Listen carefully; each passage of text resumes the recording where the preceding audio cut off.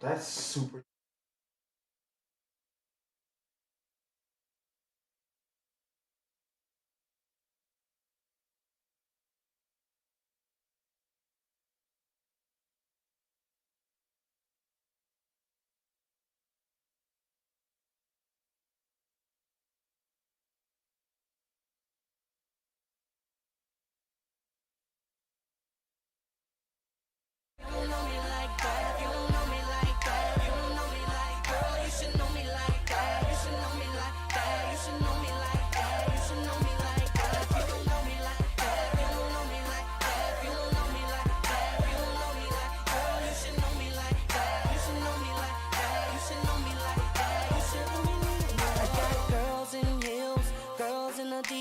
Tracy, Kim, Tamika, Fatima. Got girls on the Nouveau, girls on Patron, girls on that Belvedere. Pay me for the song. Got girls on my Sprint, my AT&T. Got girls on T-Mobile, Metro if it's local. Some fly private, some fly Delta. Some of them ask a ditty, some of them do whatever. Got a girl that's shy, girl that's a freak. Got a girl when I'm sick, she watch what I eat. Got a girl up in Target, a girl out of college. Sorry ladies, but it ain't nothing like a smart bitch. Half to my main girl, quarter to my side chick. I be on that fly shit, and you be on my shit. You keep playing, change where you laying. I'm just saying.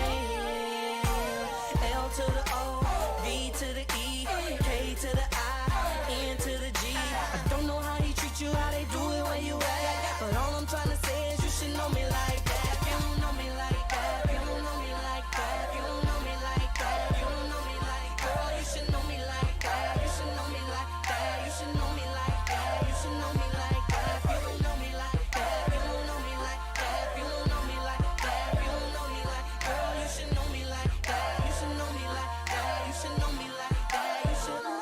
If the man ain't treating you right, shawty, let me get a ooh. If the man ain't paying you right, on Patron, girls on that Belvedere, pay me for the song. Got girls on my Sprint, my AT&T. Got girls on T.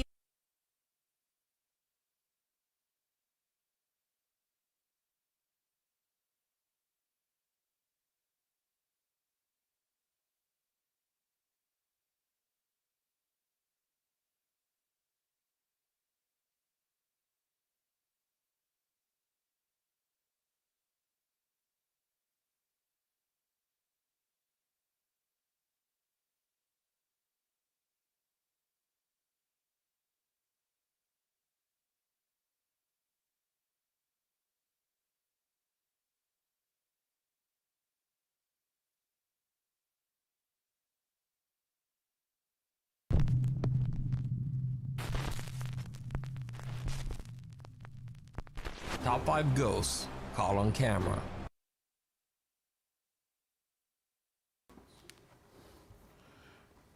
But yeah, man, that's when I was, yeah, I mean, everything was cool until the roofies wore off. You know what I mean? And, you know, then she woke up, started talking about pressing charges. And that's when I pulled my tongue out her ass and just left. You know?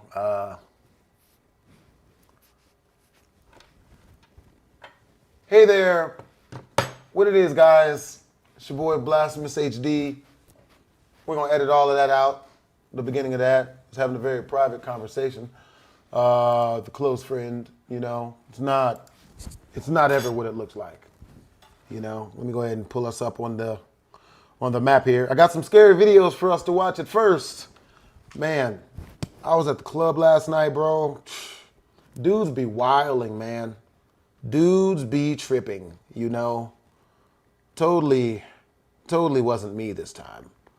But yeah, man, I was at the club last night, man, and I was hanging out with this chick, and this dude just like slapped her in the face, like backhanded her in the face. And he made it look like it wasn't on purpose, but it didn't. I mean, like, damn, Thank dogs. you so much, Caleb.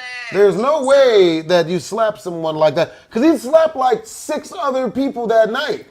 Yeah, I mean, most of them were dudes. But I'm just like, yo, like, and none of the dudes was doing nothing about it. But he slapped the chick I was kicking it with, man, and I was like, bro, I might, yeah, I mean, I don't know. I just asked him not to do that, to slap not to do that no more. All right, yo, so we about to check out some scary stuff, man. Yeah, I mean, I've been trying not to watch as much scary stuff because scary stuff scares me. You know what I mean? But we gonna go ahead and get off up into this. You know what I'm saying? Let's do this. Huh? Okay. Top 5 ghosts caught on camera. Prank gone wrong. Jose Chavarria decides to set up a prank to basically scare the crap out of his young son. He prepares a terrifying setup in the family bathroom. Then he hits the record button on a hidden camera and simply waits for his son to enter.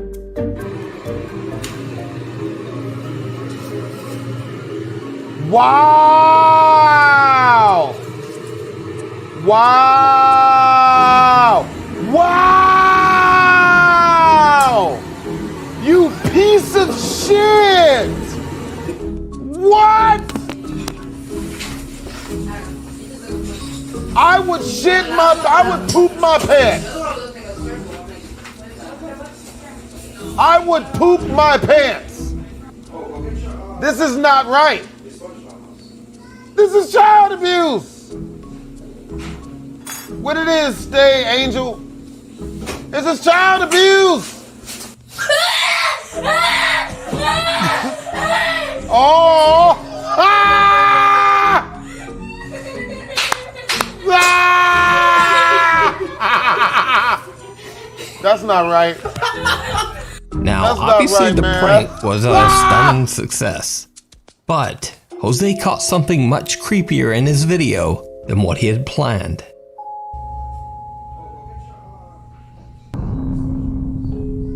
I don't get it. Did you see it? No. When Jose Chavarria reviews his video, he is shocked. After he turned on his camera and left the room, the unexplained shadow of something can be seen walking through the bathroom. So did Jose catch a shadow ghost on camera? Was there something truly frightening in that room? Or is it just a trick of the light? You decide. I mean, that's not that bad.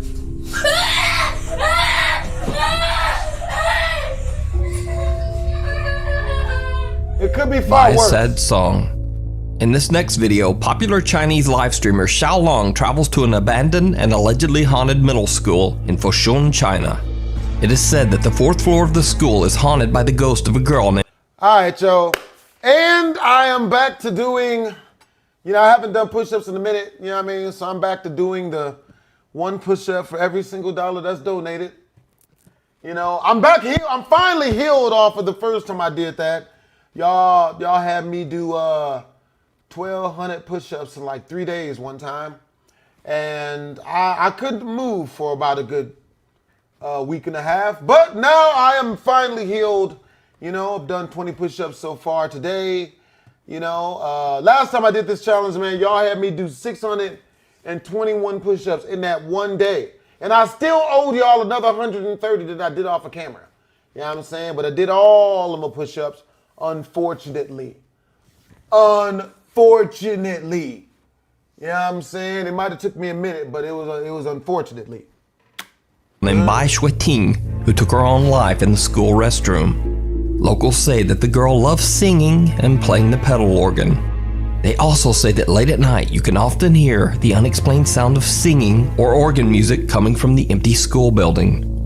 This is not Xiao Long's first time investigating the school. In fact, on a previous exploration, he caught something terrifying near the 4th floor restroom.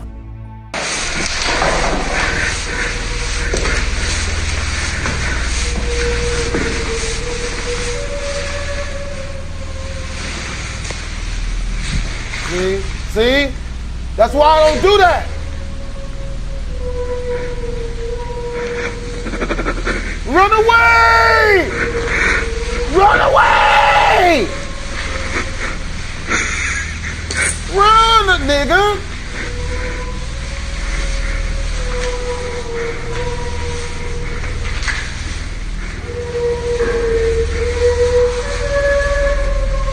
No! No! No! You're killing us! No! No! No! No! No! No!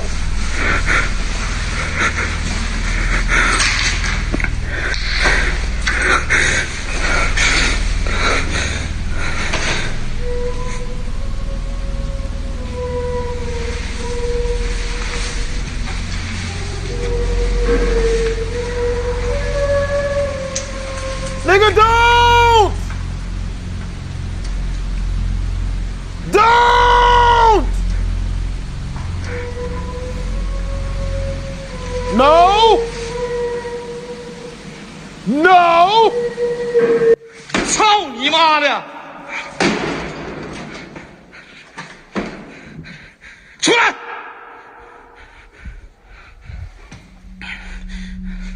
The creepy video was so popular with his fans that they demanded that he return for another investigation. Hell no! Little did Xiaolong know No! that this visit would turn out to be even more horrific No! than his last.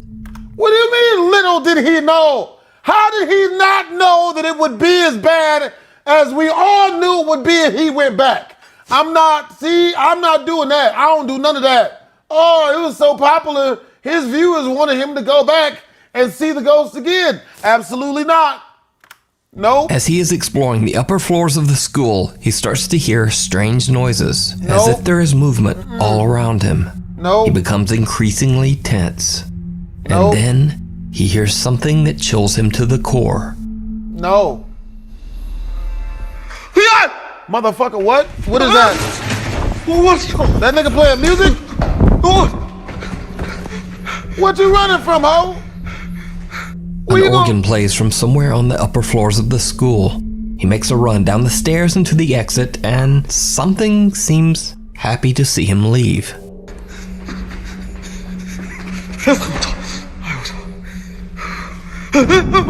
What the hell? Oh, hell no! It opened the door for this nigga! Run, bitch!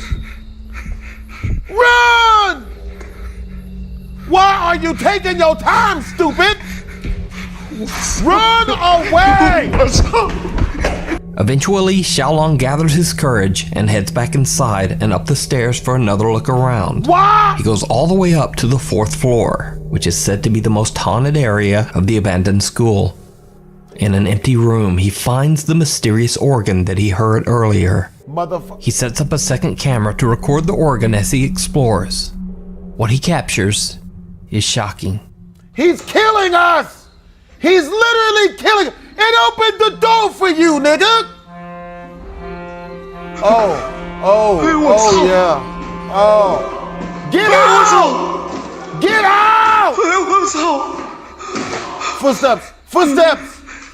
Footsteps? What the fuck? You gonna ask it?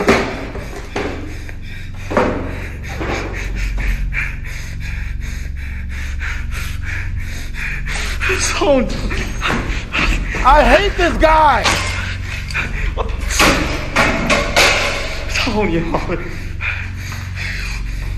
Run away!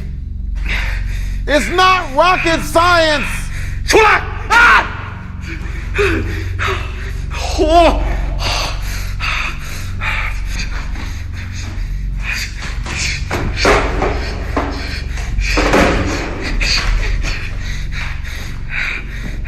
哎呦我操你妈的！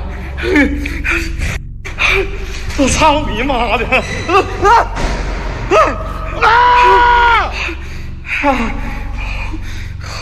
Now, keep in mind that in Chinese culture, cursing and acting angry is believed to ward off evil spirits. So Xiaolong decides to threaten the ghost. To fuck its mother. Like, bro, when is threatening to bone anyone's mother ever made them not come out and stab you in the gabba? When has that ever happened?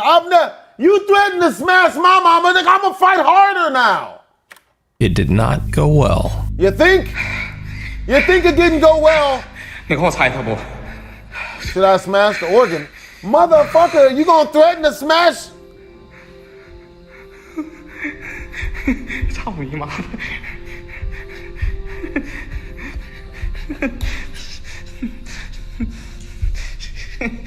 操你妈的！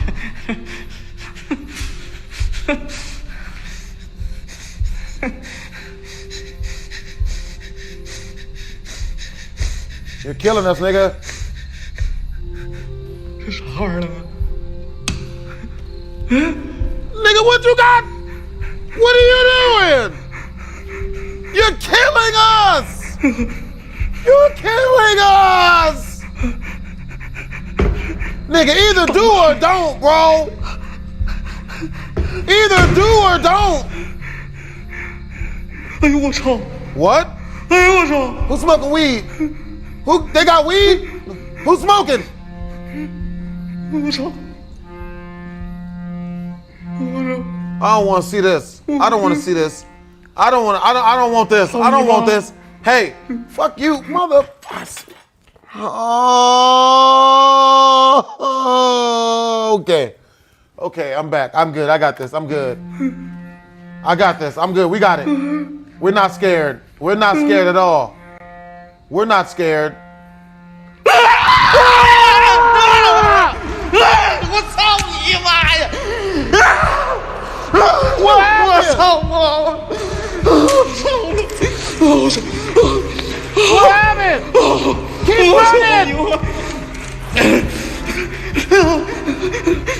Keep running, you fool! Keep running, you fool! Run, bitch! Oh, shit! Run, bitch! 我缺了！ Run, ho! Xiaolong has only been outside the room for less than a minute, but somehow the organ room is now filled with the mysterious fog and what seems to be the dark figure of a girl. Xiaolong runs for his life. Tables and chairs are now blocking the stairs, and he has to jump over the railing to make his way out as they crash down all around him. So did Xiaolong catch a ghost in his live stream? Or was this just a very, very elaborate hoax? Very, very elaborate hoax. You know what I'm saying? Super elaborate hoax. Yeah, bro, this Chinese dude is it's not looking good for him. You know what I'm saying? Like, bro, for real. Timothy Armstrong. He's running like he's being chased by a fat chick. Bro, man, even worse, a fat ghost chick. You know what I mean? Bro, I don't know why he's still inside the house. Makes no sense at all. That's real. What's up, Joseph and Anthony Ferrer? You decide. You can now watch highlights of Xiaolong's explorations on his all-new YouTube channel at Xiaolong Adventure. Before we move on to the next video, if you see Xiaolong Adventure my ass. says that since moving into their house, they have Molly. Canadian backed us at nukestop5@gmail.com. Molly. Canadian mother of four Mary Proctor says that since moving into their house, they have experienced many random unexplained occurrences. Her children's electronic toys would seemingly activate for no reason, and faucets in the house would suddenly turn on all by themselves. Now, overall, these spooky incidents were rather minor. That is, until Mary bought an old 1980s doll for her daughter at a local thrift store. The doll, no. which her daughter named Molly, seems to be a magnet for the supernatural activity in their home. Nope.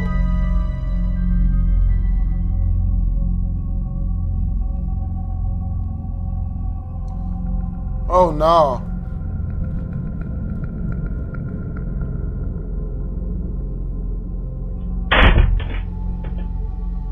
Now, things falling randomly off shelves is certainly explainable, but then things got really creepy.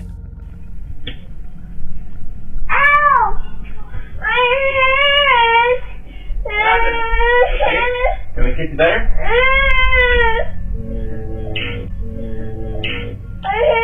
You okay, baby?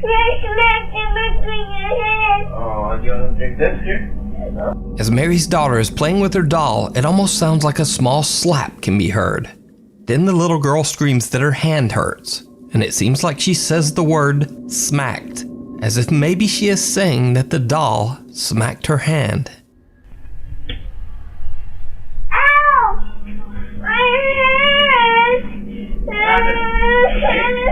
kick you better?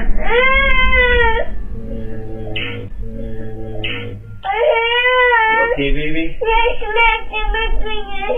Oh, you want to drink this here? But what do you think? Could Molly actually be a haunted doll? Let me know in the comments. You can follow the full story of Molly the doll over on Mary's TikTok, Mary Proctor 3. Hey, a nice flippo, The thank Sally you, yo. House. Most fans of the paranormal have probably heard of the infamously haunted Sally House in Atchison, Kansas. It is said that in the early 1900s, a young girl named Sally passed away in the house in agony after her appendix burst. Ooh. Since then, residents of the house have experienced terrifying paranormal activity inside the home. Many believe that the house is haunted by the vengeful spirit of little Sally. The whole time we lived here, my daughter was 5 at the time. She had an imaginary friend named Sally. I'd scold Heather. I would scold her for something, and she would come back and tell me, I didn't do that, Sally did it. Or Sally told me to do it. When it touched me, that was not a draft. Something's going on in that house. It's strange activity. What it is, I don't know. It was right here where the fire happened. And as you can see, there's no electrical outlet or anything. I kind of had that feeling like, were we being watched all those years? But the haunting of the Sally House seemed to intensify exponentially beginning in the year 1992, when Tony and Deborah Pickman moved into the home. The Pickmans began to notice that most of their photographs inside the house contained strange, unexplained smudges, blobs, and blurs, despite trying multiple rolls of film and 2 different cameras. The old pictures cannot be explained, even. Bruh.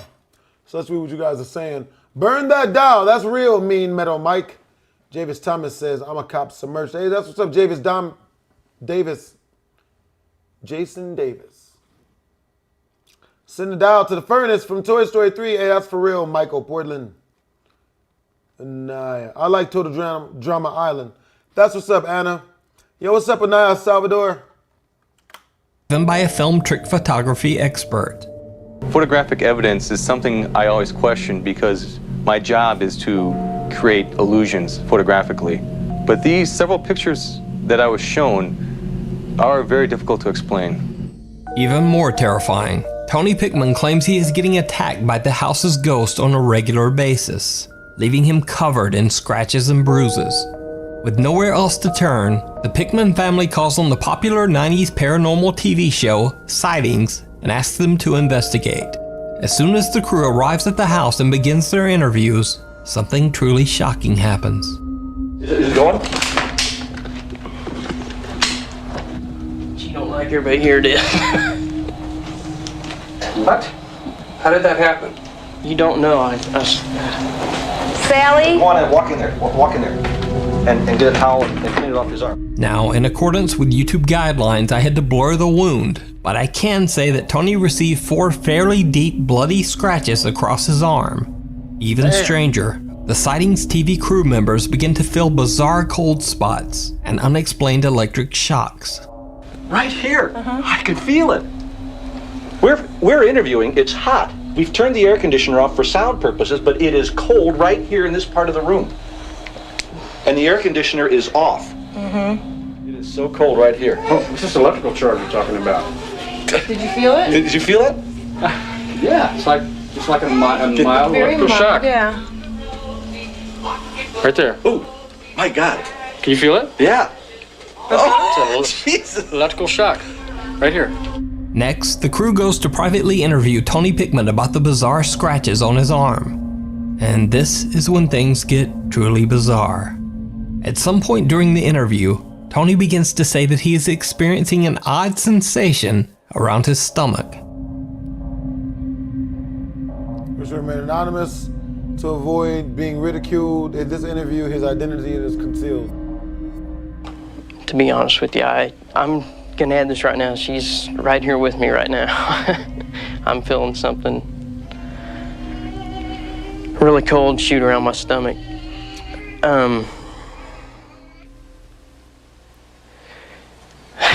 I've lost my breath, I'm sorry.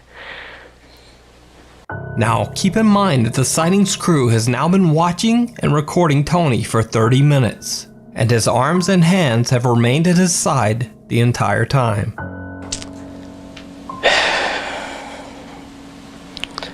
She's just went right through my midsection. Oh my God! Look, look.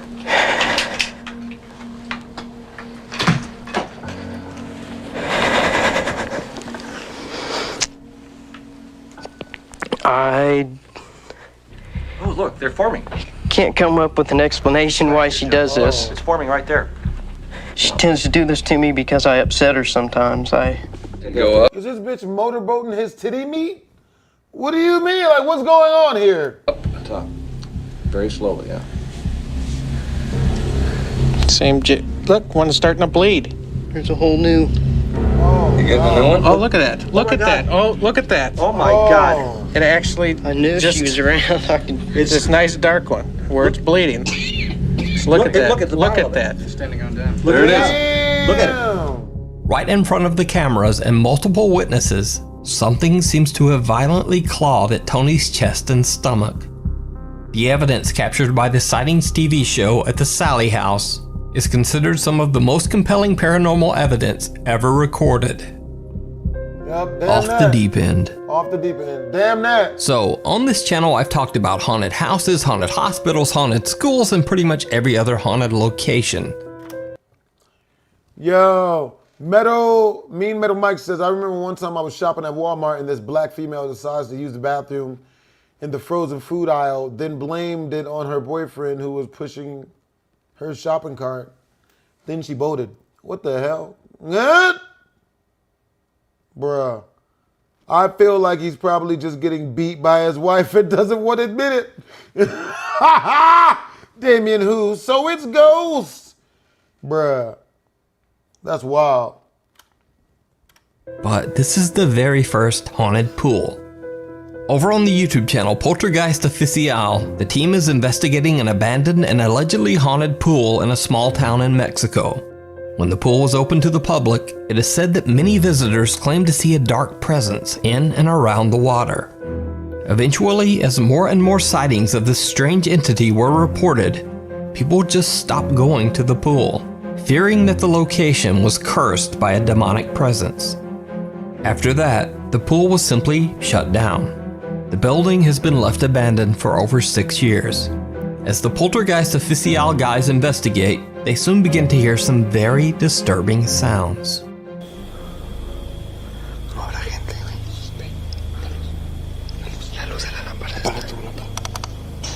No, mira, el estabilizador se vuelve loco. No. ¿Qué onda? ¿Qué onda, Daniel? Eso es todo. Uy. No, güey. Está canijo esto, A mí me dijeron que te apareces aquí, que aquí caminas.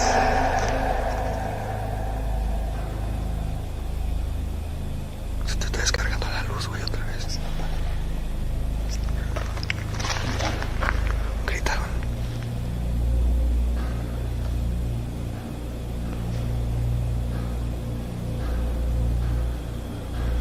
¿Qué es?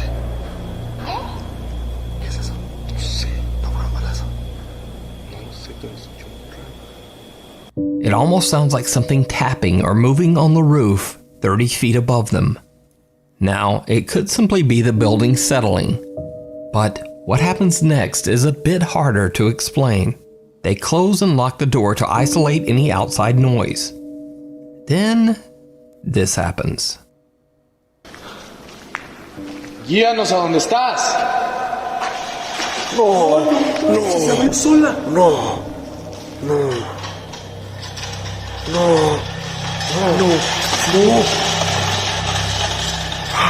La trabaste.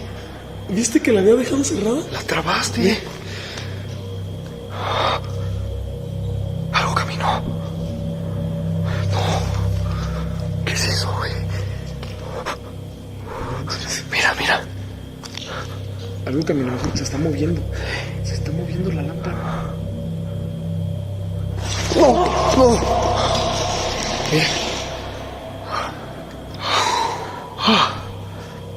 The Poltergeist Official team catches a few other odd sounds and noises, but nothing very compelling. However, once they posted their video to YouTube, their viewers noticed something that they had missed. Something downright chilling. No manches. Algo se movió allá. Alumbra. Alumbra. Alumbra, alumbra, alumbra. Alumbra, güey. Yo vi que algo corrió. ¿Ya viste? ¿Qué es eso? Abajo. Entre la puerta. That shit gone! A ver, cierra eso. Vamos a cerrar eso. Did you see it? As the camera pans by, a dark, sinister shape appears against the back wall of the building. But just a few seconds later, when the camera pans back, the shadow figure has disappeared. So, did Poltergeist Official catch a shadow figure on camera without even noticing? Let me know what you think. As always, thanks for watching. Please follow me on Twitter at Bruh. Yep, damn that. Damn all that.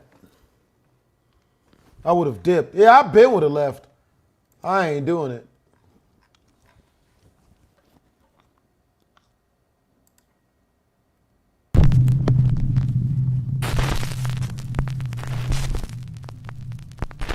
Top 10 ghosts caught on camera. Lurking in the woods. Justin Fender's TikTok account is dedicated to cars, bikes, do-it-yourself projects, and his family. Absolutely nothing paranormal or supernatural. However, 3 months ago, Justin bought himself a 2002 Nissan Xterra and filmed himself as he installed brand new reverse lights. Today I'm putting some rear LED lights on my Nissan Xterra. These are the flush mount LEDs I bought off of eBay. They're pretty cheap. The lights are installed. I'm gonna take them back out and paint the bumper. So one of Justin's viewers asks how well the reverse lights work at night. And Justin drives out into the dark woods near a lake in North Carolina to show just how bright the lights are. His TikTok viewers are shocked when the reverse lights illuminate something downright chilling. The lights are definitely functional, but unfortunately I live in a city and there are street lights everywhere. But I can find a place to go test them. Okay, I found some really dark woods.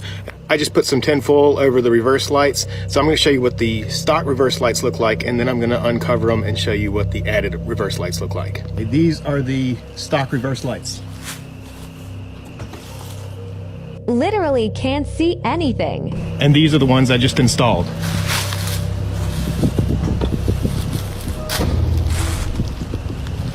Look how friggin' bright that is. This is amazing.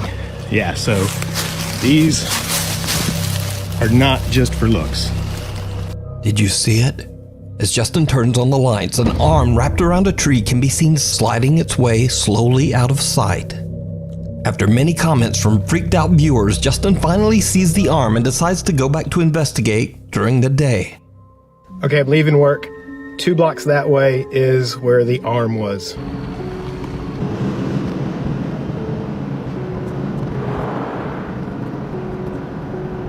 Okay, this road goes down to the lake, which is right there, and a public boat landing. This is where my truck was backed in. Well, it's actually a path, and that is the tree with the stick leaned up against it. As you can see, people illegally dump stuff out here all the time. Mostly trash, but a lot of animal carcasses too. And this is the tree. I don't trust that shit. Hell to the no. Hand was as white as me. And here we are behind the tree. It's where my Xterra was backed in. I'm about 5'10". I'm not a very superstitious person, so you're not gonna get much out of me. I just think, if anything, somebody back here. Now, even after all of that, Justin still believes the arm simply could have belonged to someone that happened to be out in the dark woods. But what do you think? Could it be a creature, a ghost, or perhaps even creepier, is it just someone hiding in the dark woods? That's Let way me know creepy. down in the comments. That's way worse. Cries from beyond. This next video was sent in by Nuke's Top 5 viewer Peter Canova. Peter explains in his email that his friend was remodeling a house in Des Moines, Iowa that had been abandoned for over 10 years. Peter's friend shared a chilling video that was recorded by a tile installer named Javier.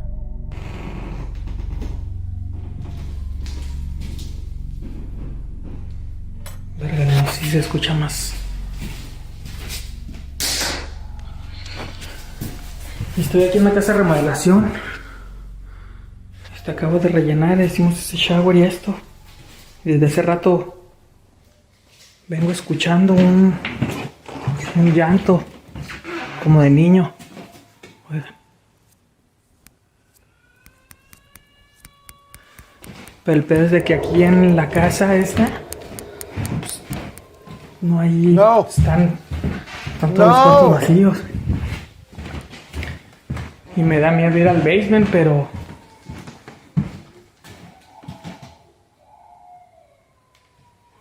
a ver, deja checar.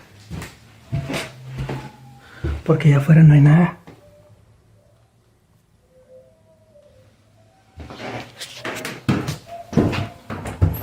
No.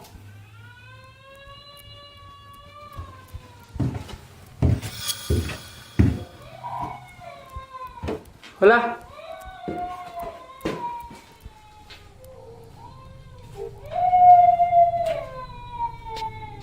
No.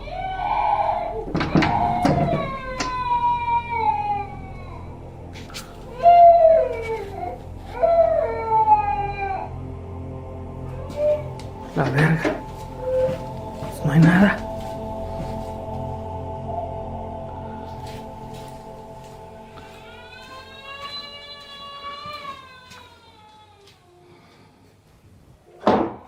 Güey, no mames. It was a trap! No mames. The loud cries of a child can be heard coming from the basement. Javier checks every room but finds no one. Suddenly, there's an unexplained loud bang from somewhere, and Javier makes a run for it. Javier refuses to ever return to the house again. Wait, no. I'd have threw something through the window and went through that shit like Shaft or MacGyver or something. I'm not doing it. I miss. Before we move on to the next video, Windsor, Ontario, Canada often goes, oh dear. Terrence Leonio from Windsor, Ontario, Canada often goes out into the woods to record himself overtone singing for TikTok and YouTube. Hey, what's up, AIM? E4? One day he decides to stream live, and as he starts to sing, he seems to capture the attention of a passing deer. Yeah, I got the hell out of there. Pretty sure he was looking for where the sound was coming from, but I stopped and started talking and I was confused. Alright.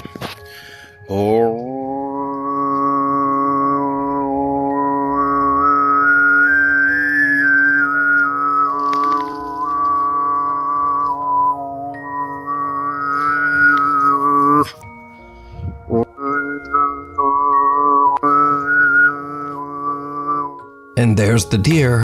Good Lord, and I thought women were annoying.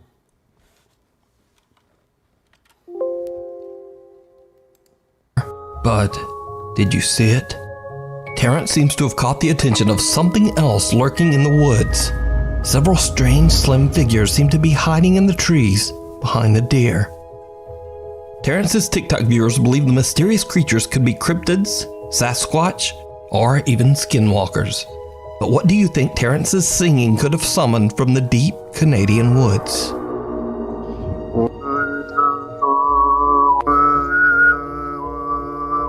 A doorway.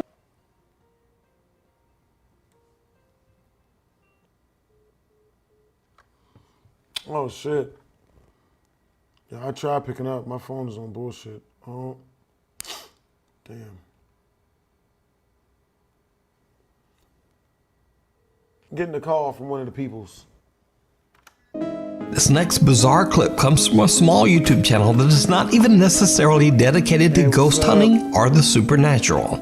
Partners Rain and Jenno post random videos to their personal channel, Sinister RP. These videos range from art and music to their own personal passion which is exploring haunted places. Now, Rain and Jeno do not claim that they are, quote, professional ghost hunters.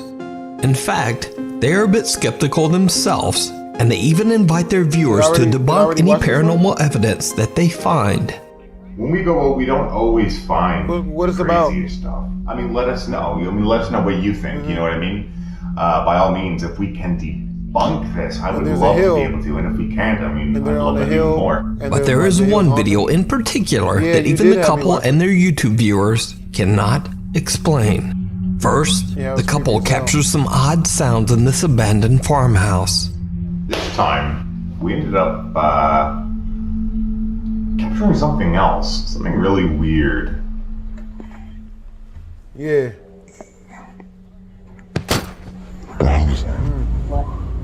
What's up? You heard a squeak. I appreciate you. No, I'm probably gonna watch some. Count Dankula a little bit later. Not much else happens, but then, by accident, the couple captures this. Understandable. Yeah, I played World of Warcraft. That was my game.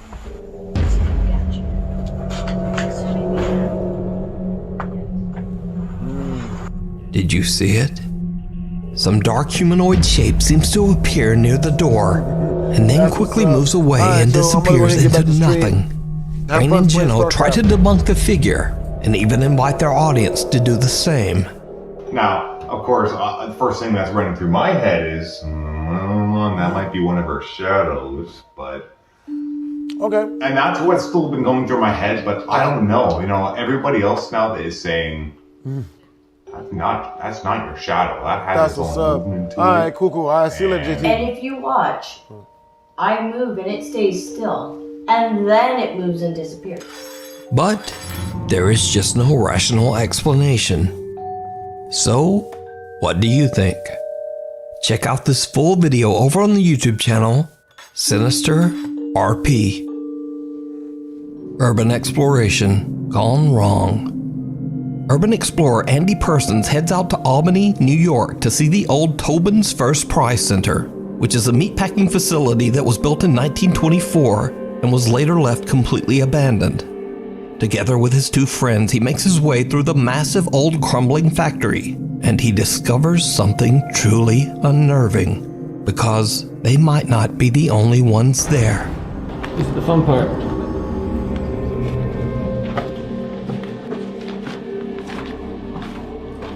So this is where things kind of got a little weird.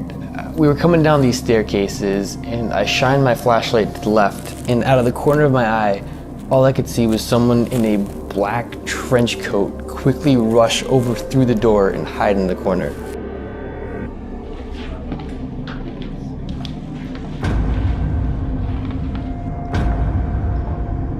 Oh shit.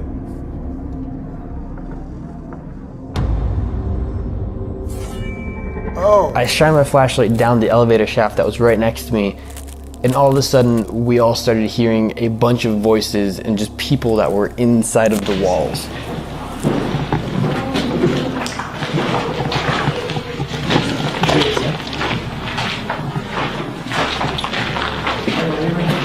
We just decided to get out there pretty quickly and let them be. A man who seems to be wearing a dark trench coat quickly disappears out of sight.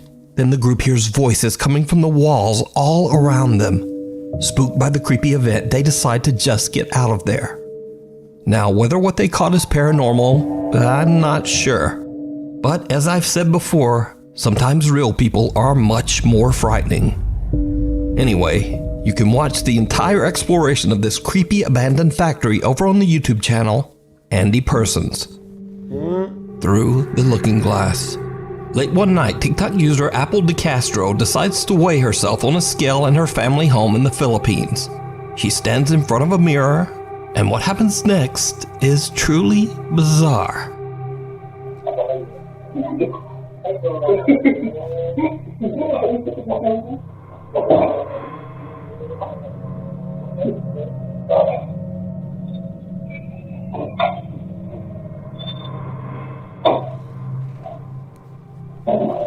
Oh no!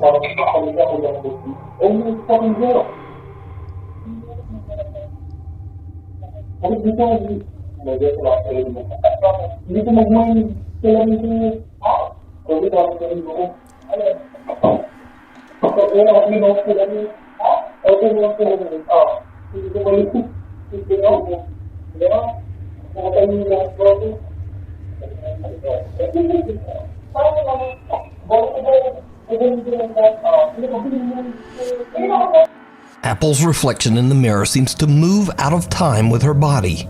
Now, of course, this could just be a weird CCTV compression glitch, but her brother Joshua actually sees it happen with his own eyes. Another camera angle records his reaction.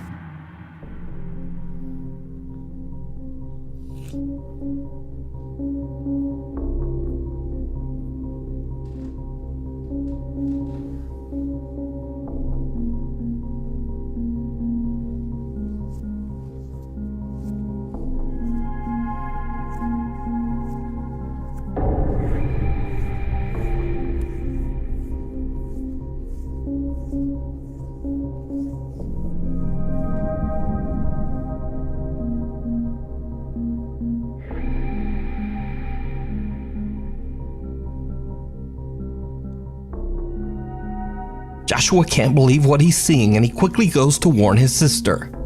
Together, they check the footage recorded by their CCTV cameras and post their creepy experience to TikTok. So could this be a glitch in the Matrix? A haunted mirror? Or just a really, really strange camera glitch? As always, I leave it to you to decide. No entry. As with most Japanese videos, I have no idea what the source is for this next creepy clip. The clip shows two guys approaching an old school building that is under renovation and is allegedly haunted. Even though there's tape at the entrance saying no entry, the two friends step inside anyway. What happened? Bruh, man, these people way braver than me. You already know a place is haunted and you still go? I can't do it. I refuse to do it. Happens next is absolutely terrifying.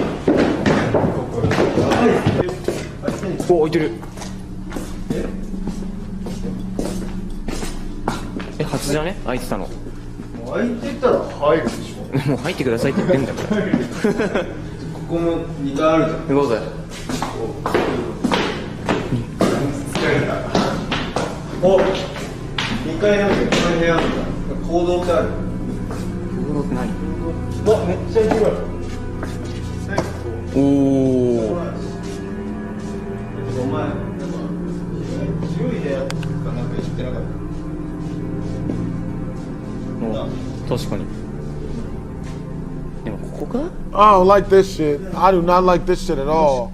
本当だ。なんだっけ？コーンだっけ？これなんだっけ？何？この蜂みたいな黄色と黒のなんか。いや、知らねえ。俺は知るわけねえんだろ。工事なんてやったことねえよ。お前はいつかあれだよ。工事で働くんだよ。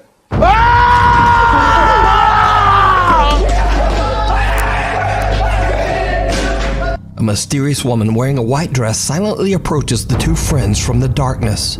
She seems to have no visible arms. The two guys run in fear and scream for help. What happens next, we'll just never know. And whether the footage is real or not, that's up for you to decide. Absolutely not. Nope, I'm not doing it. I'm not doing it. Absolutely not doing it. Hey, what's up, TJ, Liam L? What's up, Mushroom? What's up, Braden? What's up, Anaya? Bruh. Either way, the clip is chilling. Night Shift. This next spooky video was sent in by Nuke's Top 5 viewer Zoe from Perth, Australia. Zoe says that she's a registered nurse working the night shift at a nursing home. She says that there is one particular room in the nursing home that gives the entire staff the creeps. The staff says that they feel watched while in the room, and that the room often feels extremely cold for no reason. Some have even witnessed chairs moving around by themselves. One night, Zoe and the rest of the staff are gathered in the office when they notice something very strange on the CCTV.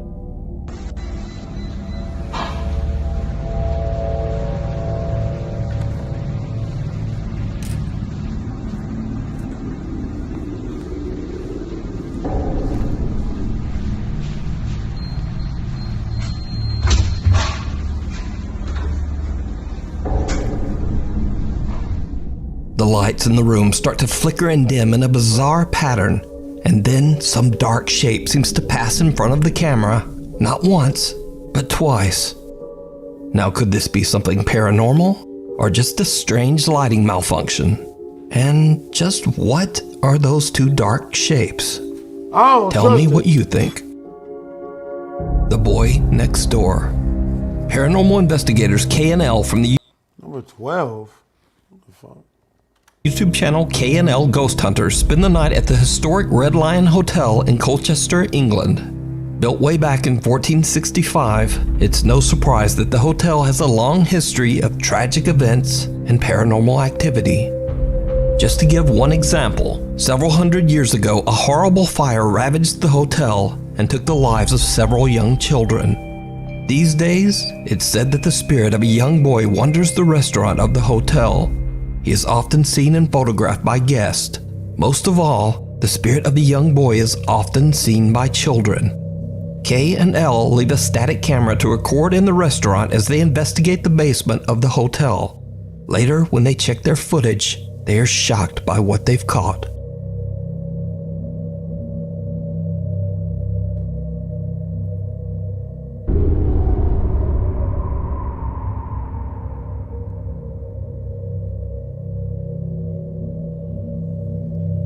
A small head about the height of a young child can be seen peeking through the glass windows of one of the restaurant doors. Paranormal investigators K&L believe that they might have captured the spirit of the young boy that guests claim to have seen over the years. But what do you think this small figure could be? Let me know. You can watch this entire investigation and many more over on the YouTube channel K&L Ghost Hunters. Dead in the water. In another strange video shared to the internet without a source, someone can be seen taking off their shoes after having walked through a waterfall in Malaysia and discovering small clumps of leeches stuck to their feet. And if that isn't horrifying enough, there's something else in this video that's very disturbing. It's playing peekaboo.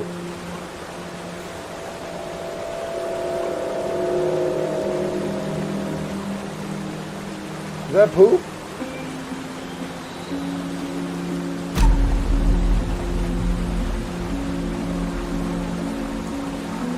Did you see it?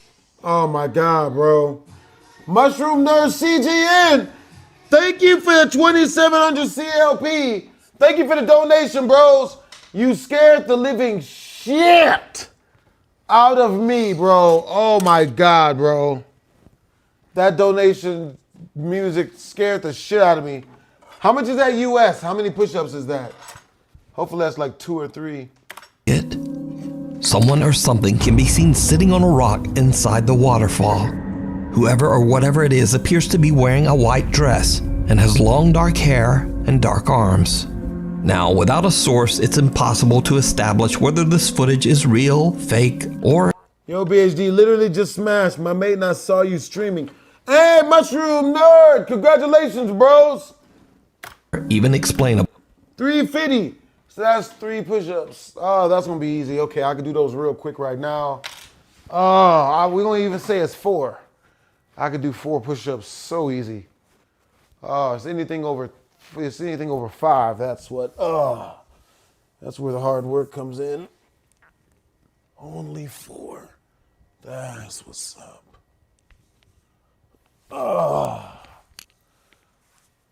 That's what's up. Only 4. Turn up. But let me know your thoughts down in the comments. Thanks so much for watching my upload schedule. Yo, hope you guys enjoyed the scary moments. These weren't as bad as they normally are. Twisms. Now it is time to watch some instant regret and or gamer rage.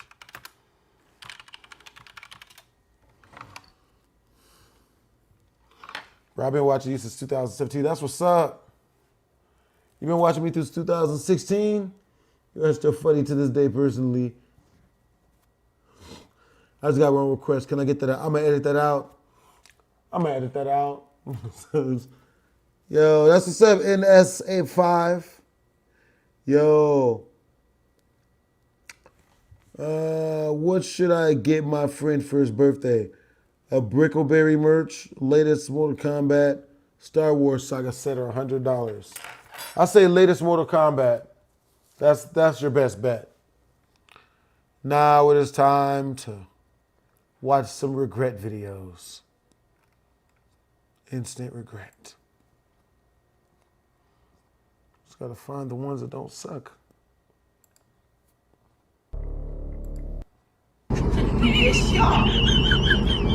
This one's probably not good.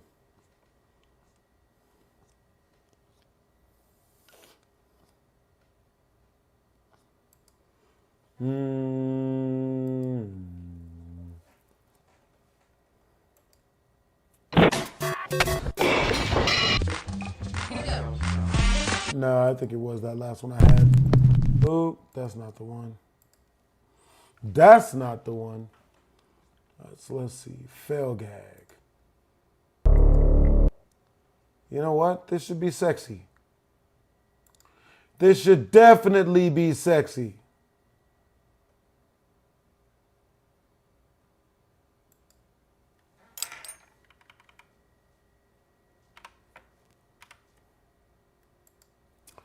What it is, guys, it's your boy Blastphamoushd HD, and today we're here to watch people dying inside.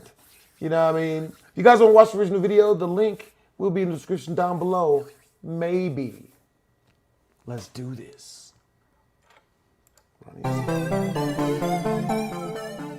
This is for you, my love. Have a wonderful, wonderful night. Good, happy holidays. Okay. That wasn't oh, that's bad. Negro, ¿está real de la parrilla, verga? Hermana, me extraña tu tecnología, papá. Mira el pincho que me compré.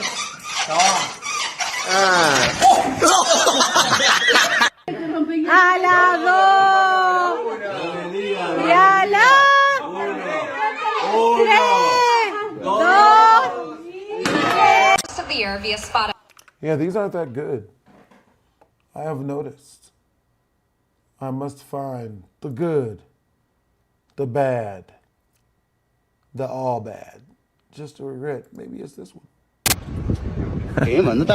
Oh, that is pretty. That's very regrettable.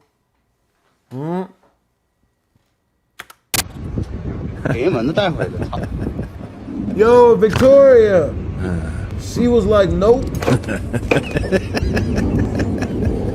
Me it's Monday without telling me it's Monday.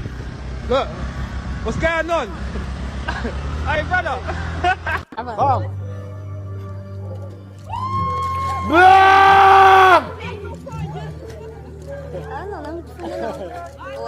Oh, bye, yo.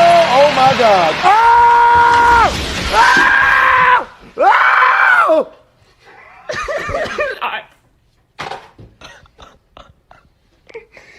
I got all that. Hey, yo, TJ Lee ML. Yo, thank you for becoming a member, bros.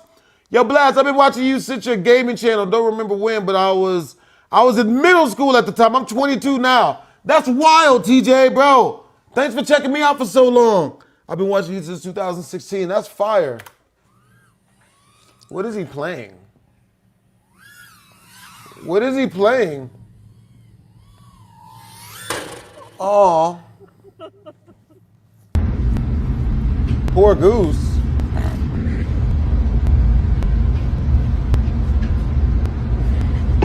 Hello, Mr. George. How much you pay for the new guy? $20? No, too much money. No, no.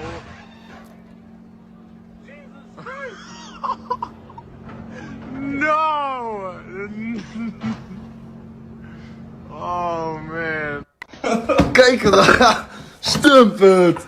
Ja, jij hebt gewoon zijn zo geblazen. Kijk dan! Ja, echt een mongo, jongen. Echt. Pa, ¿quién es? Ana Paula. Ana Paula. Oh, unemployment. Te mamas.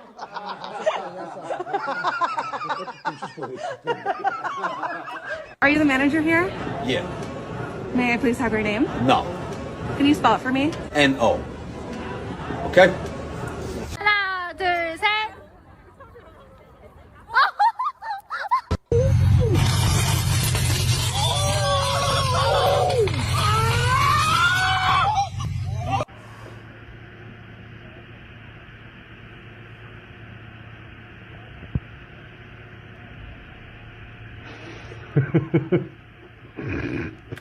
Yeah, bro, these don't really look that good either. Oh my god. Well, I want to check out some Gamer Rage. Gamer Rage 4.7.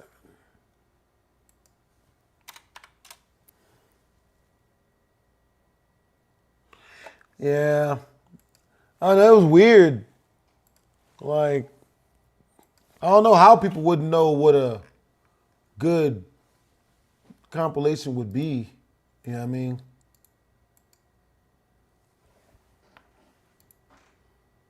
Trying to watch people smash their controllers.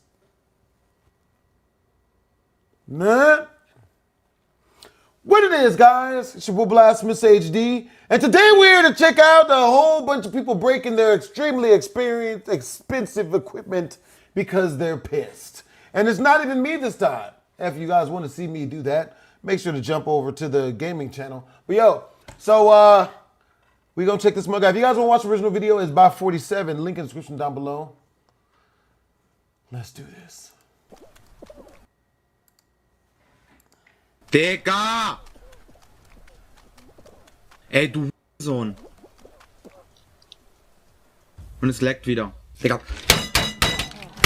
That's not that bad. That's bad. Now that's bad. He heals, like, so he heals, so I can't kill him. Because he's healed! Alright, we kind of... Oh, that's what says it. It's not that bad. Oh my god! That's not that bad.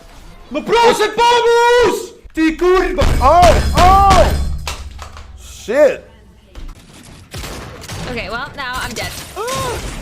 Not reloaded. How are my 11 bullets not reloaded? Oh, shh. Stop! Oh my gosh, I'm gonna die to fall damage. Damn! Oh my gosh, I'm gonna quit this damn game! Holy sh... Damn! Scheiße. Oh! I'm so bad.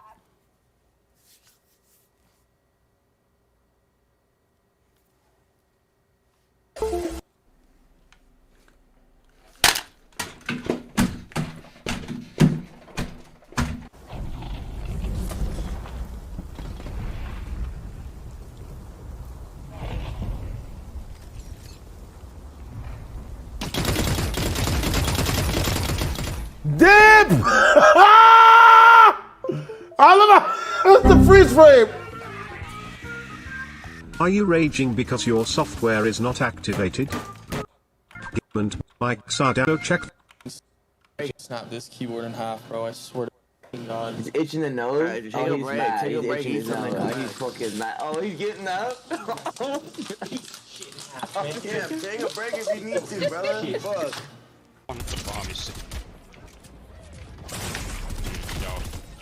Fuck. Oh! Grab it. Positive ID on the bounty target. Let's go quick.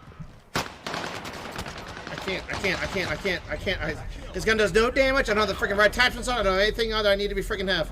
So they picked the wrong damn loadout because I didn't have a freaking chance to. Oh my God! Oh God! I really didn't. I thought it was calmer than that. Awesome, dude. Fair. No, I got a dead. Like, bro!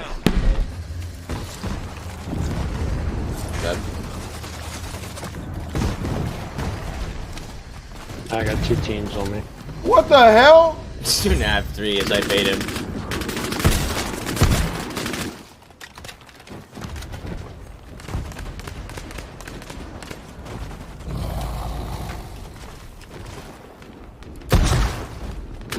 Fuck! Do me good, Boulder. Boulder. Damn. It's me, smash. Oh, fuck. No! Easy mode! Too easy! I told you, man! I love it, man. Can I get a fucking goddamn fucking break? Can I have Oh. a fight with one fucking person? You fucking ratting fucking pussies? You fucking prison going fucking bitch ass fucking pussies? Huh? Da stehen einfach 10 Spieler von mir im Weg. Was? What?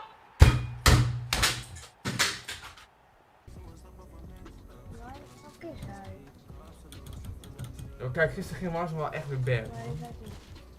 Toen ik random speelde, hoor je, yo. Ananistic, man. Ja, maar kom op, jongen!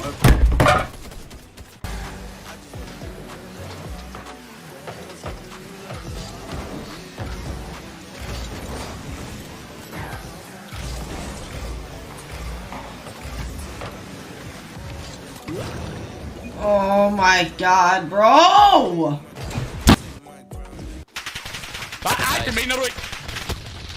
Jamen jeg lover, at man bliver fucking plyngret fra hver side, det sted her. Nej.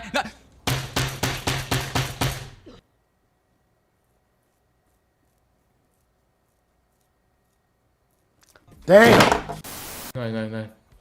Vai! Passarem mais tempo no jogo, meu. Sério, eu não entendo, mano. Faço tudo certo, mano. Tudo certo. Opa. Foda-se, caralho! Jogo de merda!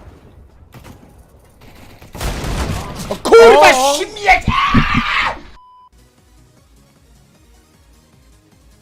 Oh! Niet dat gedaan.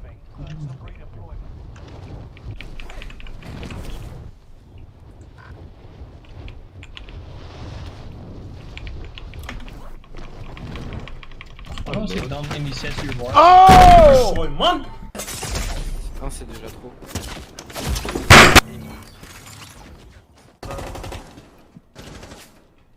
Where's the fucking cam cunt? Yeah, nice fucking job, cunt! Planted. Hij wordt... Ja! Such dir bitte kurz Deckung. Einer ist tot, ich brauch Hilfe! Ja. Digga, wo bist du bitte? Hilf mir! Worst flavor of liquid medicine? Castor oil. Anyone ever remember castor oil? Castor oil sucks. And not even a good way.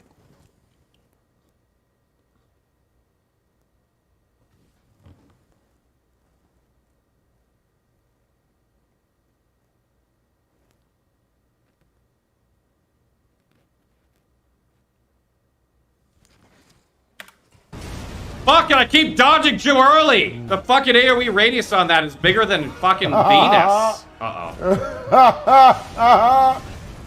Oh, bro. What game is this? What the fuck? That's messed up. You have to fight an agile fat woman. That's messed up. Dude. That is hilarious. Dude. Bro. What the fuck? And the run is over. What the hell is that? Oh my God! someone tells me this game is good, you're a fucking idiot. This game is fucking trash. That hit me, my fucking ass, that fucking shit did not hit me. Going to explore here.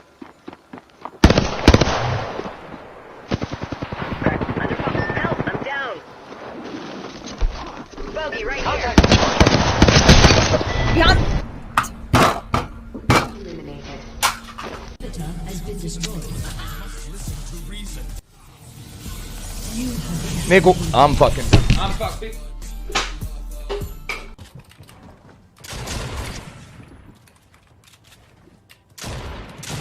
Bro, I'm about to get into Fortnite one of these days.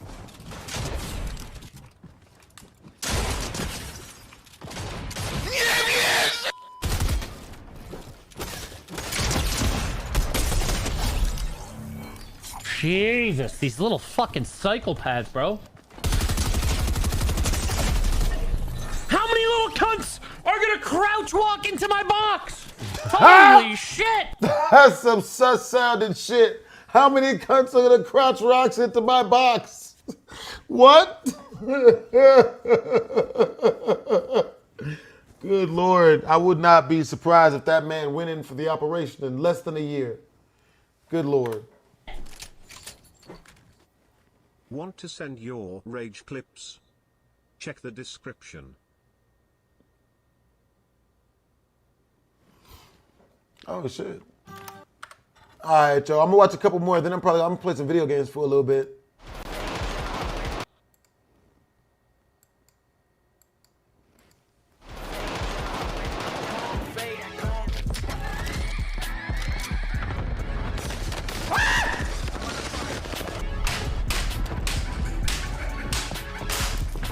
God damn!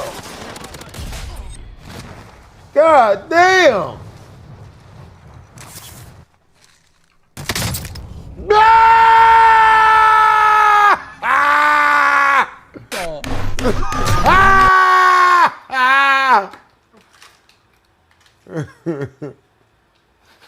Ooh. Hyper, you're such a pussy. Oh, what? No! That's so lame! Fuck! That's so dumb! Oh, someone got.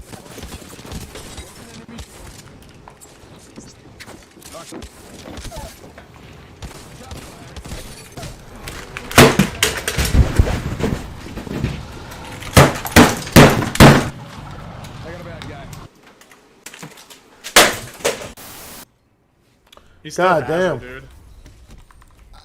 How Like, did he still have like, it? That's crazy. what in the fuck? Like, what are you supposed to do? There's Not nothing suck. you can do. Not suck. They already have that, like, covered. My God. Ah! Oh! I'm kidding. Oh, shit! Oh, my God! Get the fuck off. Good night. What the fuck is going on? Little monitor. There's your monitor, man. I'm getting the fuck off this fucking game. What the fuck? Yo! Was that not the wildest meltdown you've ever seen of anybody on camera, bro? I've never seen somebody lose their shit so completely in front of so many people, yo. Good Lord. He was fighting his setup. God damn. Oh. Ooh. Ooh. You got another one in you, bro. So No, we don't. Oh, hell no, bro. Hell no.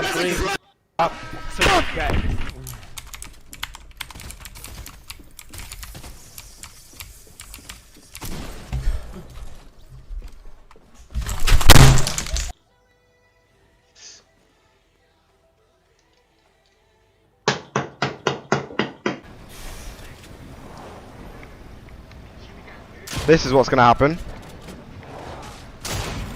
Oh, okay, I'm sorry.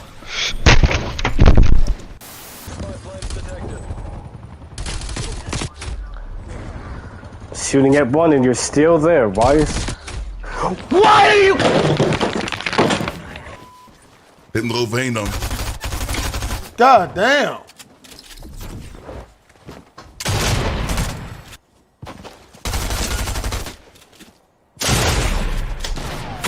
All right!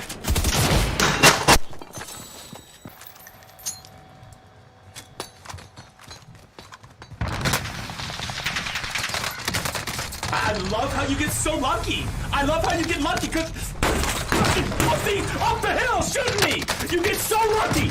Where's my fucking headset? Sí. ¿Cuál es? Hijo puta. Bro, I'm dead, man. This shit funny. Oh my god. This game. God damn it. Oh.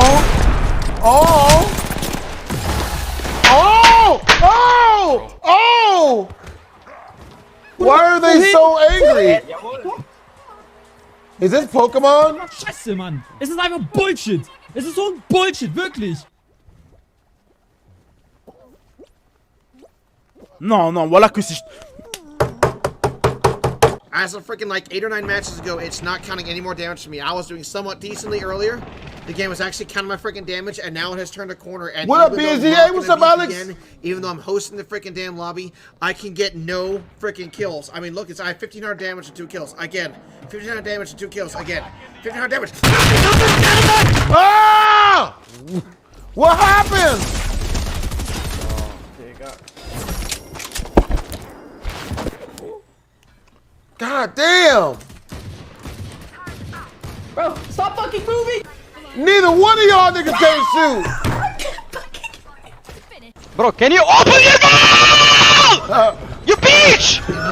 Be useful, you fucking bitch! Bro, why does nigga sound like an angry scam caller? You bitch! Why did you spend the money? Why did you weren't supposed to do that! Bro, do any of you guys watch the scam callers get scammed on YouTube as well? I be watching the scam caller videos where the guy goes in, changes his voice and acts like he's an old lady, and then he acts like he lets the guy tricks him into buying like $5,000 worth of gift cards, only so he can cash them all in himself right in front of the scam caller, and watch that nigga get mad. Y'all watch that shit too? That nigga sound like an angry scam caller. You bitch! Bitch! Fuck this team. Piece of shit team, man. Good lord. Ooh.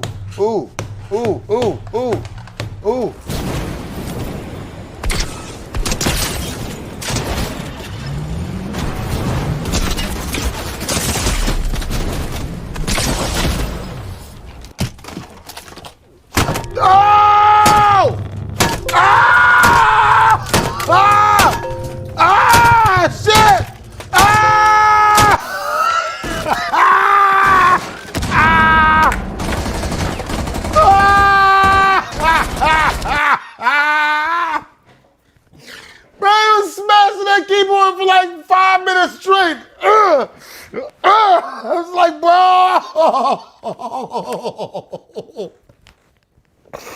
That is so bad, bro. That's so bad that was that serious. Yep, that is motherfucking game. Piece of shit. Hate everybody fucking shit. Just keep breaking shit.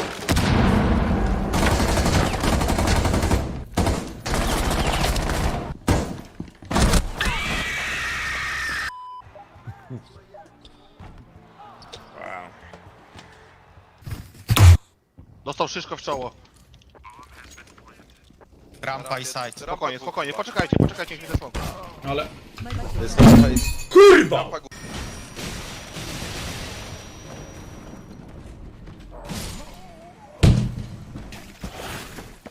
No. Where's the door? I gotta kill something. I'm dead.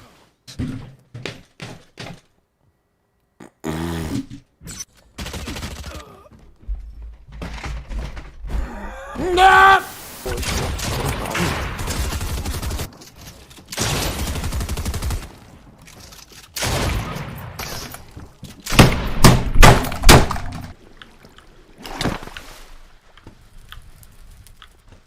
Nieładnie się zachował we mnie. Nie! Bardzo nieładnie. Dobra, wyjedź, nie pierdolę!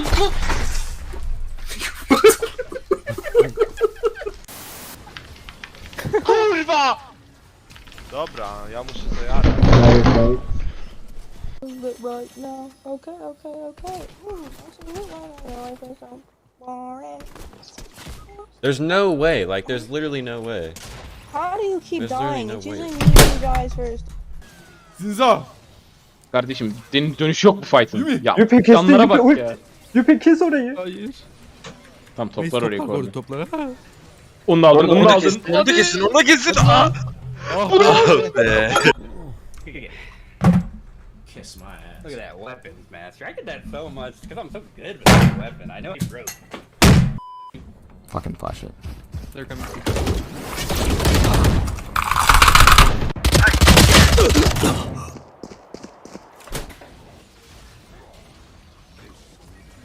Oğlum gelsenize şuna. Ananı Gelsenize! Oh my fuck. Yeah. Yeah. Yeah. Yeah. Yeah. Yeah. Yeah.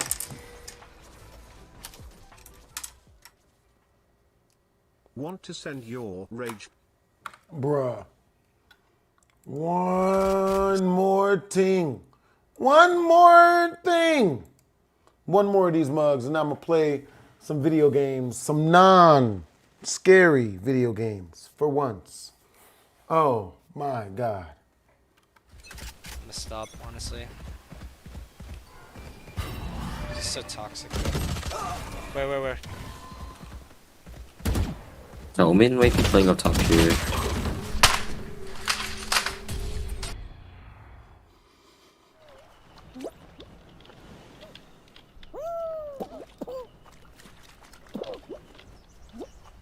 None?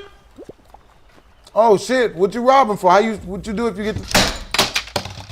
Want to send your rage? Good lord, man.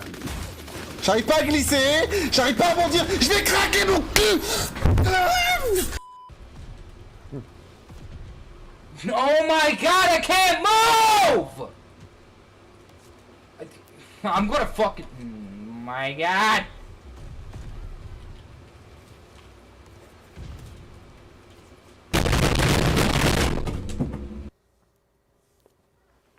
Bruh.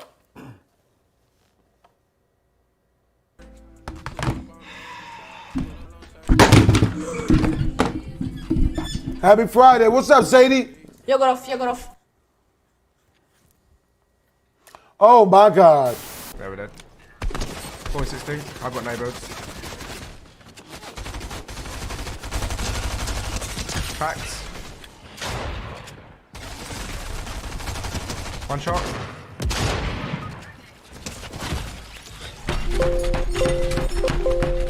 God damn.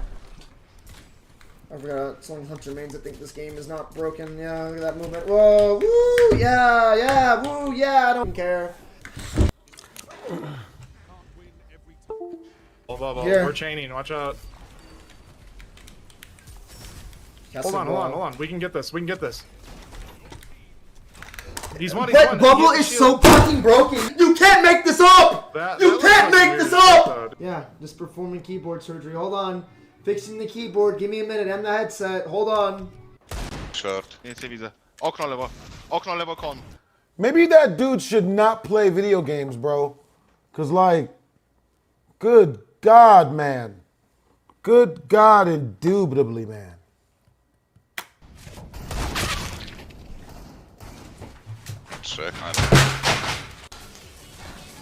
Oh shit!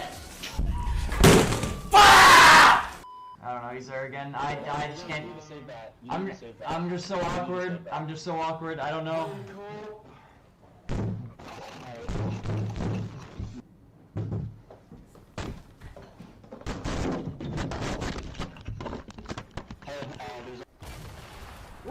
Damn, how are you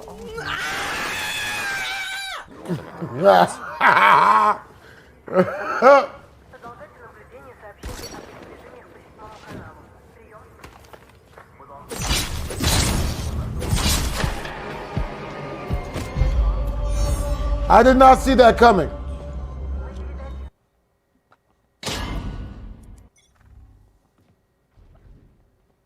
Except for BHD. What the? Perfekt.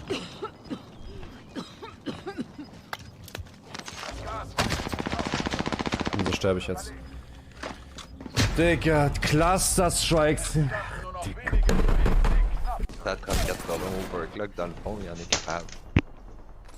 Ancora ristrutturando questi.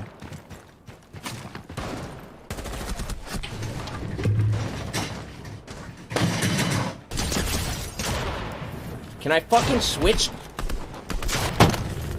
Fucking bad fucking game, man. I fucking can't. Fucking can't. God damn! Non-stop fucking bullshit. That's all this game This is. nigga kicked the computer screen. That's dedication.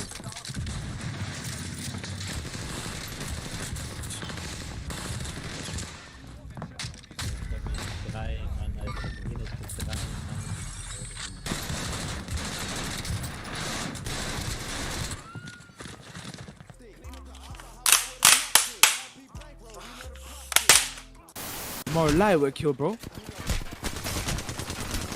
What? Oh, he was so low. Oh, unlucky, bro. It doesn't go.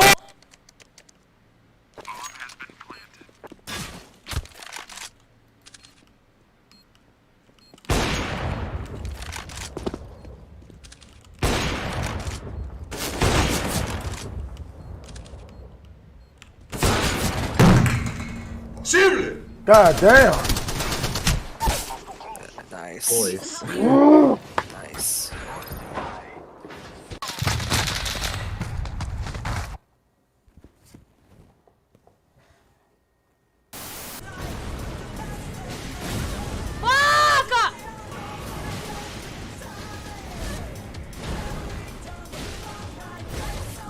Come on! I almost had it! Fuck! God damn, look at them titties. Huh? Alright, watch out for the deadly balloons. Okay, I'm gonna try and get the wall meat this time. Apparently they want you to do this.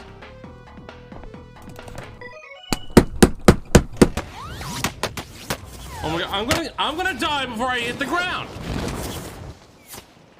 Oh, you gotta be kidding me. Oh my god! Get out of here! Fucking dog shit! Fuck you!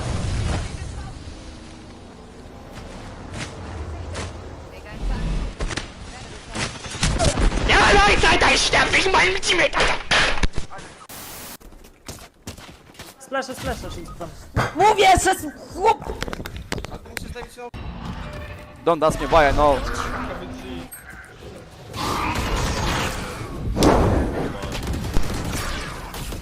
Why would you chase them, says Sage Arm? Uh-oh. Oh my god, I do not like where I'm at. That better not kill me. That stays out that fucking long. You want to play? Let's play. Dude, I know they're growling when I fucking saw him! Holy fuck, man!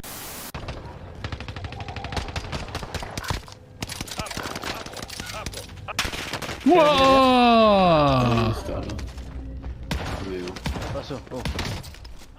God damn, you can't aim. Ja, deswegen. God damn, his aim was bad. God damn it. Fuck you. You fucking asshole. Oh my god! I like Chris Brown. What the fuck? God damn it, man. J'en ai vu des gens nuls en MD comme toi. Ils sont rares. Na gąsce kurwa ta suła naprawiła. I'll be right back, y'all. I'm about to go get something to drink. I'm gonna finish this video first. A jeszcze się świetnie. Nie no, zajebiście kurwa. No chão, B. Tá um só, pra esquerda, tá pra esquerda. Ah, mano, olha isso, cara. Que raiva, mano. O cara só segura pra frente da garra.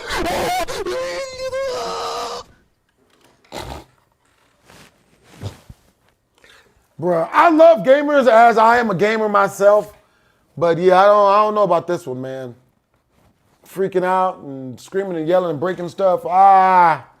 Never really been my thing. But yo, hope you guys enjoyed the video. If you did, make sure to comment, like, and or subscribe. It's your boy BlastphamoushD and Twisms. All right, y'all, I'll be right back. I'm about to go get something to drink. I'm about to go grab some water. You know what I mean? Y'all can listen to some music until I get back.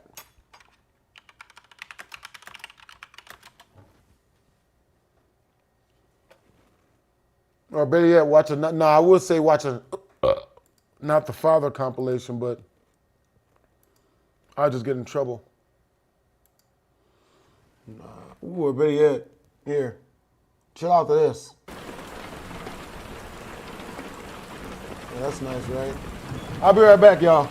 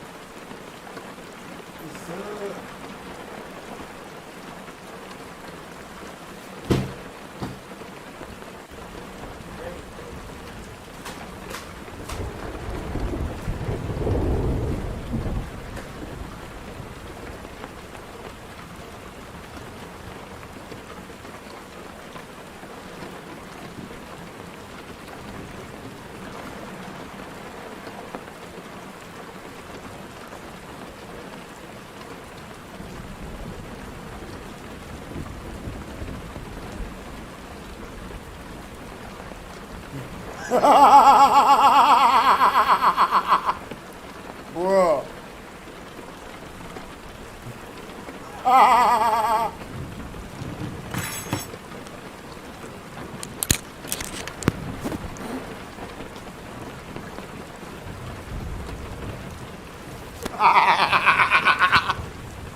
I think y'all sleep. Nah, man, y'all choosing to sleep. Nah, bruh.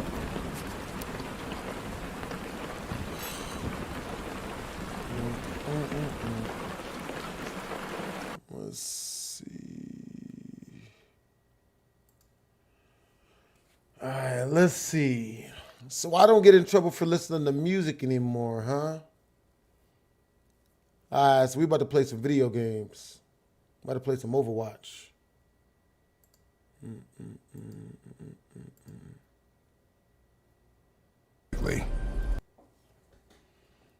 I ain't really here to play no games, yeah.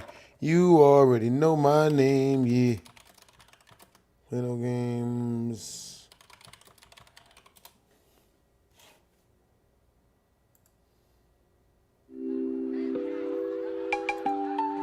Hey man, I heard the Eastside Boys had the Crocus House on campus. Yeah?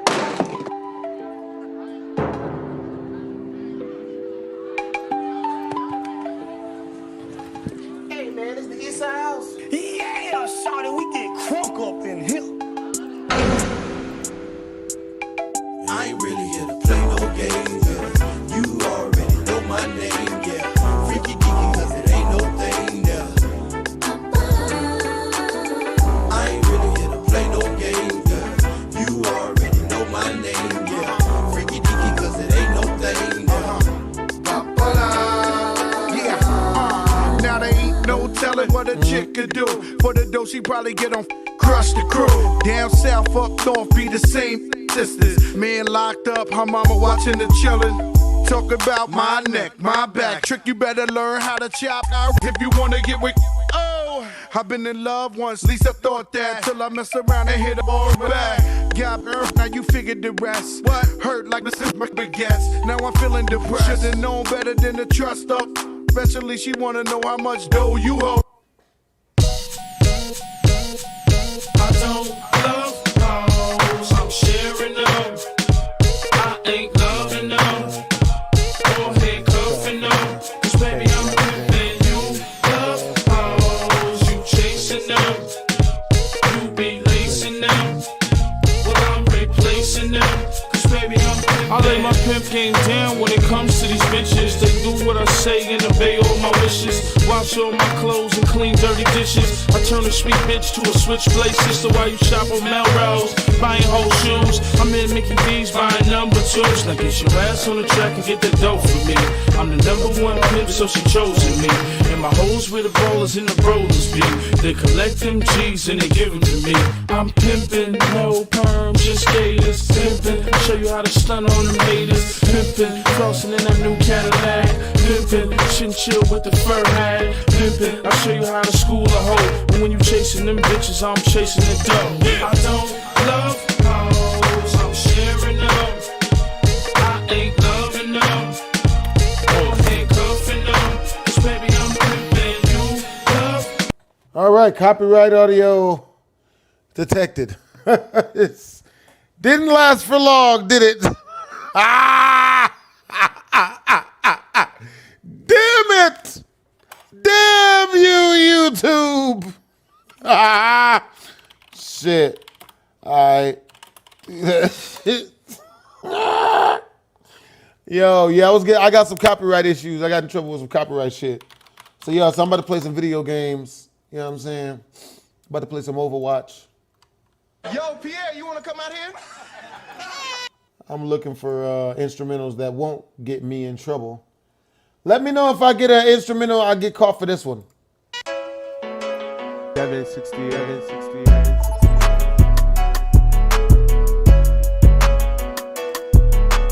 Welcome to Oasis. Prepare for battle. Select your hero.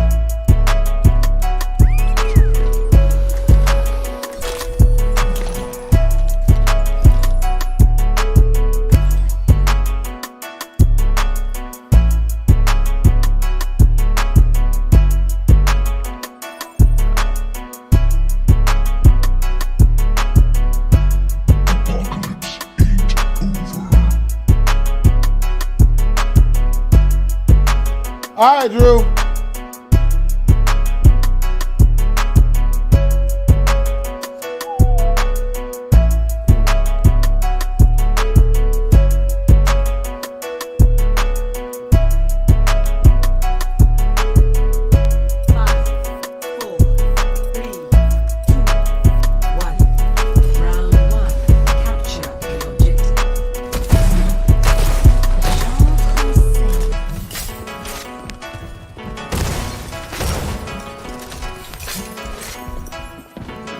Engaging enemy forces.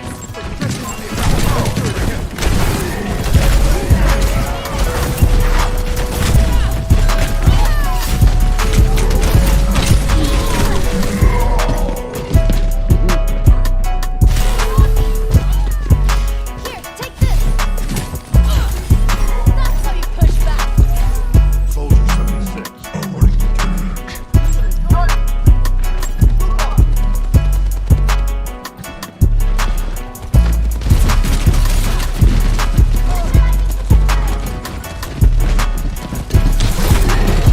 Oh shit!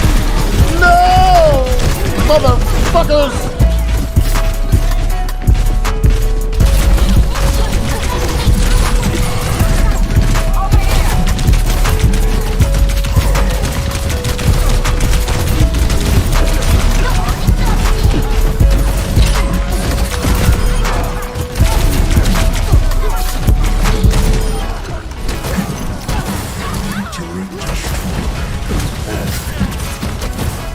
Don't you run, bitches!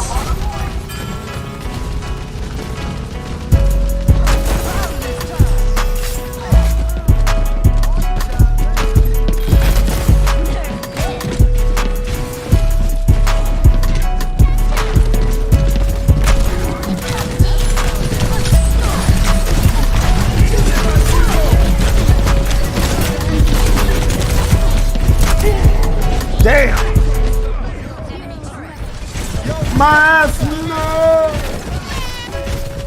Nigga. What's y'all favorite colors? Bruh. My favorite color is black. You know what I mean? It matches the color of my soul. You know?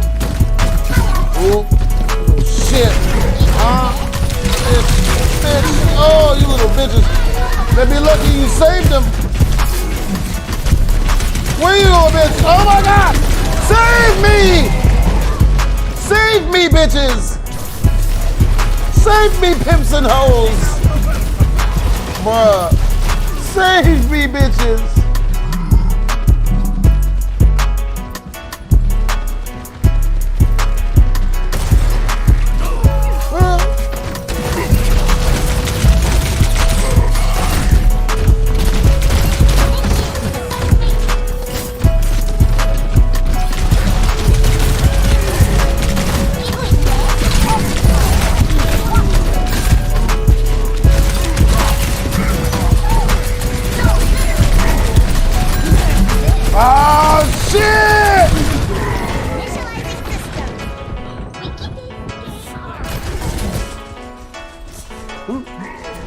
Nerf this.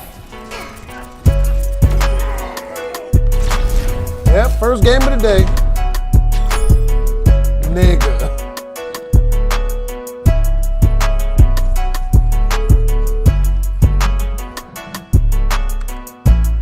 Bro, it's just hard enough finding instrumentals that I can listen to that I won't get in trouble for. Humans weren't meant to explore. Alright, so let me see. What's another instrumental I want to listen to? Ooh, I know which one. Right or wrong, I'm gonna finish this war. 5, 4, 3, 2, 1. Nope. Super trouble for that. Capture the objective.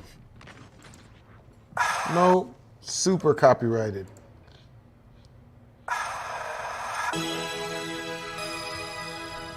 This one looks good, I think.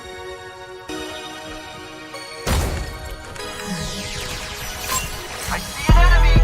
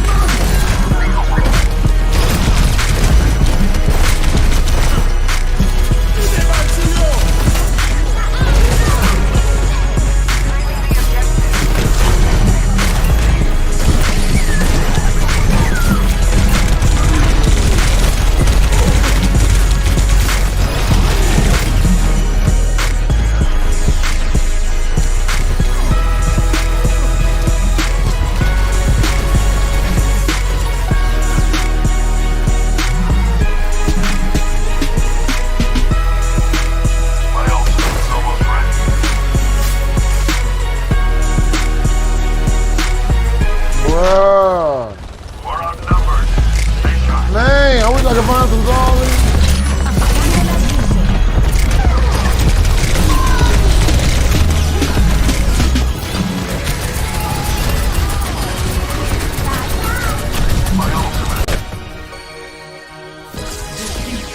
Nigga.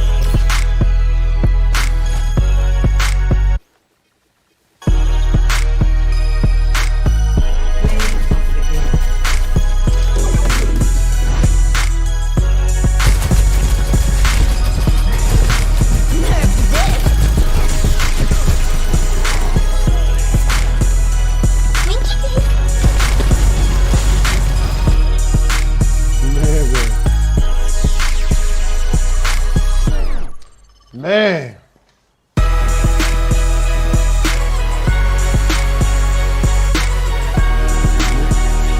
Yep, see y'all later.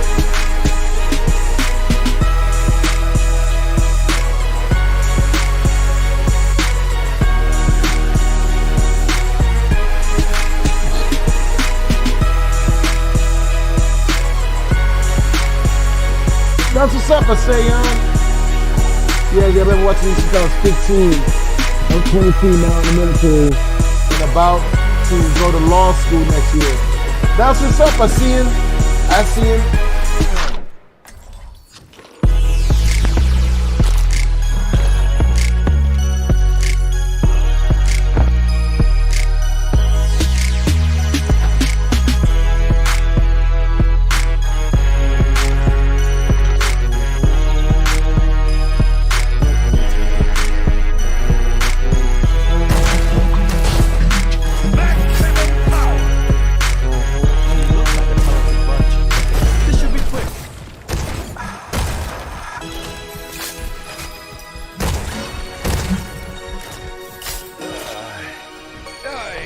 It takes all kinds to make a world.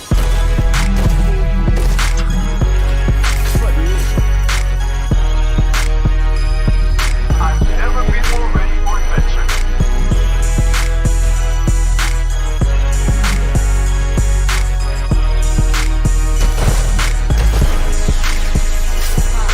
A pleasure.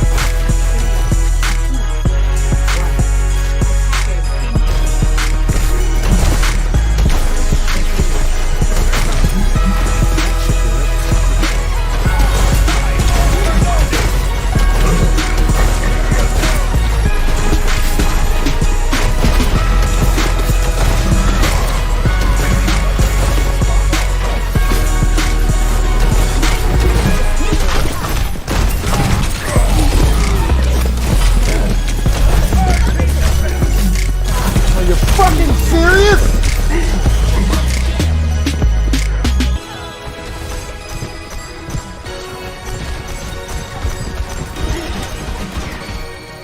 That ice stick is annoying, yo. Whoa.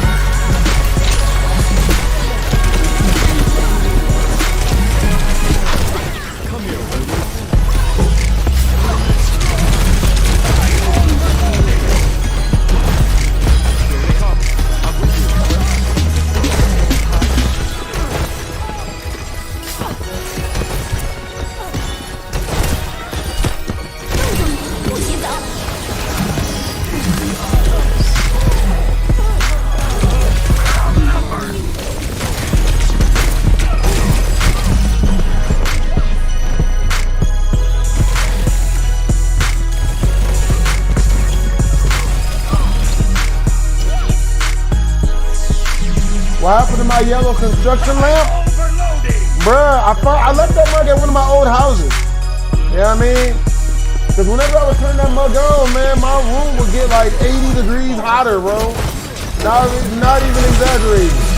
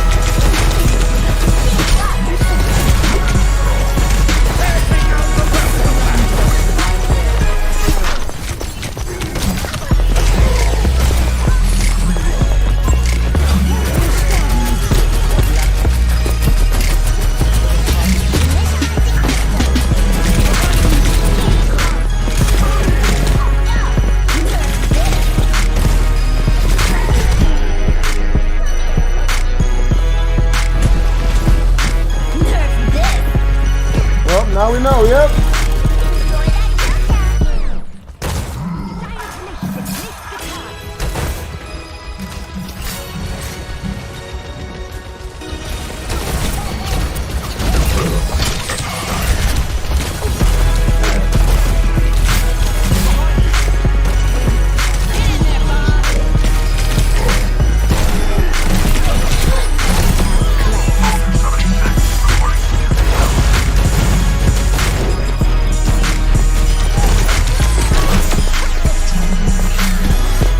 Where you going, bitch? What the fuck you don't? Kill this bitch!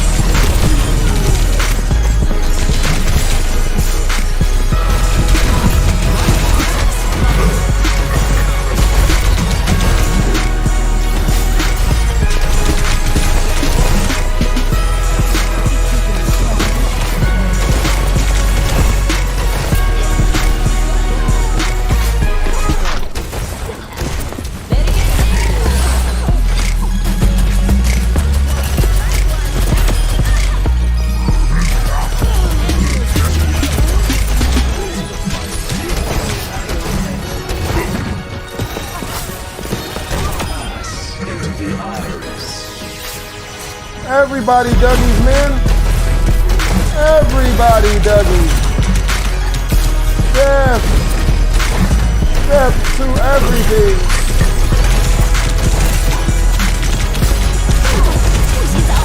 No. No. Oh, thank you. Fuck you guys. Fuck you guys.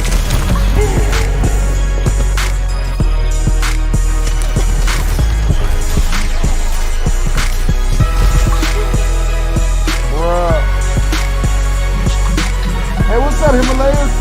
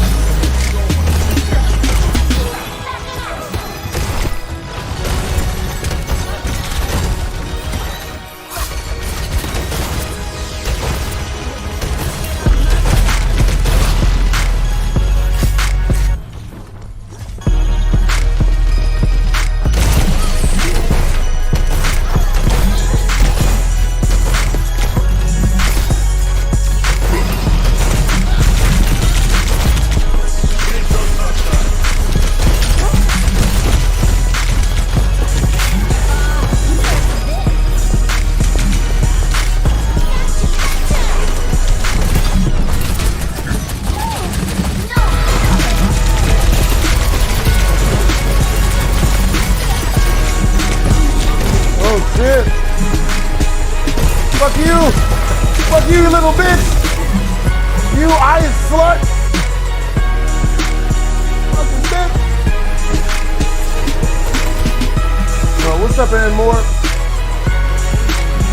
Life protects life.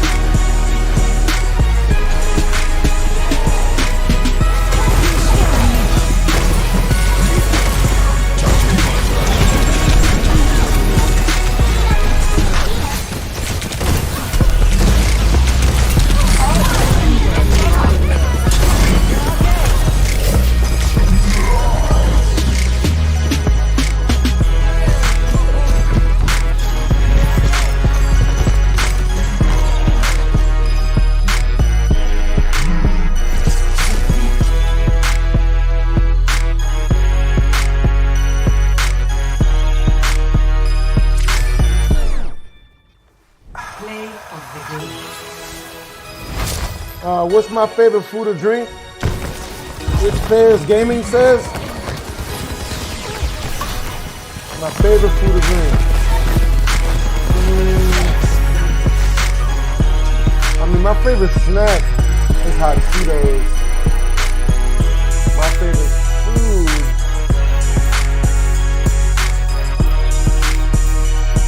Probably a really good, really a well-cooked steak.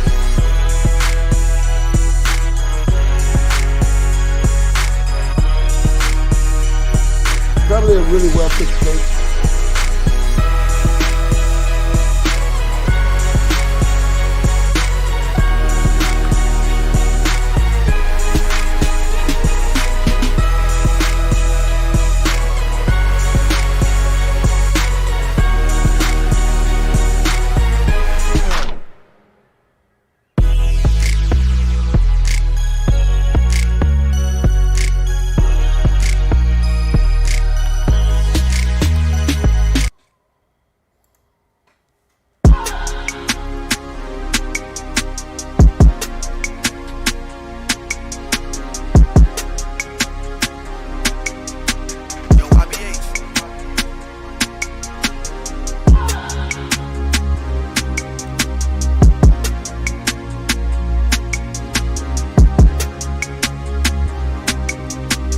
Yo, if I had 10 G's, what would I do?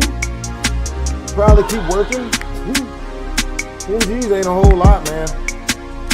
10 G's is not a lot of money. Keep grinding.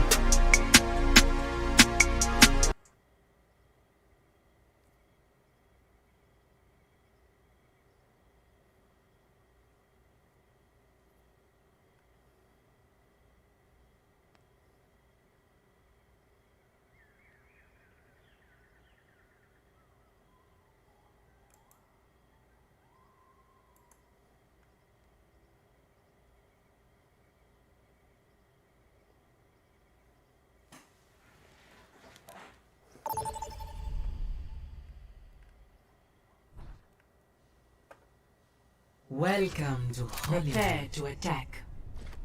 Select your hero.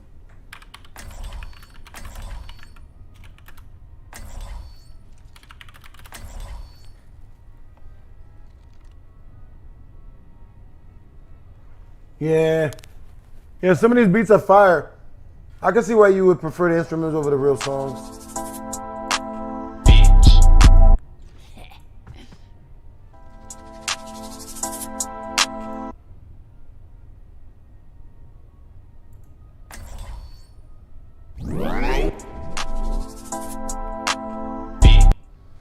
Yeah, all of these are freaking copyrighted.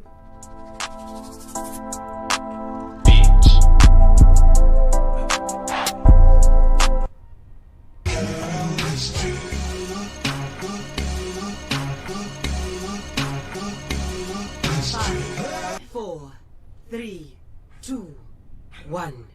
Attack. Capture objective A.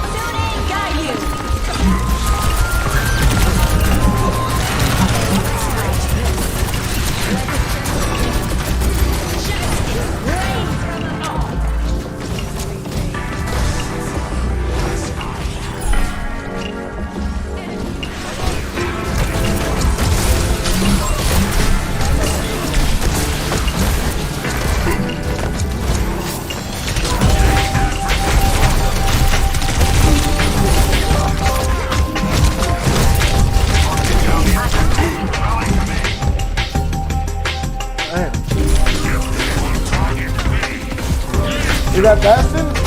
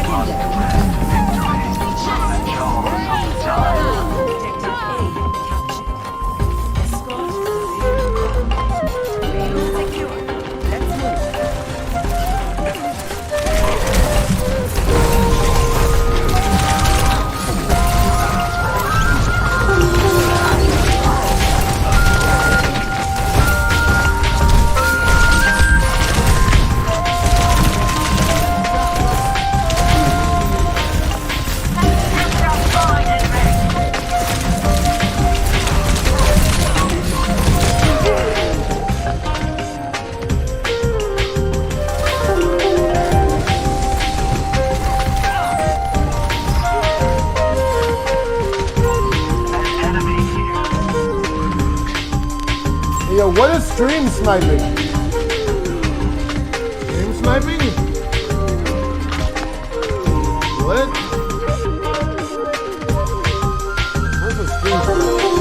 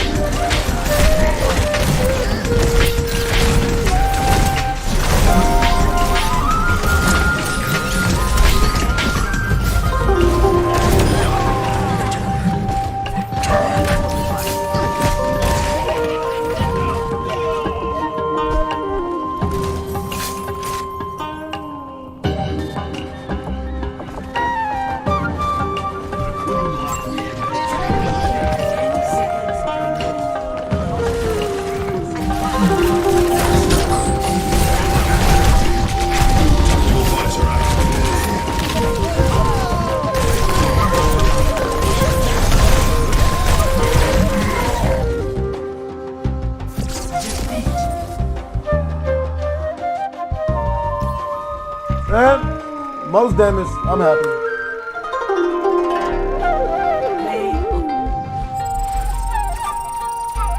Oh God.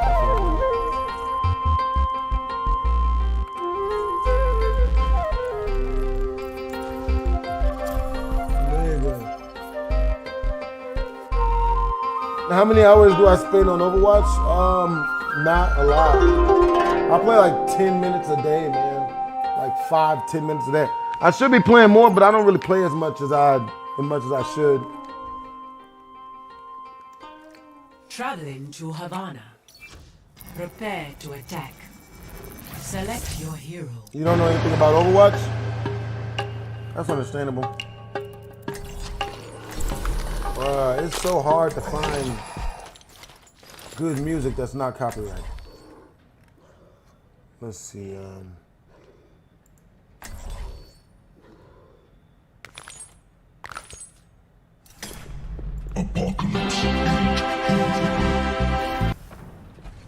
Brigitte, did you finish the last slice of pie? I was saving it for later. It wasn't me this time.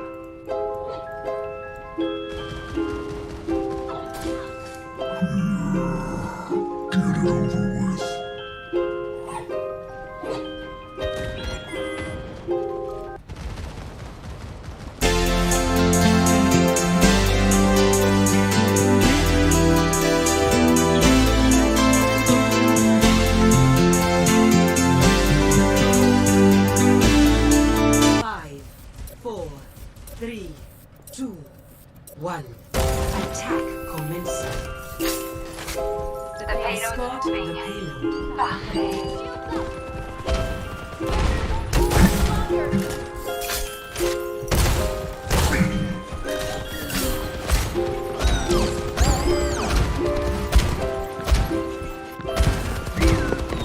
I'm on the payload.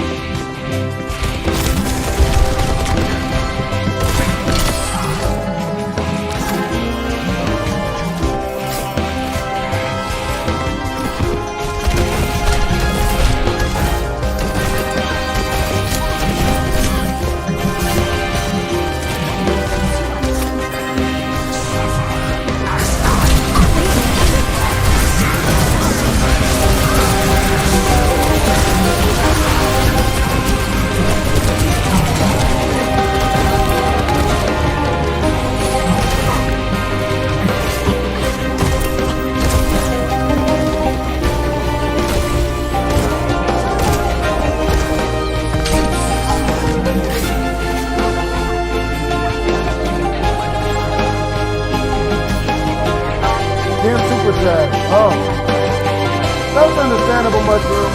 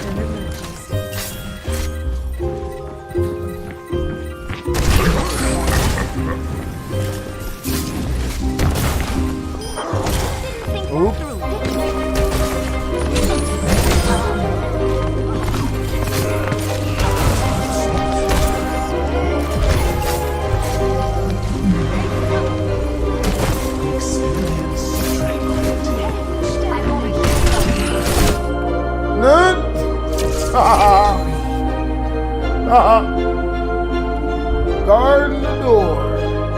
Hey, what's up, Slime 4K? It's 10:22 and I'm still awake. Yeah, it's 7:30 p.m. over here. Where does this music go from happy to sad? I don't hear the sad part of this song. But,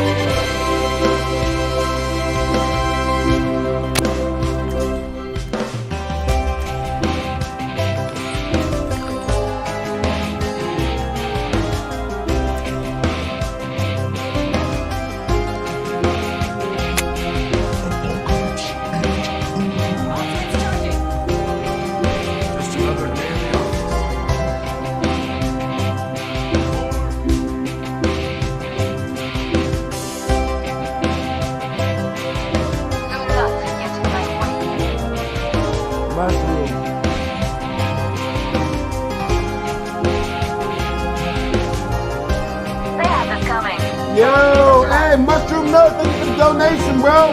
Yo, BHD, just a small tip. Whenever you can't find any music to play, just search for video game radio or mix. Sounds about right.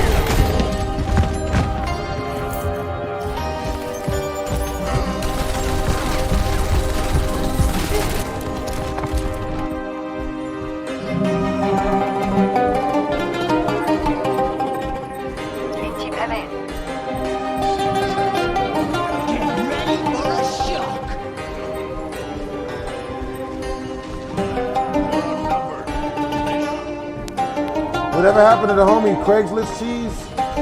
He is a rapper. He does rap now. He raps now.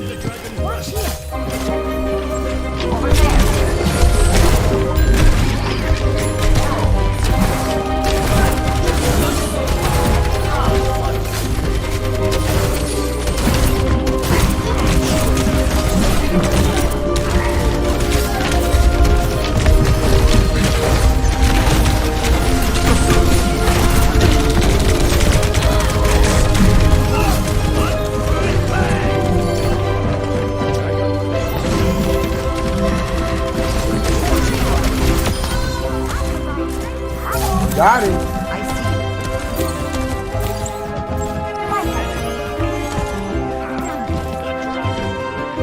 It's like I can hear some. I can hear someone walking around me. But I can't see them. Got it.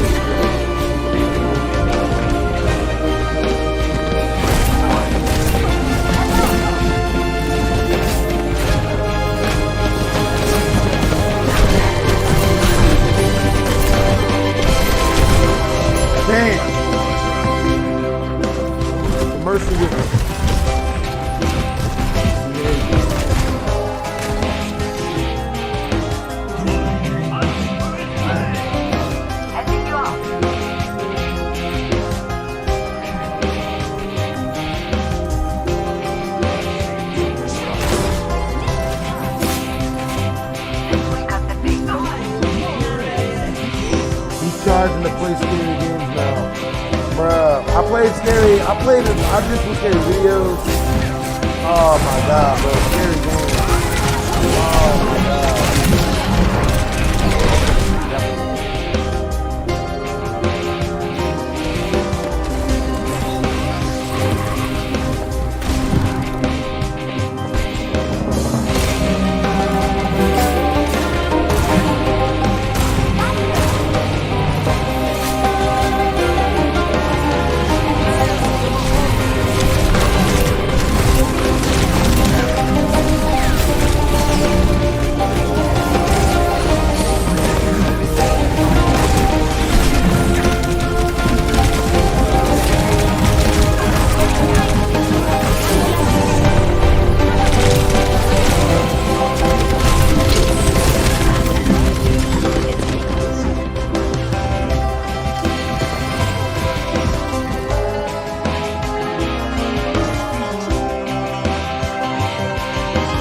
It would have been really sad if I disappeared off YouTube.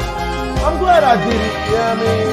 I ain't let all of the glorious amounts of lies, you know what I mean? Like, that's like the only thing that I would have left YouTube for was like, everyone trying to lie on me. I'm like, bro, like, if I'm gonna be shunned for some shit, at least let it be the truth. Don't lie on me and then be like, oh, we want you out of here. I mean, you're doing this. And it be a lie and shit. I'm just like, yeah. And then I just so this bro, you guys know the reason why I don't trust feminists. I don't trust no feminists. I don't trust no one. I don't trust dudes that is feminine. I don't trust none of them. You know why? Because feminine dudes was hitting me up like, yo, you need to just fess up and take accountability for your actions, take accountability for the stuff we're saying that you did, and then just move on. I'm like, how do you take accountability for some shit you ain't do? Dude, what type of shit? Yeah. It doesn't matter if you did it or not. Just say you did it. And then when I said no, I'm not taking accountability for shit I don't do, they were like, well, you know, they were just like, oh, well, you just you're a horrible person and shit. And I was like, nigga, like, yeah, I mean, that's why I don't believe in feminism. I don't go nowhere near them. You know what I'm saying? Like, feminine men, I don't go nowhere near them. Like a talented bunch. You know what I'm saying? Like, I just, nah. But yeah, that was particularly hilarious to me. Motherfuckers was like, it doesn't matter if you did it or not. You just take accountability. I'm like, what in God's name?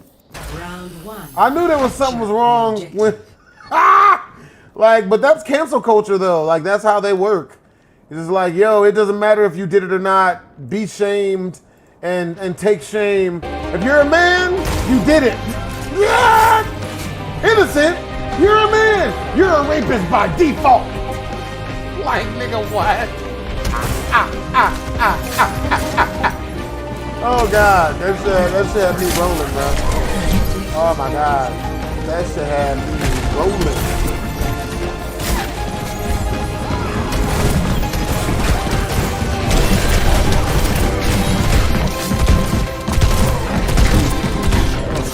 Oh no. Oh God, what are you doing? What the fuck? Whoa!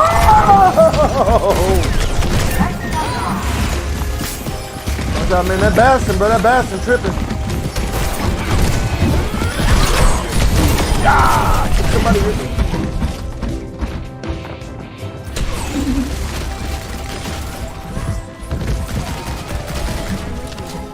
Are feminists the same as gays? No. Like, there's nothing wrong. There's nothing wrong with being a zesty dude, you know what I mean, or zesty, which is what I call gay now, you know, just zesty people. There's nothing wrong with being zesty, but there is something wrong with being feminist. Like, I would much rather hang out with a gay person than a feminist. You know, feminist people are awful pieces of shit, bro. Just pieces of shit. Like, everything. I could see a feminist in an alley being cornered and being, you know, like preyed upon by dudes. I would just let them. You know what I mean? I'm not saving. You know what I mean? Because feminists, bro, they be trying to pull this whole, oh, well, I'm a woman, so you should save me no matter how shitty I am to you. That's what feminists believe. I'm a woman, you should save me no matter how awful of a woman I am. That's what feminists believe.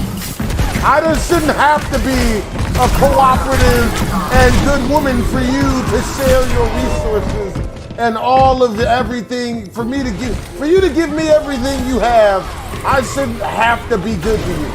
That's what feminists believe. I don't go nowhere near them. You know what I mean? Like, it's just, you know what I mean? Like, every day they're finding new ways to try to shame dudes into submitting in some way, shape, or form.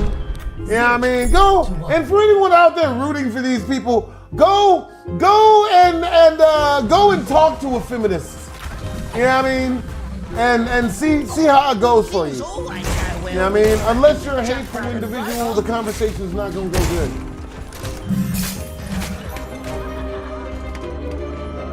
Yeah, you brought it up. Greetings. Oh,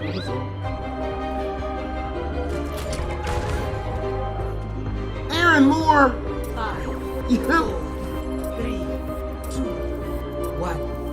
Round 2. Capture the objective. Yo, Aaron Moore. Hey, it's King Kong. Alright, so Aaron Moore, you are the example of a complete fucking moron. You are the example. Like, when I talk about dumbasses, you are exactly who I'm talking about, bro. Because you literally say less than 10 minutes ago, you're like, yo, so what, are feminists the same as gays? And then when I answer your question, you say, hey man, why are you talking about feminists and gays? Motherfucker, you asked! What the fuck is wrong with you hoes? I'm guessing you're a woman, right? Just complete stupid. Only women can get away with saying dumb shit like that. Bring some shit up and then try to shame a nigga for talking about it. I just prove my point. God damn it. Ah! Bruh. See, that's why you don't, you know what I mean? That's why you never take advice from females. Never. That's why you ain't really even supposed to do what they tell you, bro. Never. Ever. Good Lord. All they do is tell you how to fuck your shit up. And then when the shit gets fucked up, because you listen to their advice, they blame it on you anyway.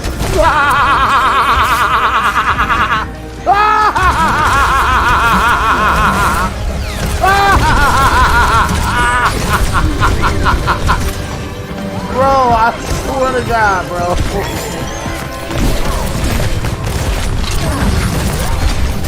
motherfucker! Nigga! It's still in the chat history! Nigga, go look! You can literally go look! This fucking idiot is like, hey man, I hate to bring this up, but like, are feminists the same as gays? And then I asked this question, he's like, bro, why are you talking about feminists and gay? I'm like, nigga, you motherfucker! You look as stupid as fuck nowadays. Good lord. Nigga, Aaron Moore ain't never even tried to come close to making the book. But yeah, man, I can guarantee you that, man. That's what it's like, though. Oh, shit. This is so... I mean, we're still winning, technically.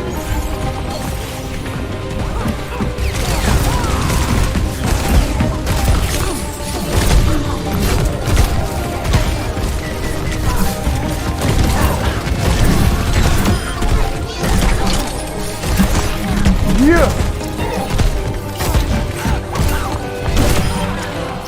Got him. Draw strength from nature.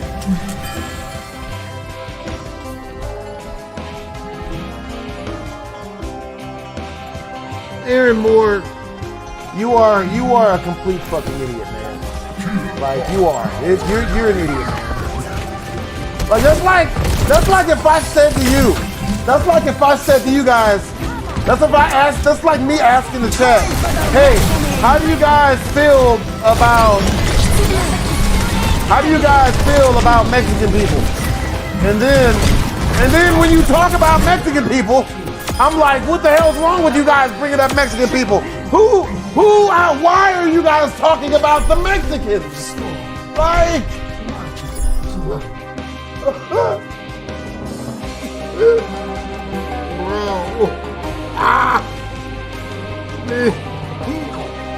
bro, man, I love that villainous laugh, bro. It be like that. It's still the chat here, bro.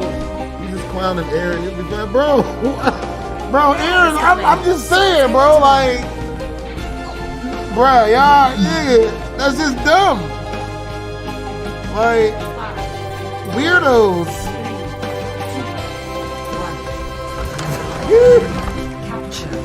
You're just mad that you're a dumbass, Aaron. You're just mad that you're a dumbass. It's fine, Aaron. Yeah, I mean, go read about 3 books.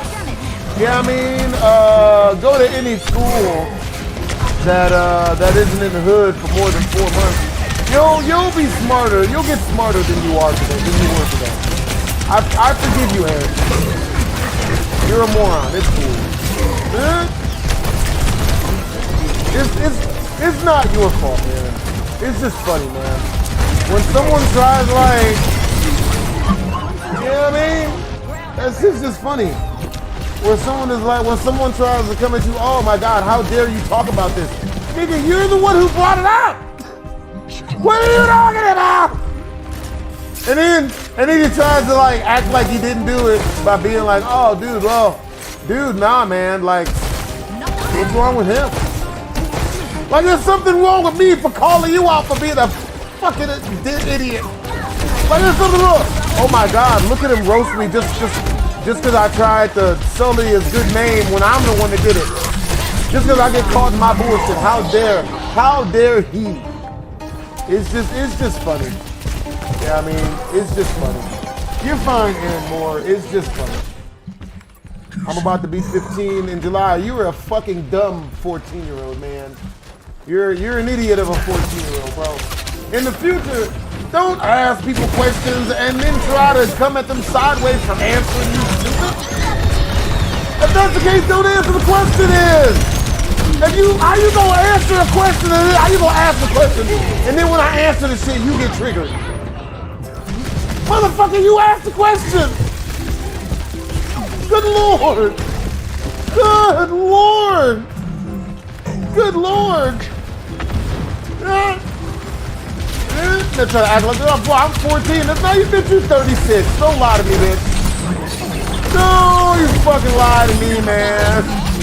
I'm not falling for your shit. I know how it goes. You ask some dumb shit, get made to look like a dumbass. I'm 12.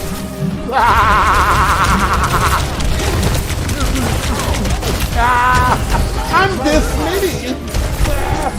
This nigga. I'm this many years old here. Oh my God, bro. Oh shit. No! No!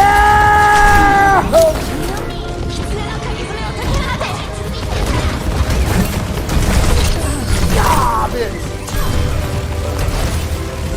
No! We need this! Give this us!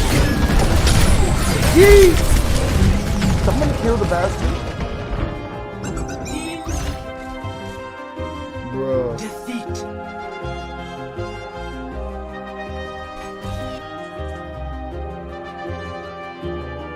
I'm not roasting you guys, man. Only the dumbasses, man. Only the dumbasses.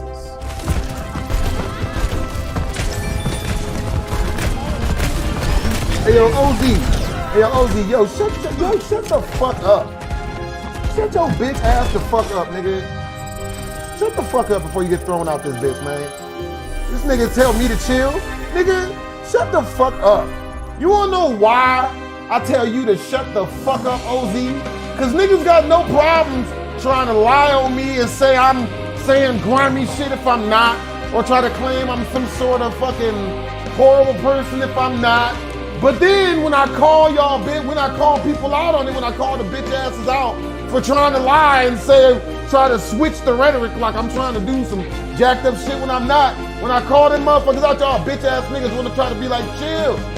Shut the fuck up, OZ. Suck a whole dick, bro. Suck a whole bag of baby dicks, bro. Suck a bag of baby dicks, for real, bro. Shut the fuck up, bro. You know what I'm saying? Like, nigga, you know what I'm saying? Like, bro. Shut the fuck up, nigga. So y'all bitch ass niggas, bro, I swear. Yo, chill on the BHD. He's young, man. I don't give a fuck. You know what I mean? You can fuck him and you. Like, nigga. You know what I'm saying? If you don't want to be made fun of for being a fucking idiot, don't say stupid shit. You know what I mean? Bro, like, yeah, nigga. And then just for another short bus riding ass dumbass to come out and try to defend this fucking idiot. Hey, yo, man, nah, dude, you gotta chill, man. You gotta be nice to the fucking liars and idiots. No. Like, nigga, like, if you come up here trying to lie on me, nigga, I'm a roaster dumbass. Like, nigga, you know what I mean? If you want to be roasted, nigga, like, don't lie, nigga, keep it real. Like, don't be a fucking loser. You know what I mean? But then again, and nowadays, man, so many people go out of their way for their right to be a fucking moron, that the other fucking morons come out of the woodwork trying to defend the fucking morons when the morons get called out for being fucking morons. Hey, you know what? One thing I will say, bro, you are loyal to a team. You are loyal. You know what I mean? If this were a band of the idiots, bro, you would be king. You would be king of the idiots. Hey, come on, man, don't, you know what I mean? Don't roast us when we get caught in our bullshit for trying to lie on you, nigga. You got to, you know, be the bigger person. Nah, I'm good. You know what I mean? If you was looking for somebody to accept your bullshit, bro, you found the wrong place. Yeah. I love how nowadays people are just like, all right, well, people are so many, there's so many more idiots than there are fucking, like, rational, smart people, that the dumbasses come out and be like, hey, no, look, you shouldn't go in on the people trying to lie on you. You know, you're wrong for defending your name, right? Nick, I've run into so many of these types of people, bro. Like, I am legitimately not surprised. Bye-bye. Oh, come on! I put him into the sea, damn it, and you ruined it for me. I had to kill him the manual way. Fuck them all down, boys. Yep, there you go. Huh? There you go, bitch. Fall back and regroup. That's what you wanted, isn't it? Oh shit. Fuck out of here. God damn. In that spear.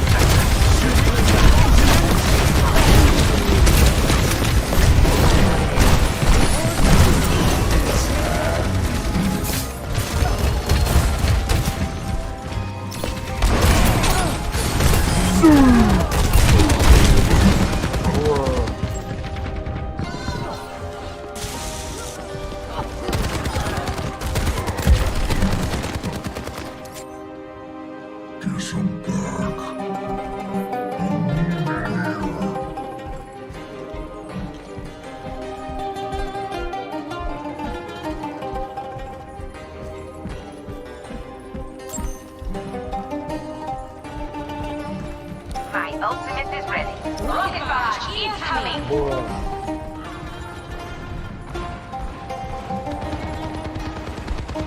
Life protects. Hey yo, Drew. Ban OZ, bro. Ban this nigga. You know what I mean? Get the fuck out of here, nigga. If I need some more bitches, I'll come to your job and slap the dick out of your head. You know what I'm saying? If I need me some more bitches, I'll come find you, XG. You feel me? I mean OZ. I'll come find you. If I need me some more bitches, I'll come get you. I'll come grab you. You know what I'm saying? Until then, get the fuck out of here, nigga. You know what I mean? Next time, shut the fuck up. That's the best advice I can give you, bro.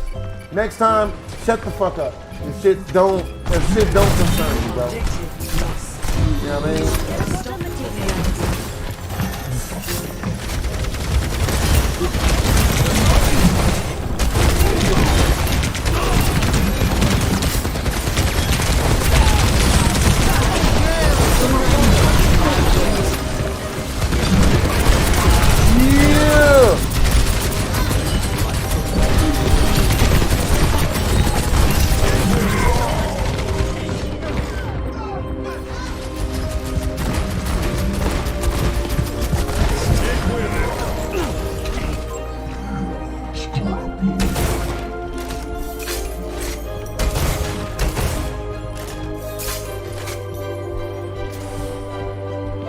My ultimate is charging.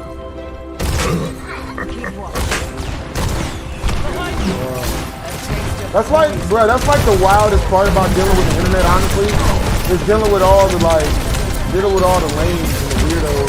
You know what I mean? I swear to God, bro.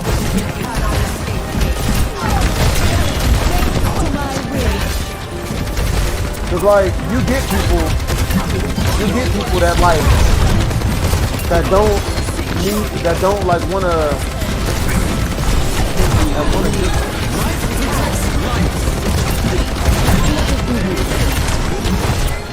I don't mind them though. I don't want them around all day. But like those same people will like get mad at you for not wanting them around. Oh man, like it's making you wrong if you don't let us come around and just be dumbasses.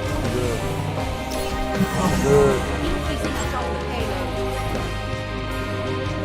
I am ready to unleash our... Hey yo, Brody Dunn, thank you for the $2 super chat, bros. You said I should play Apex on stream? I never really got into Apex. You know what I mean? Apex isn't really my thing.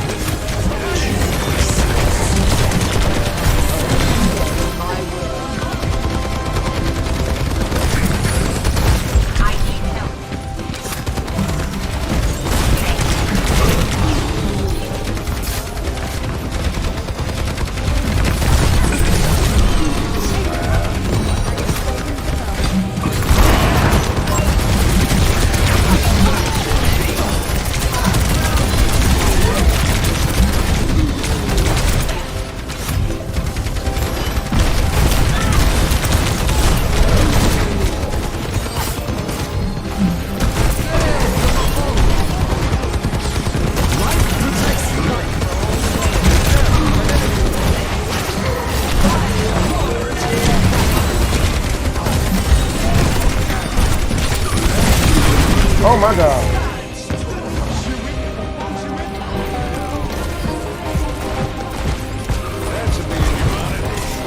Hey, yo, Drew, can you hear me from the other side, bro? Say something in the chat if you can hear me, yo, Drew.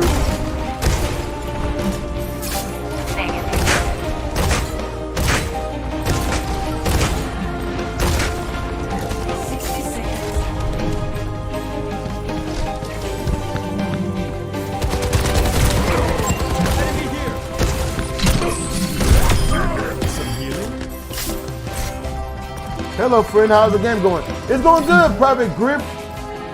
Hey, thank you for the $2 super chat, Private Grip.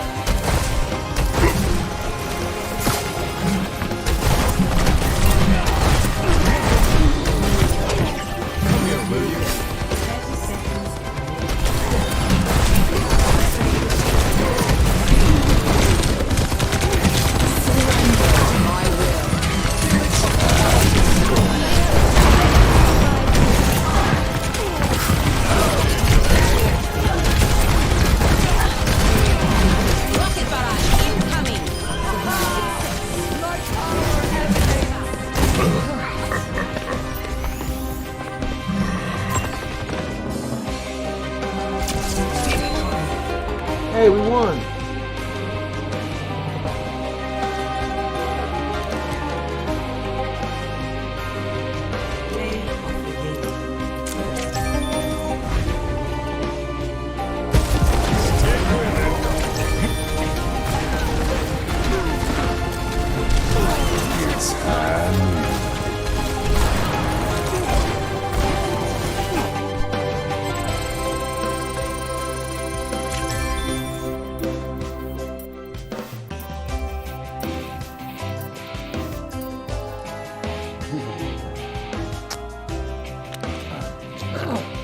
Hey, yo, thank God. Thank you for the $10 super chat, yo.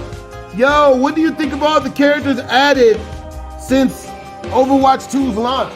Hey, yo, thank God. I really like all the characters that have been added so far. You know what I mean? Ever since Overwatch 2's launch. You know what I'm saying? Yeah, I think that's mad cool. I don't really mind that the one player is gone. You know, I know they took out the one player. They were supposed to have like single player mode and shit.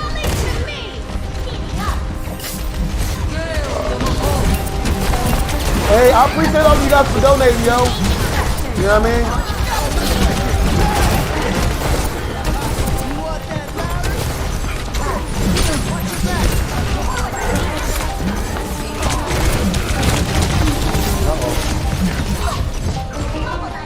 Yeah, but I knew that didn't look good.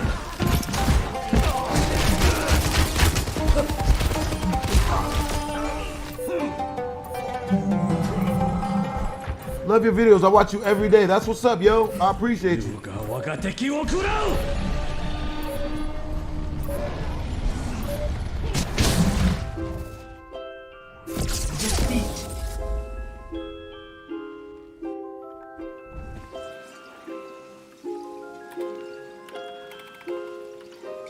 Play of the game.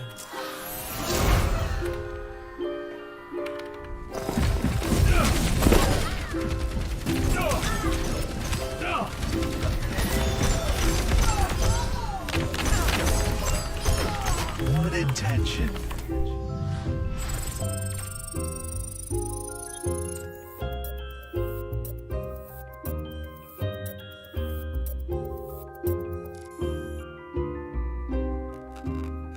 Lucky, I still can't get a job.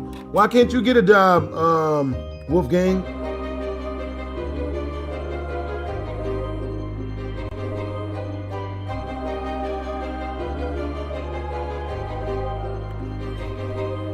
Yeah, be careful with that, Aaron Moore. You know what I mean?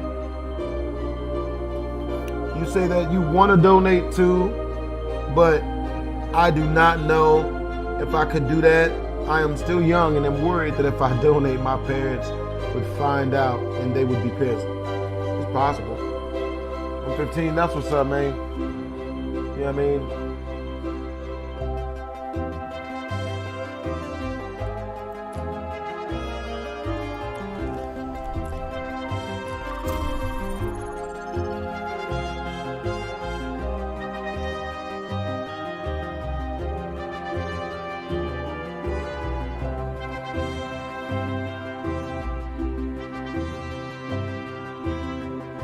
Hey, that's what's up, Braxton. That's what's up, bro. I appreciate you, Braxton.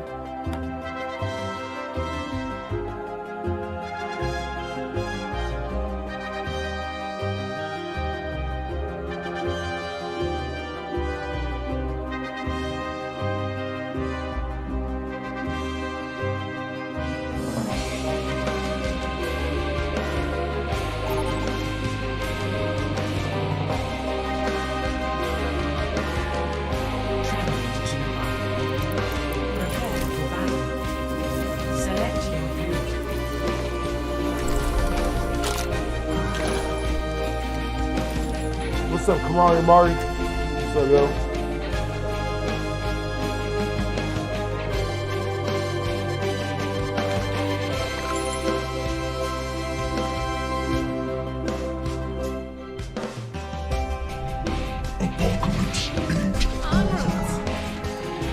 What's Blasphemous HD supposed to stand for?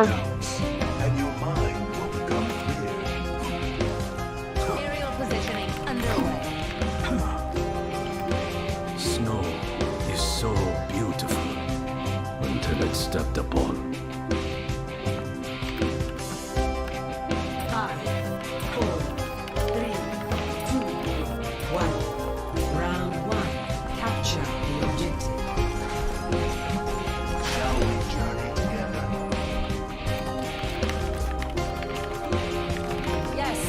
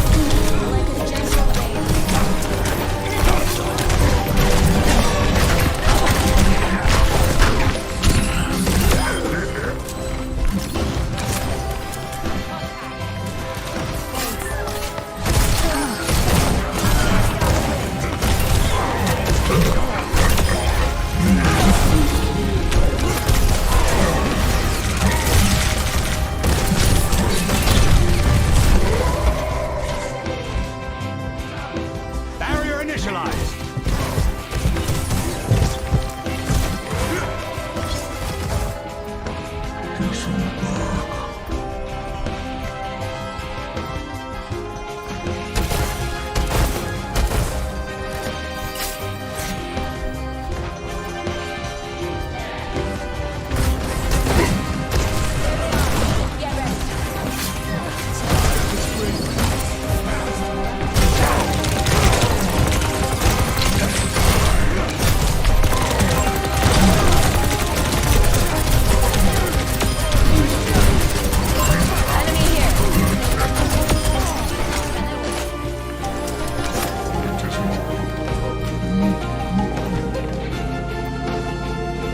My ultimate is almost ready.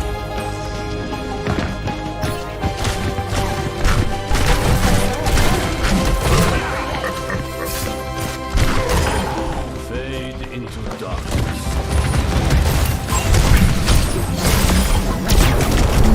Rocket barrage incoming. Storm has been weathered.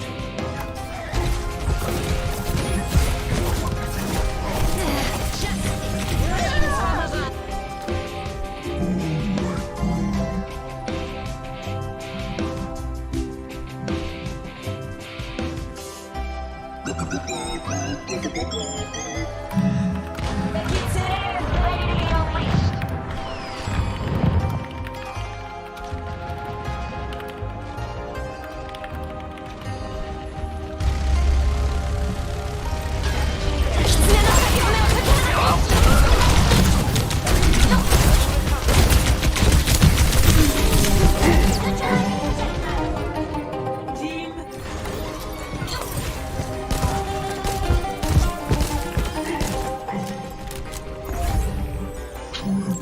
of me.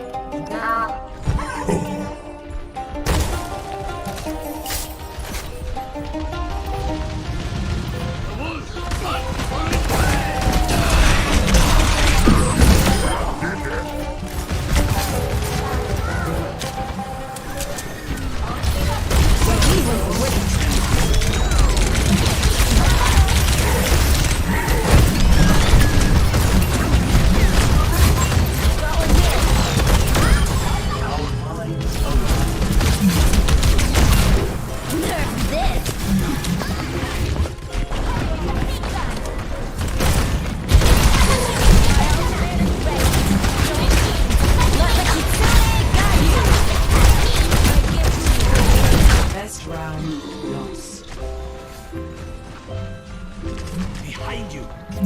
Level up. Score 0-1.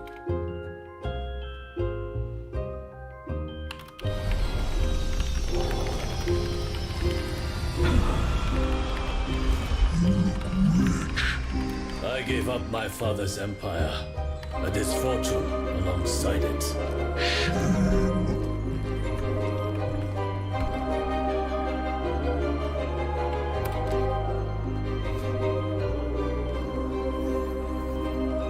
Five, 4, 3, 2, 1.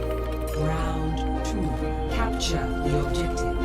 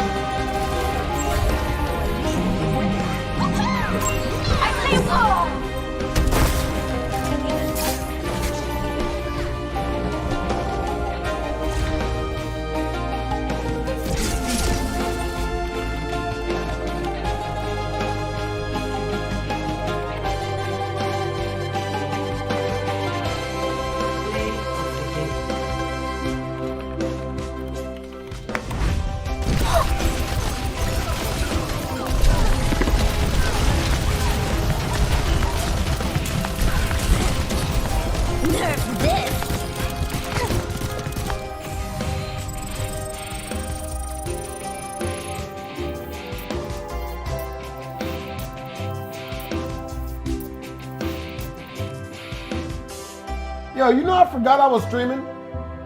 I forgot I did not remember. Bro, streaming is dangerous, bro. Streaming is dangerous, bro. I did not know I was streaming. Oh, man. I legit forgot I was streaming.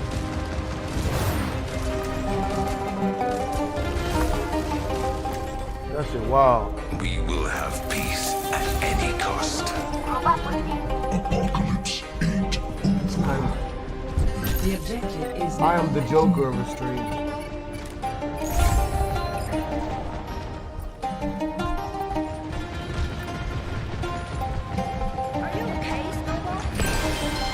Hey, you. Oh, God. Always a dummy.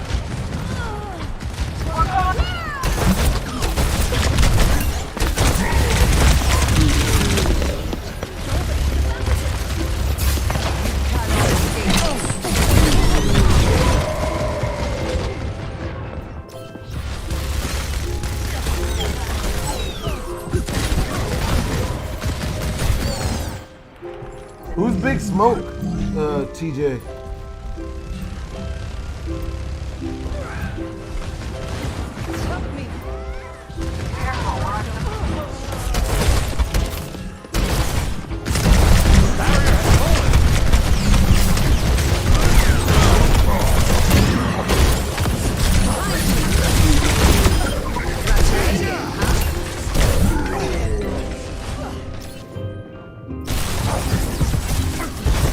What's up, Mount Connie?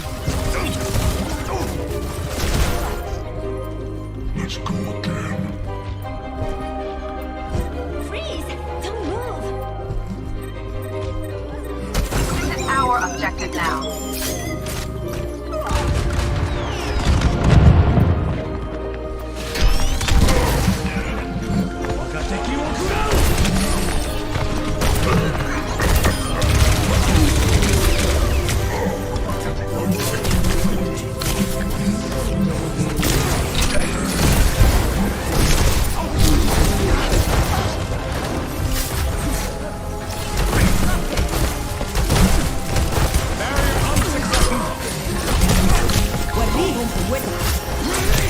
It's go time.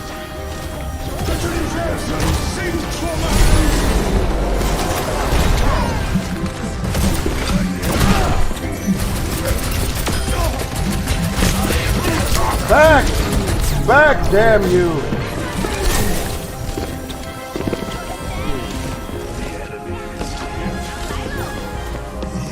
Surrender to my will.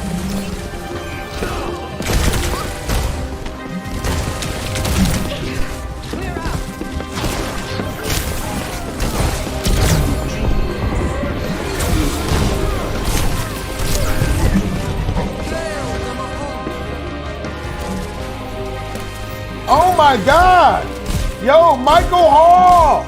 Yo, thank you for the $70 super chat, bros. Just thought you could use a friendly reminder that you're streaming.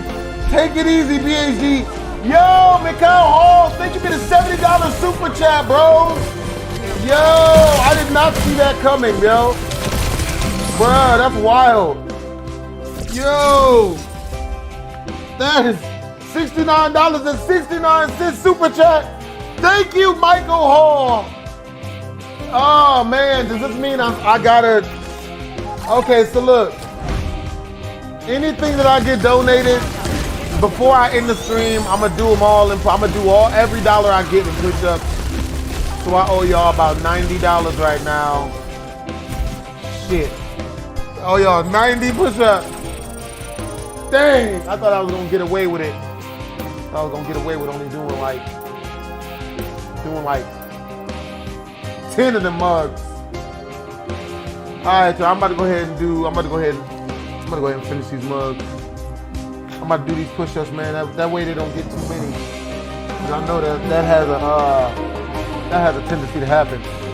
Once a couple people start donating, then a crap ton of people start donating, and next thing you know, I'm not gonna be able to. I'm gonna be able to, you know what I mean?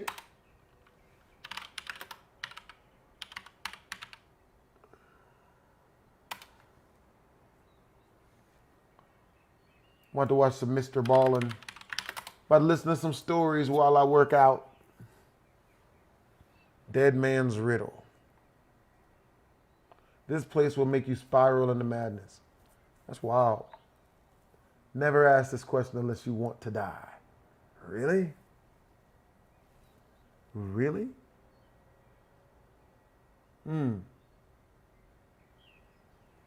What the hell is a Poplik monster?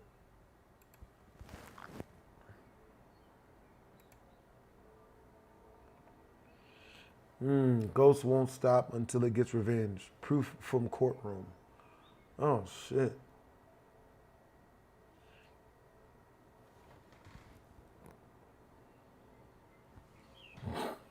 How would I feel about $100? I mean, dang, I'd have to do 190 push-ups. I ain't mad. You know what I mean? I do them because I say I'm going to do them. I am a man of my word, unfortunately. I really wish I wasn't a man of my word. Life would be far easier for me if I wasn't a man of my word, but I am. Really wish I wasn't. There are lots of paranormal stories floating around the internet. However, very few are credible. Today, we're going to look at one that is. But before we get into that story, if you're a fan of the strange, dark, and mysterious delivered in story format, then you've come to the right place because that's all we do, and we upload once a week. So, if that's of interest to you, please offer to make the like button a tuna sandwich, but instead of tuna, use a can of cat food. Also, please subscribe to our channel and turn on all notifications so you don't miss any of our weekly uploads. Okay, let's get into today's story.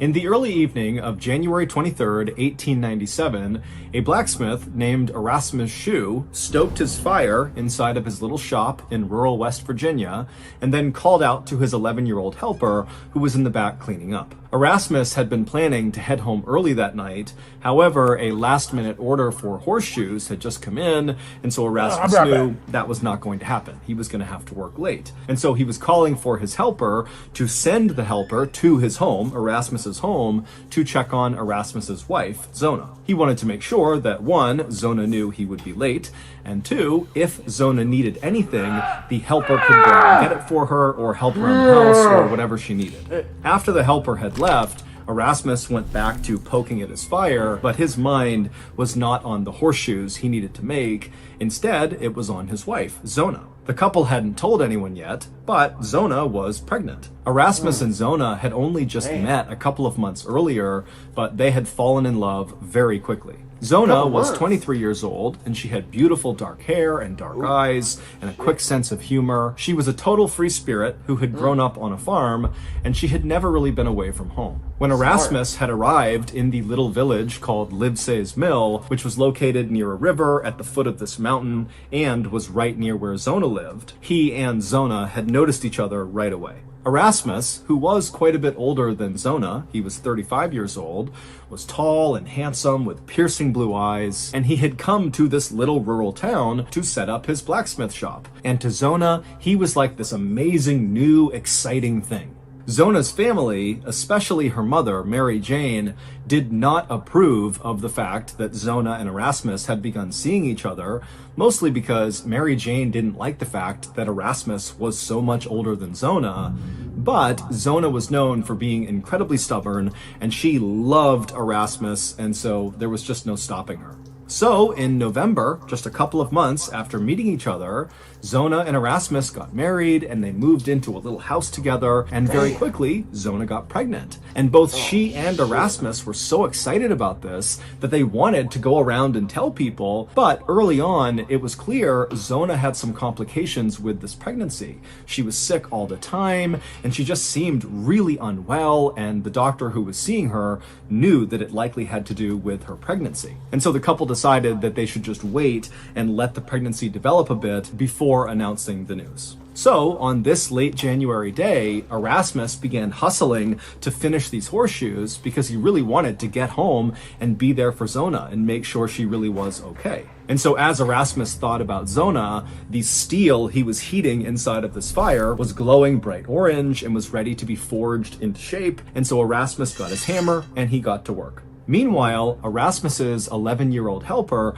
had arrived at Erasmus and Zona's house, and the helper walked through the gate up to the front door of this little 2-story home, and he knocked on the front door. But Zona did not come to the door, which the helper thought was odd, because Zona was someone who was always bustling around the home and was very quick to open the door and chat with neighbors. And now, standing in front of this door, the helper couldn't even hear a sound inside of the house. It was like no one was home. And so the helper knocked again, and after some more silence, he just reached down and tried the doorknob and found it was unlocked. And so he BHD, what was that scream? What? Oh no, man, I wasn't. I was taking a piss. That's why I sounded so relieved. I wasn't getting my balls sucked or something. I you know.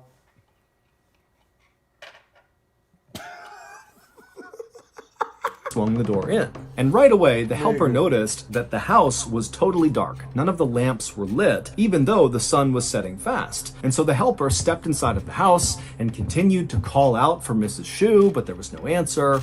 And at some point, as the helper turned a corner and looked towards the base of the stairs that led up to the second level, he froze. Because lying on the ground was Zona. She was lying perpendicular to how the stairs run, on her back with one arm over her chest, like she was sleeping at the foot of the stairs. And so at this point, the helper is scared. He doesn't know what's going on here. Obviously something is wrong. And so very slowly, the helper began moving closer and closer to Zona. And when he was practically right on top of her, he yelled out her name one more time. And when she didn't call back and her chest wasn't moving and she was just totally still, he knew, obviously, something was terribly wrong. And so the helper at this point turned around and sprinted out of the house and ran back to his own house. And when he got there, he ran inside and he told his mother that he thought Mrs. Shu, Zona, was dead. And so the mother told the helper, run back to the blacksmith shop and tell Erasmus to go home right now. I'll get the doctor. It would take the local doctor, the same one who had been treating Zona for her pregnancy complications, almost an hour to finally get to Zona's house. And when the doctor arrived, he found the 11-year-old helper and his mother and other neighbors kind of clustered around in the first floor of the home. And then when he went up to the second floor into the master bedroom, he found Erasmus, who by this point had returned, and he was sitting on his bed and he had laid out his wife, Zona, so that she was on her back and her head was in his arms, and he was stroking her hair and rocking back and forth and crying. The doctor, of course, knew Zona and Erasmus very well because of how often he had been treating Zona for her pregnancy issues over these last few weeks. 20 down, and so he felt a 70 pit to of go. sadness looking at the scene, but he knew he had to do his job, and so he gently walked over and he put his hand on Erasmus's shoulder and he just said, you know, I need to examine Zona's body. And Erasmus, at this point, he didn't even look up. He just continued to sob and rock back and forth while stroking her hair. Finally, the doctor kind of was a bit more forceful in asking Erasmus to step aside, at which point Erasmus did. He got out of the way and positioned Zona flat on the bed, and he made sure her hair was perfectly combed all around her neck. And then Erasmus knelt down right next to the bed and continued stroking his wife's hair and crying, while the doctor at this point kind of moved to the foot of the bed and began looking at Zona and beginning his examination. And the doctor would quickly confirm that yes, Zona was dead.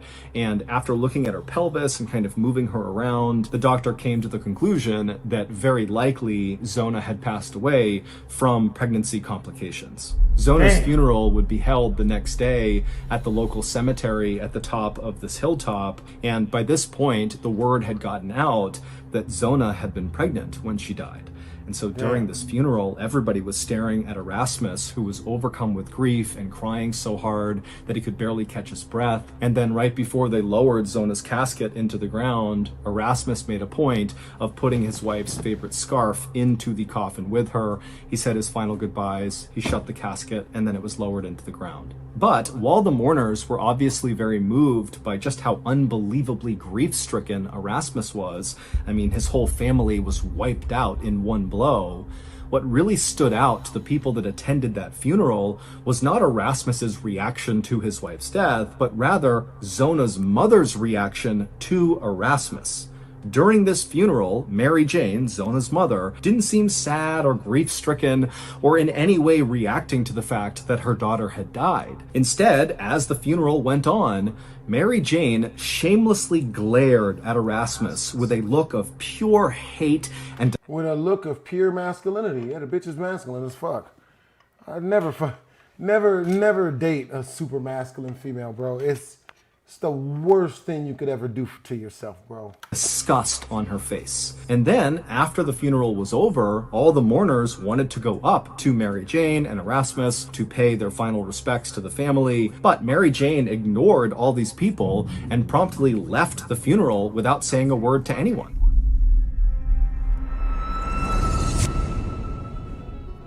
Lately, me and old Seagull Lung have been eating pretty healthy, and so we decided last Friday to finally have a cheat meal. And so for...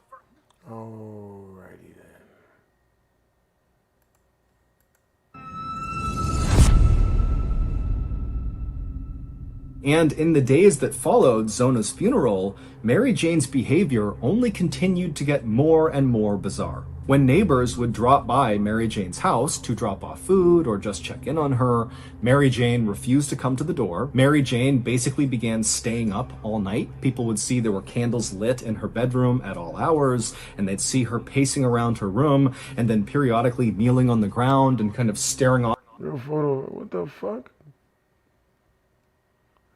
Off into the distance. And then on the rare occasion that Mary Jane actually left her house, she would look totally disheveled and distracted, and as she walked around town, she'd be mumbling under her breath and constantly looking over her shoulder like she was scared someone was following her. And when concerned neighbors came up to Mary when she was out of her house, she refused to make eye contact with them, didn't want to talk to them, and as fast as she could would get away from them. Whatever was going on with Mary Jane, her husband was not willing to talk about it to other people in town. However, they did notice that he had begun sleeping in the barn, so he was not even staying in the house with his wife. And then, on the morning of February 21st, so about a month after Zona had died, Mary Jane walked out of her house looking totally clean cut. She was not disheveled. She was not looking over her shoulder. She wasn't muttering to herself. She was standing tall, moving with a purpose, looking totally coherent. And as she moved, the only emotion people could see on her face was anger. And so Mary Jane, angrily, walking with a purpose, walked her way to the local prosecutor's office, and instead of knocking and waiting to be let inside, she just opened the door and barged right inside. The prosecutor knew Mary Jane and knew how strange she had been acting over these last few weeks, and so when she came inside, he was alarmed at her sudden presence, but he was also pretty curious as to what was going on. And so when she came in and demanded to speak to him, he was... Hey, yo, Brody Dunn. This can't be scarier than the giant cockroach at the old crappy apartment, right? Absolutely not, Brody Dunn. That nothing can be scarier than the old cockroach, cockroaches at the old apartment, bro. For real, for real. Thank you for the $5 donation, for real. You know what I'm saying? Bruh. Happy to go into his office and take a meeting kind of simply out of curiosity. But once the two of them sat down in his office, Mary Jane proceeded to tell this prosecutor this totally outlandish story about her dead daughter, Zona, that at first made the prosecutor think, okay, clearly Mary Jane has lost her mind. That's what's been going on over the past few weeks. All this grief of losing her daughter has caused her to kind of snap. But by the end of these 2 hours that Mary Jane seemed to just be kind of rambling about this story about her daughter, the prosecutor started to realize that what she was saying kind of made a lot of sense, and his suspicions began to rise and rise. And so once Mary Jane was done telling this wild story about Zona, the prosecutor was convinced that what Mary Jane was saying had to be true, and so he knew they needed to dig Zona up. And so after Mary Jane had left, the prosecutor ran to the local doctor's house, the same doctor who had been treating Zona and then also looked at her after she died. And the prosecutor would tell the doctor that, hey, we need to exhume Zona and you need to examine her again. And the doctor at first was like, wait a minute, what's going on here? But then after hearing what the prosecutor had to say about this crazy story that Mary Jane had just... Can we hear the crazy story? What's the crazy story? Told him, the doctor agreed that, okay, yeah, we do need to do this. And so the next day, February 22nd, a team of men with shovels, along with the prosecutor and the doctor, headed up to the Hilltop Cemetery where Zona was buried, and they dug her casket up, and then they carried the casket down to the local schoolhouse, and then once she was inside, the workers lifted her body, which was fairly well preserved because the ground was so cold. They lifted her body out and they placed it on a table, and then everybody left except for the doctor and the prosecutor. And once the room was clear, the doctor and the prosecutor began examining Zona all over again.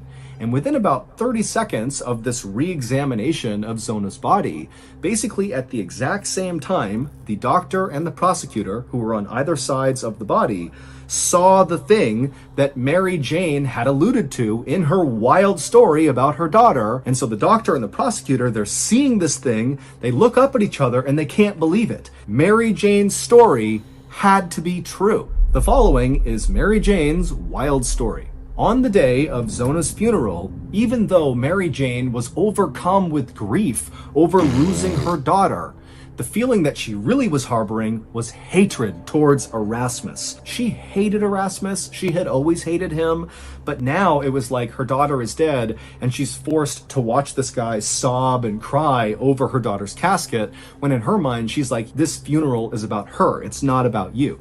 And so the whole funeral, she's just staring at Erasmus, channeling all of her energy towards hating him. But then, as she's doing this, a new emotion began to creep up on her that she couldn't quite describe. Basically, it felt like something was terribly wrong.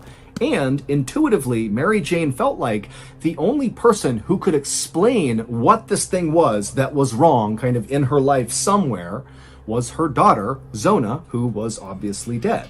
And so this feeling that something is terribly wrong, it completely consumed Mary Jane's mind. And so by the end of the funeral, she wasn't mad at Erasmus. She was just thinking, how do I get in touch with my daughter? I need to get answers from my daughter. And so when the funeral ended, Mary Jane just left the funeral as fast as she could. She went home, she went into her bedroom, and she knelt down and she began to pray. Not for peace or strength in this difficult time, but instead, she prayed for her daughter's ghost to appear to her and tell her what was wrong. And for the next month, that is all Mary Jane did. She was obsessed with this idea that she needed to basically conjure her daughter's ghost to tell her what this thing was that was wrong. And so that was why she was acting totally crazy. All she did was pray and then look for signs that her daughter's ghost had come or was on her way. And so she'd be up all night kind of looking around, hoping her daughter would suddenly appear.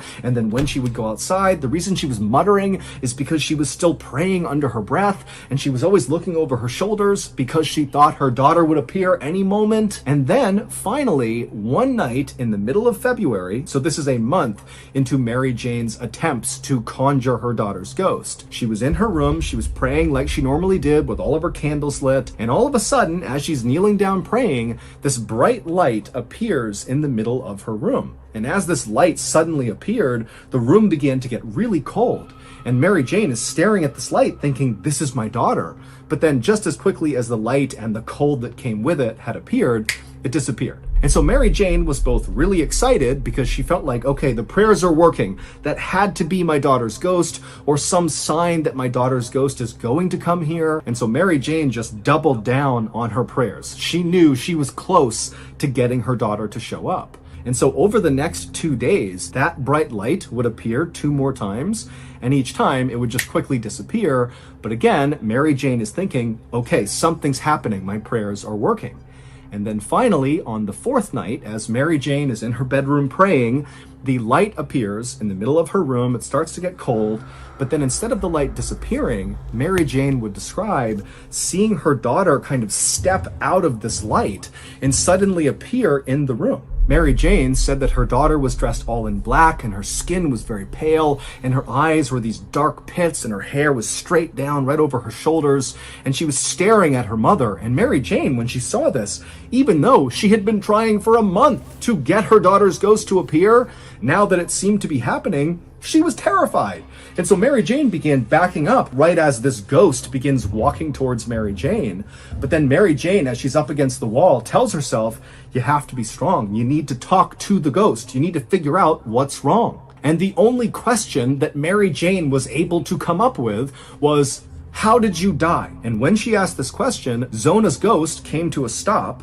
And then when Zona opened her mouth, dirt poured out. And then with a raspy, low voice, she began to tell her mother a story. She told her that Erasmus appeared to be this wonderful person to the community, but behind closed doors, he was a monster. He hit her and screamed at her over the littlest things. And then on the night of January 22nd, so one day before Zona would be discovered at the base of the stairs by Erasmus's helper, Zona's ghost would tell Mary Jane that Erasmus had become enraged at Zona over the food she had made that night for dinner. He had wanted meat and she had made something else, and so he was furious. And when Zona tried to tell Erasmus that she would make more food, or there was other food for him to eat, to just please calm down, Erasmus stood up and he grabbed Zona by the neck and he lifted her off the ground. And right at this moment in this story that Zona's ghost is telling Mary Jane, the ghost would stop speaking, and this look of abject terror would come across the ghost's face, as if she was suddenly reliving this moment that happened with Erasmus. And as she's standing there with this horrible look on her face, the ghost began to levitate off the ground, and then it opened its mouth. And as it did, no sound came out, but instead, it was like all the air in the room was getting sucked into this ghost's open mouth. And then all of a sudden, there was this loud cracking sound as the ghost's head suddenly violently whipped around 180 degrees, but the ghost's body was still facing towards Mary Jane. And after this happened, Mary Jane is sitting there totally dumbstruck, and the ghost suddenly drops back down onto the ground, still with their chest facing Mary Jane, but their face pointing behind them. And then Zona's ghost turned around and began walking out of the room, and because she had turned her body around, that meant her head, which was facing the wrong way, was now oriented towards Mary Jane again, and Mary Jane would say the ghost was smiling. And then right before Zona's ghost left, she would say to her mother, "Now do you see what he did to me?" And then Zona just vanished, and the room became warm again, and Mary Jane, who was suddenly feeling so exhausted, just sat down on the bed and wept. Mary Jane had, the next morning, promptly gotten up and rushed to the prosecutor's office and told him the story of seeing her daughter's ghost and how the ghost had told her that Erasmus had throttled her and that was what killed her. Now, the prosecutor was really moved by Mary Jane's story, but it was when he rushed to the doctor to ask about re-examining Zona's body to see if she had marks on her neck from where she could have been throttled. That was when the doctor actually told the prosecutor that when he did the examination of Zona's body on the day she was found, he would say that Erasmus spent the entire examination at the head of the bed, cradling Zona's head and brushing her hair. But now that he was thinking about it, he could have been covering up her neck with the hair. And then also they thought about the funeral when, right before Zona was lowered into the ground, Erasmus placed a scarf, claiming it was his wife's favorite, around her neck when she was buried. Again, perhaps trying to conceal the fact that there were marks on her neck. And when they did exhume Zona's body and they removed that scarf that Erasmus had placed, they would see there were marks all over her neck that looked like fingerprints. And then upon further examination, they would see that her neck was actually dislocated and that her windpipe had been crushed. Erasmus would be arrested for the murder of his wife just minutes after the doctor and prosecutor, basically at the same time, saw the marks on Zona's neck during their re-examination. During Erasmus's trial, Mary Jane would take the stand and she would tell the story of her daughter's ghost coming to her and explaining that Erasmus had killed her. And the testimony was so compelling that the jury found Erasmus guilty, even though there was no motive. Basically, they convicted him on the strength of Mary Jane's ghost story. Erasmus would be sentenced to life in prison, but he would die just 3 years after being incarcerated from a mystery illness that passed through the prison. It would also turn out that Erasmus had been married 2 times before marrying Zona. One of his wives had divorced him for being abusive. The other wife died in a freak accident when she was helping Erasmus fix their chimney when all of a sudden a brick fell loose and hit her in the head. Today, there is a plaque right near the cemetery in West Virginia where Zona was buried that reads in part, "Only known case in which testimony from a ghost helped convict a murderer." Damn. That's freaking crazy, yo. That is wild. Ain't that wild? Ain't that wild? That's wild. Bro.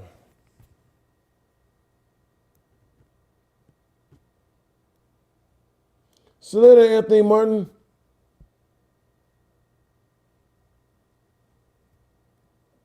Yeah, that was a good ass story. That was a good ass story.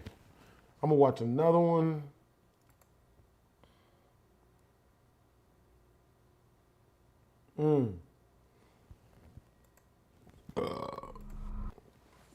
What it is, guys? It's your boy Blastphamoushd. Today we're here to check out 3 disturbing true high school horror stories by none other than Mr. Ballin. If you guys want to watch, oh, this is Mr. Nightmare. Good Lord. Ugh. Oh, God, Jesus. I don't know if I should. Man, I can't react to Mr. Nightmare stuff, bro. He is easily the biggest bitch on YouTube, bro. Rather than hearing his mouth, I'll just watch something else. It's like, bro, like Mr. Nightmare, bro. That nigga, he gave me a copyright strike back in the day.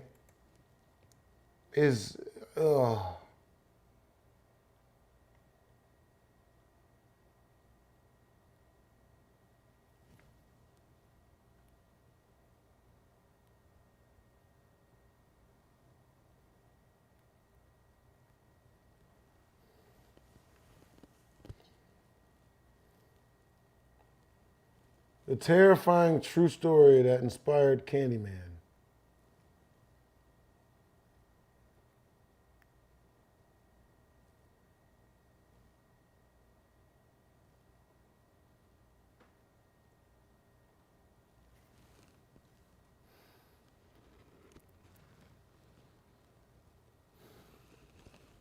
I'm not gonna lie, man. I don't want to watch that true story of Candyman. Looks scary as shit.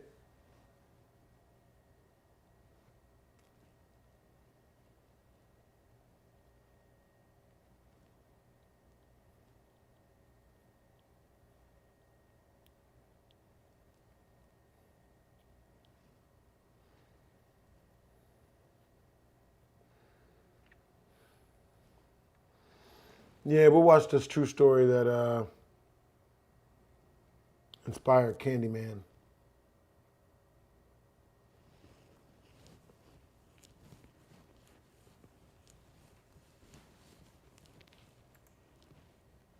Today's story inspired a popular horror movie, and when you get to the reveal in this story, you'll understand why. It is literal nightmare fuel. But before we get into that story, if you're a fan of the strange, dark, and mysterious delivered in story format, then you come to the right place because... Hey, yo, Figure, you should probably get out of here if you don't want no swearing, because I swear all the fucking time. I say all types of bitch, shit, dick, cunt, ass, fuck. I say it all. You should roll out, man. This is not the stream for you, bro. Because that's all we do, and we upload once a week. So, if that's of interest to you, please sneak into the like button's house and toast all of their bread and then leave. Also, please subscribe to our channel and turn on all notifications so you don't miss any of our weekly uploads. Okay, let's get into today's story.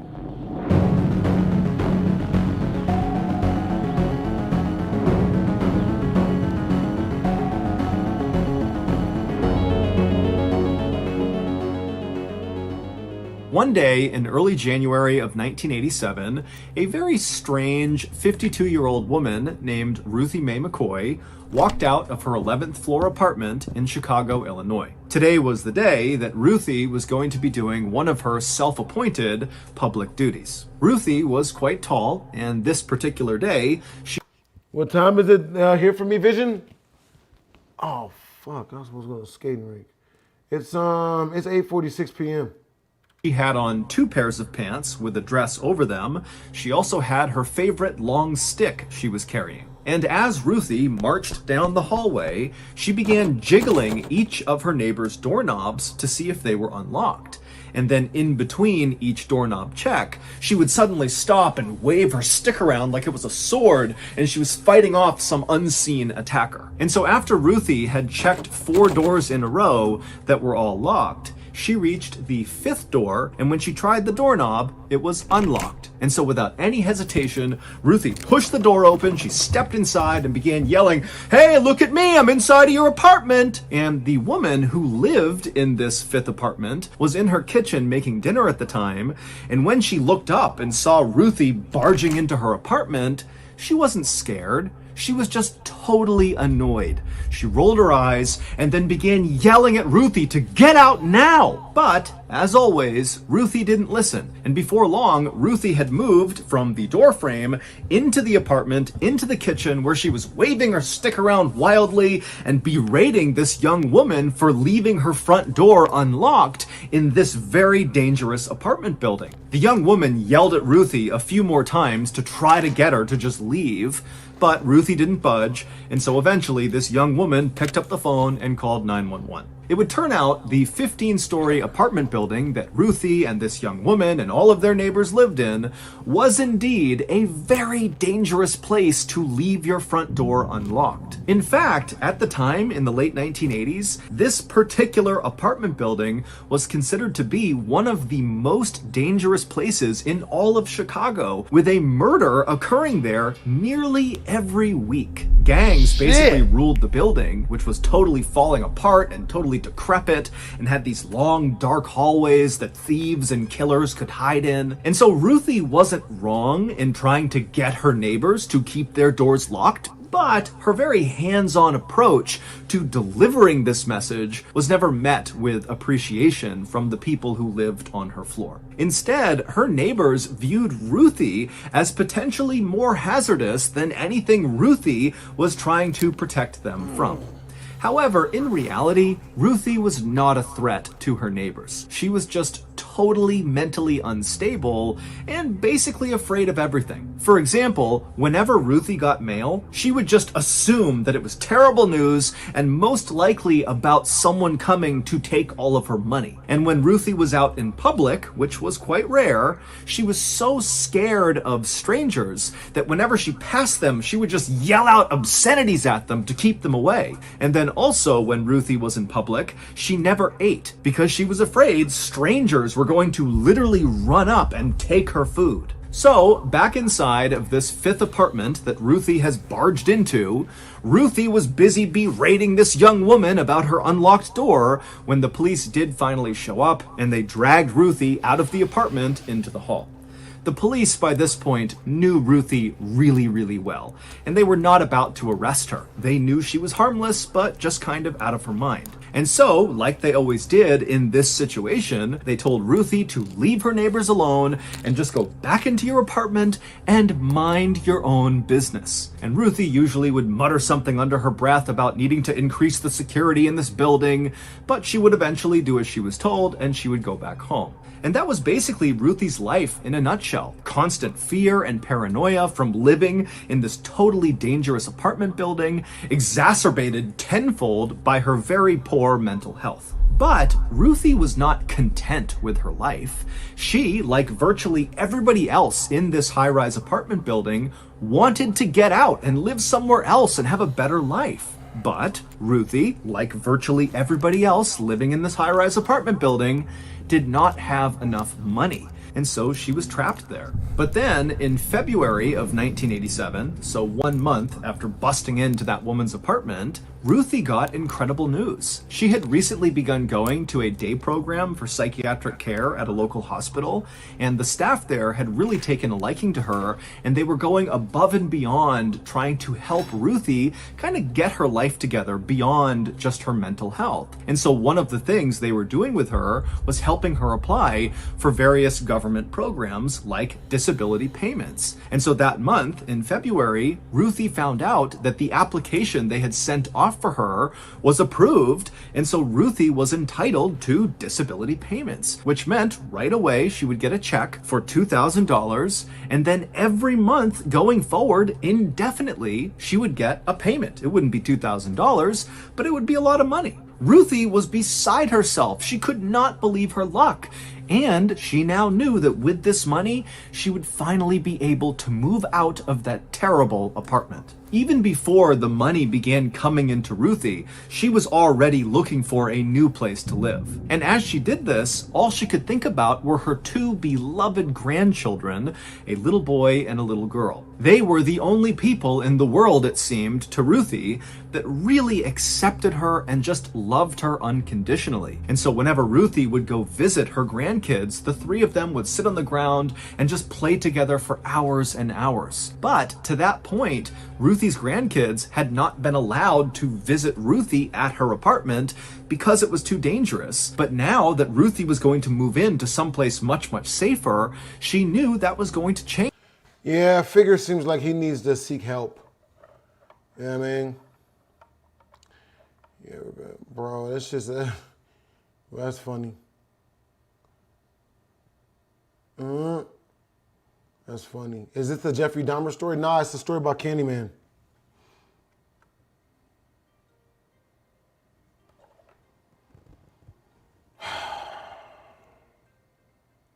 Let me see, seek help.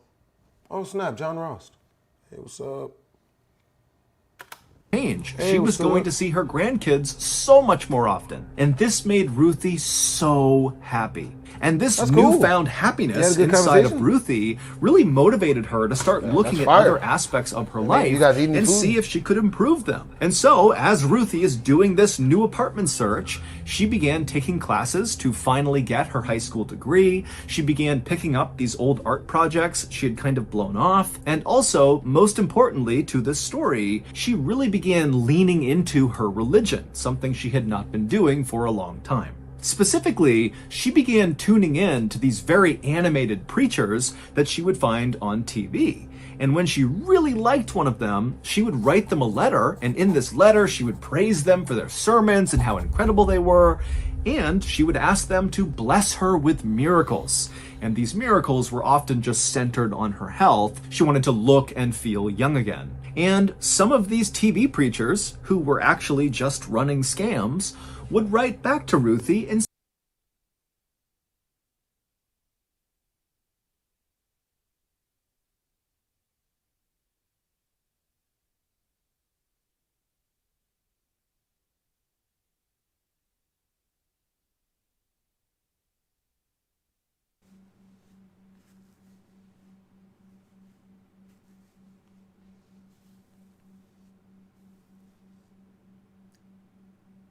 a lot of the people who watch my videos are parents.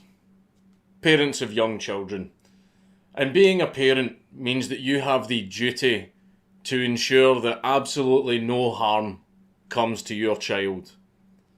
And a lot of you would inflict a furious wrath on anyone who dared harm your child. And today we have a man who did just that. Gary Plauché.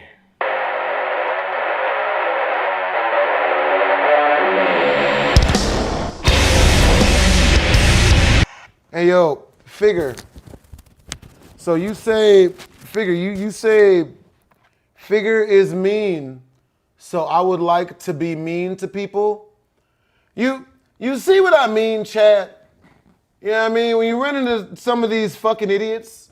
So, okay, so tell me, guys, do you want me to let this bitch ass nigga stay in here and treat you guys like shit?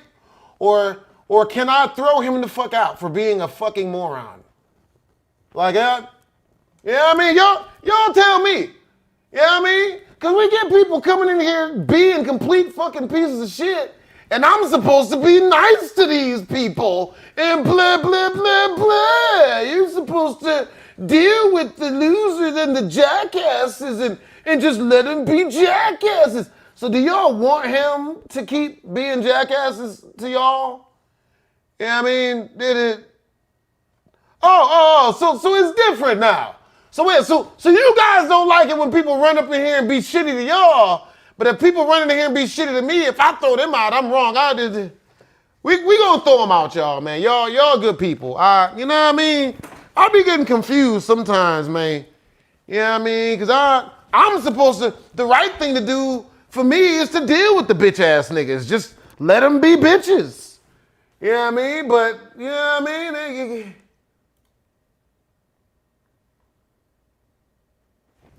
This nigga figure, you're sorry. Yeah, oh man, I can only imagine, man. You know, yeah, it's funny how this works, man. You know what I mean? I don't, who is telling you fucking idiots that it's good to just go around being horrible and shitty to people? Like, does that work? Is there anywhere that works at, man? You know what I mean? I be trying to figure out. You know what I mean? I accidentally put, I be trying to figure out, like, is there a place that, you know what I mean? Like, that tells you, oh no, man, what you do is you go into places and be assholes to people. And, you know, and if they get mad at you, then they're sensitive. Bro, y'all notice that that's where we're going nowadays? People will come into a place, be shitty to you. And if you don't let them be shitty to you, you're sensitive.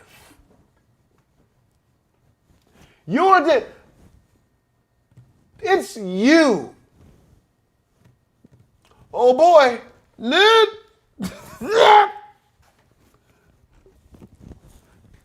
You can't make this shit up.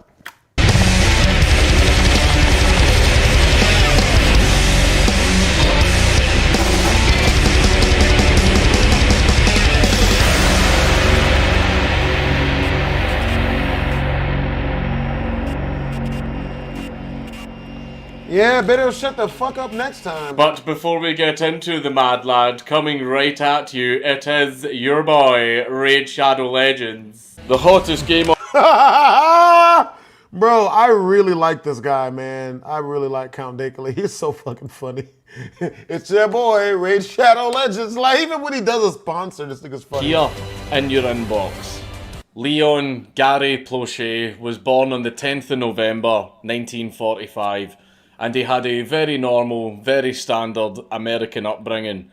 He then married his wife, June Plauché, and they started a family together. He's out of here, guys. Gary supported his family through his job as a travelling salesman, and he also helped coach his local junior football BHD, team. do you see and me? like any Yeah, other I see you, dad, he Team wanted X's. his kids to be involved in hobbies, sports, and other activities. So when his 9-year-old son, Jody Plauché, told him that he wanted to take up karate, Gary took him in the car down to the local karate dojo and enrolled him. And it was at this karate dojo that Gary and Jody would first meet Jeffrey Doucette, who was an instructor at the dojo. Please, God, don't be a pedophile. Come on, don't let this karate instructor be another pedophile.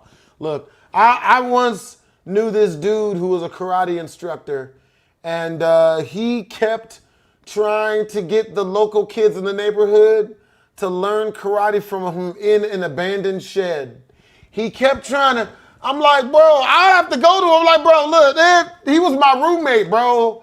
I wasn't the one who was paying the rent on the house, so I had no say-so who was there. He was the landlord's girlfriend's friend. So it was like, you know what I mean? Like, we couldn't really throw him out or nothing like, but he was a weirdo, bro. Like, who wants to teach kids karate in an abandoned shed, bro? Bro, and then every time I brought a girl over to that house for sex, he would be at the door, listening to me having the sex with the girl. Half the time he will start knocking. He just, I don't know. It would keep, bro, oh my God. I got so mad one time that he was at the door knocking, trying to get inside, trying to talk to me and stop me from getting my fuck on. You know, I'm a grown ass man, bitch. I go to work 5 days a week. I deserve this pussy. God damn it. I'm supposed to not fuck just because you ain't got no bitches. You know what I mean? I can't stand dudes that's like that, but I know dudes that's just like that. If they ain't got no bitches, then I'm not supposed to be fucking neither. Yeah, I'm saying I had a dude like that staying at my crib one time, man. Yeah, I mean, whenever I would have a female, he would try to smash her, and when she would say no, this nigga would just start being shitty to me. Cause it's not fair to him that I'm fucking. Like, I'm like, bro, I ain't Mickey Mouse, bitch. I'm trying to fuck. But yeah, man, the dude was a weirdo, man. He was always trying to teach kids karate in an abandoned shed, man. Oh God. But yeah, he would come to my door, bro, and he would knock on my door like, bro, you guys want a sandwich? I'm making the sandwiches. You want a sandwich? Hey, I'm going to the store. Would you like something? Bro, if someone comes to my door, if I'm smashing a female, you can hear it. Like, it's very, very violent. You know what I'm saying? So I'm like, bro, why are you at my door offering me a sandwich now? It doesn't sound like I want a sandwich, motherfucker.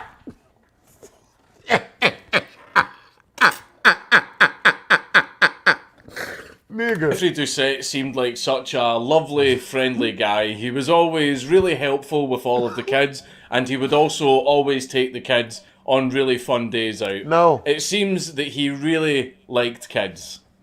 Oh shit! This is definitely a one of them priest stories. Oh God. Really, really liked kids. After a while of taking Jodie to the karate classes, Gary Plauché found out a few things about Jeffrey Doucette. He found out that he had no close friends and no relatives in the area, and that his only income was from the karate school.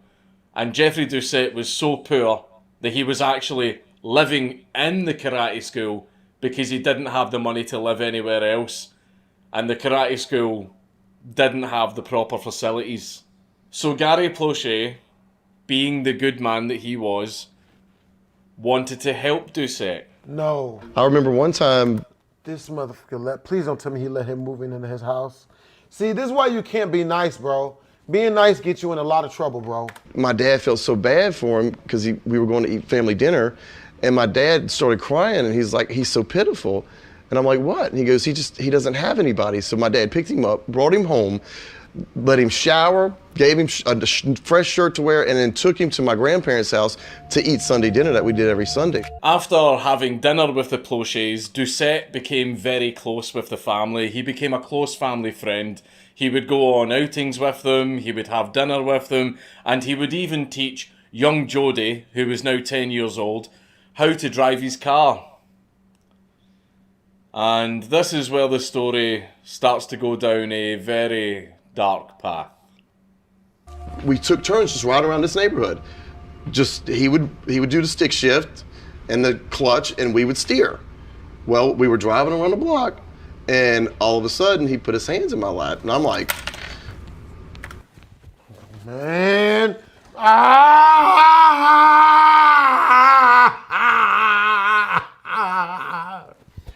okay, that's all I needed. I just need that one scream.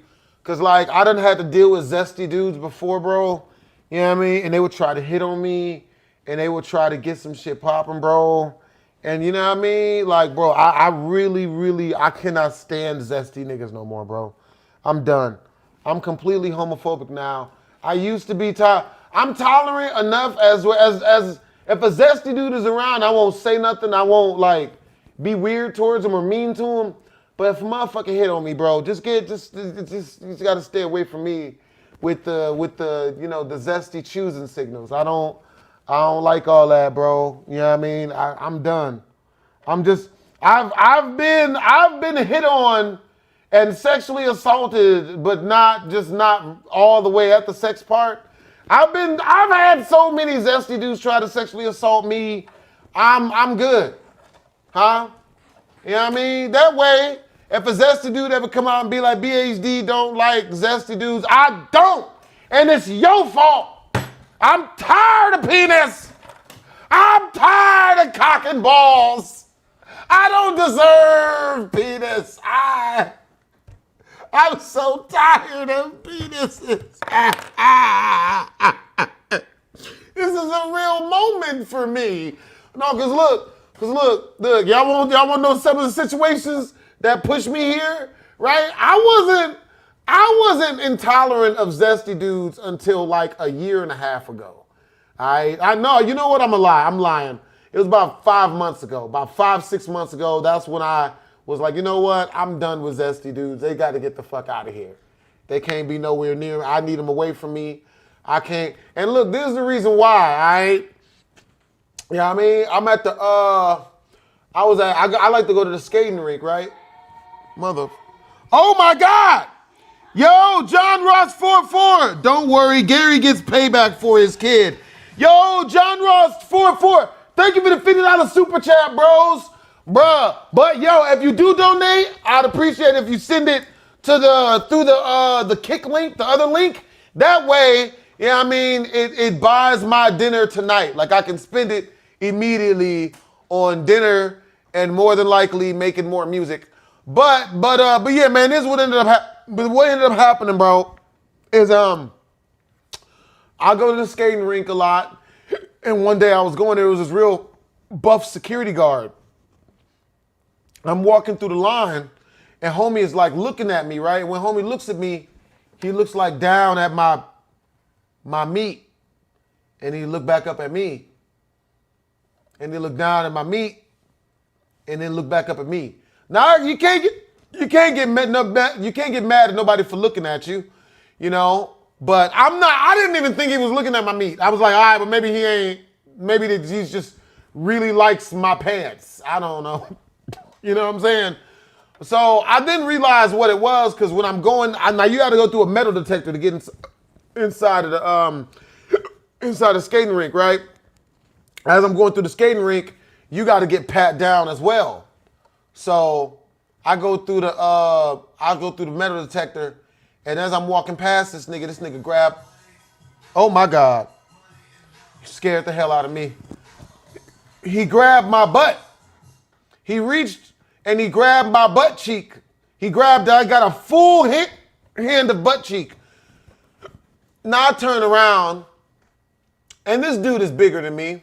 He's a good amount bigger than me, you know? And, but I don't want to, I'll fight a dude who's bigger than me. I ain't got no problem with that. But the problem was he has a gun on him. If I turn around and just jaw homie in the mouth, I'm getting shot. You know what I mean? If I turn around and scream out, you touch my ass, what the fuck is wrong with you?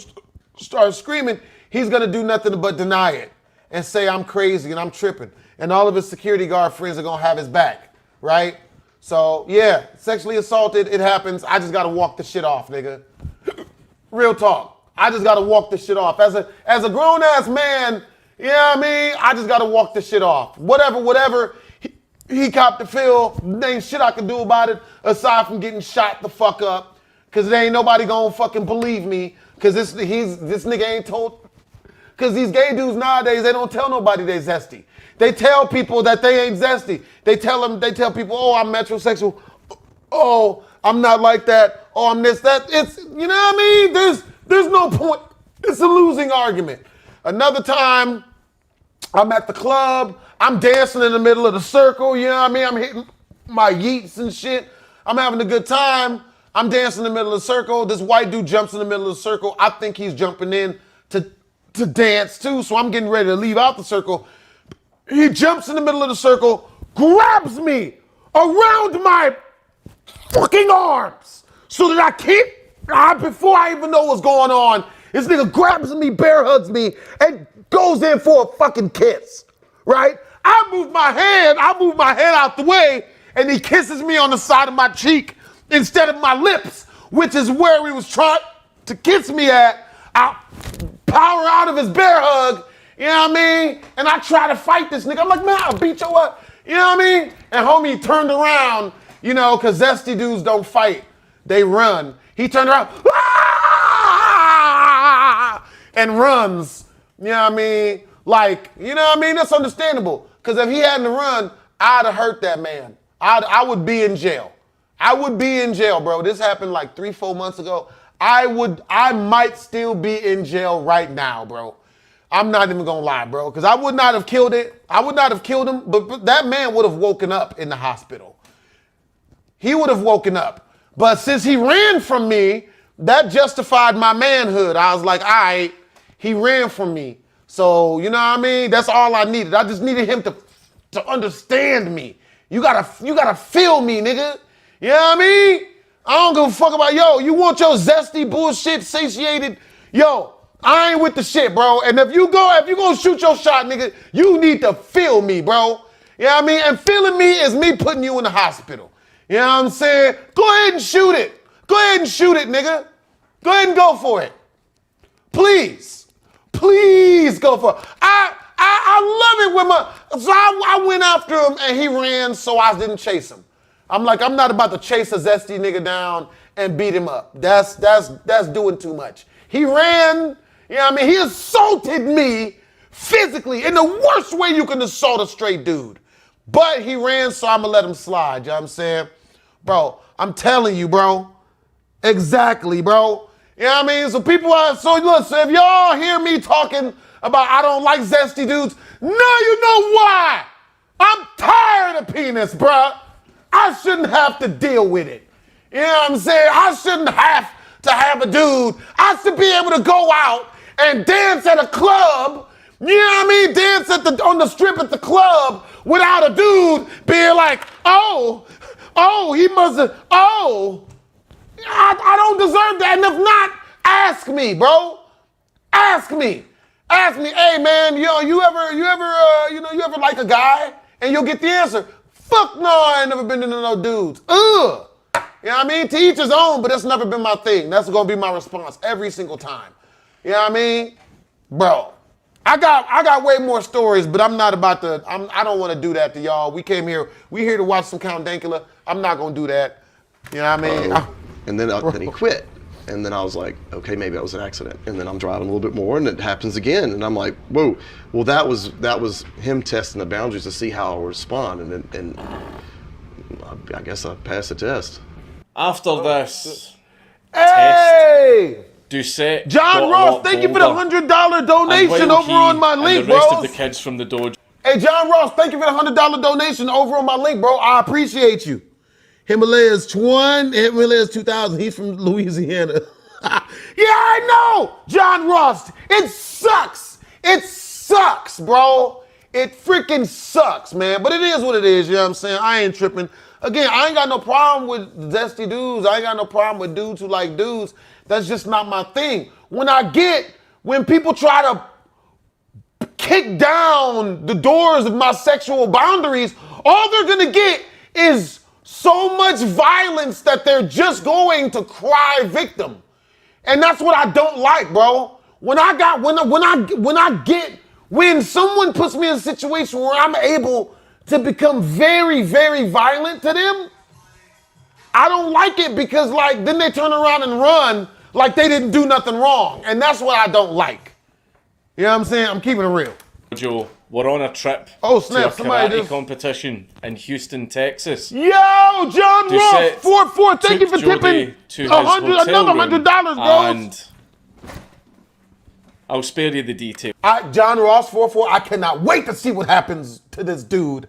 I hope they go up in his anus and pull it out until his anus is, and stretch it over his head. You know, like if that's possible. That's like a Mortal Kombat 1 fatality.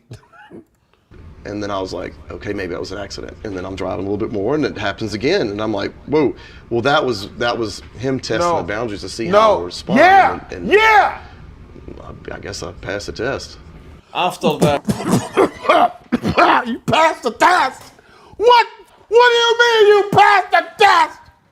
What do you mean? No. Damn it. This test, Doucette got a lot bolder. And while he and the rest of the kids from the dojo were on a trip to a karate competition in Houston, Texas, Doucette took Jodie to No. his hotel room No. and... No, I'll spare bruh. you the details. No, God, no. bruh. Unfortunately, after You gotta be all that, bro. that, No. Doucette forcing himself on Jodie became a regular occurrence. And You Jodie, think? being only 10 years old, was too scared to tell anyone about it. So the abuse continued. The Oh only my person God. who noticed something was up was Gary Plauchet's brother, Jeffrey Plauchet, when there was about to be another karate trip to Dallas, Texas. To save money on a hotel room for Jodie, Gary Plauchet asked his brother, Jeffrey Plauchet, if Jodie could just stay with him, because Jeffrey lived in Dallas. So when Doucette...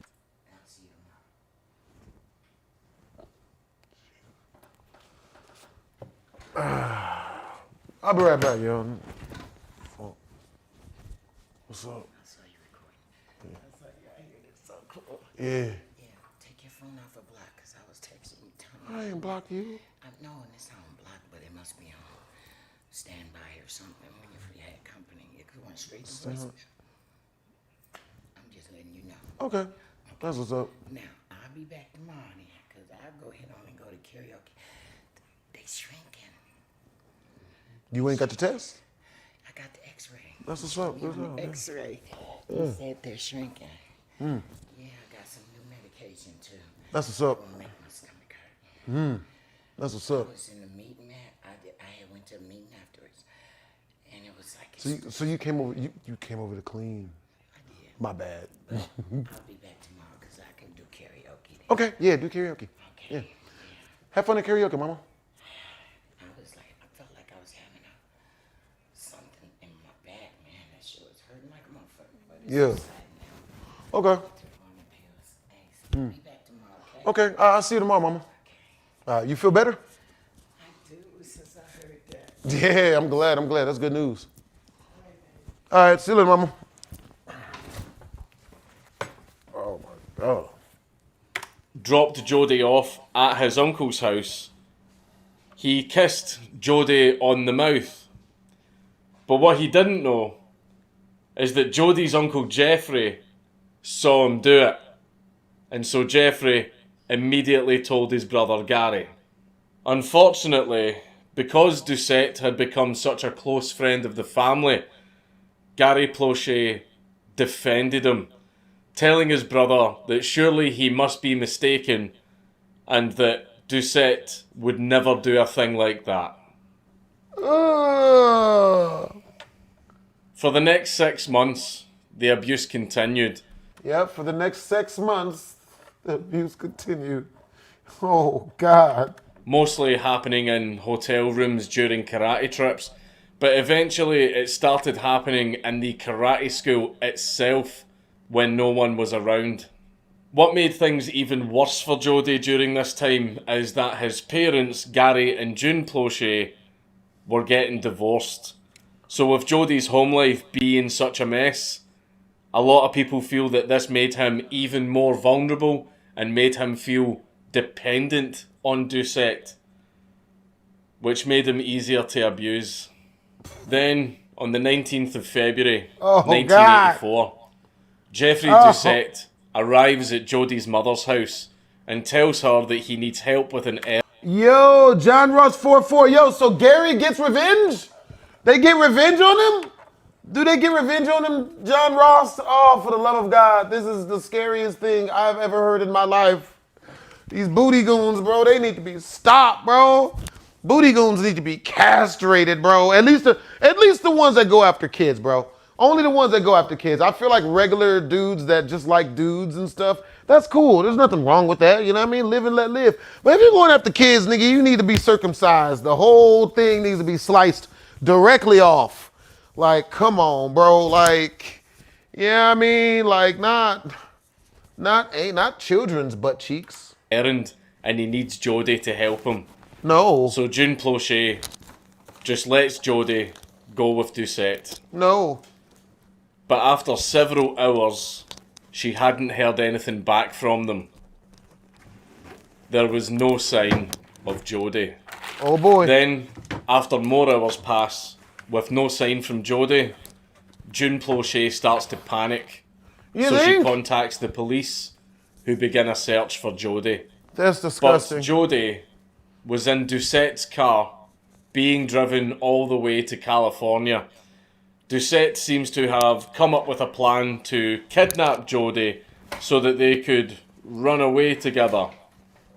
And if anybody were to ask any questions, Doucette was just going to tell them that he was Jodie's father. Run away. They just passed a law in Florida where child molesters can be put to death. Yes! I got scared, bro. I hear the child molesters are trying to make boning kids some sort of actual sexuality. Like, oh no, man, I'm not a pedo. I am just into, I just really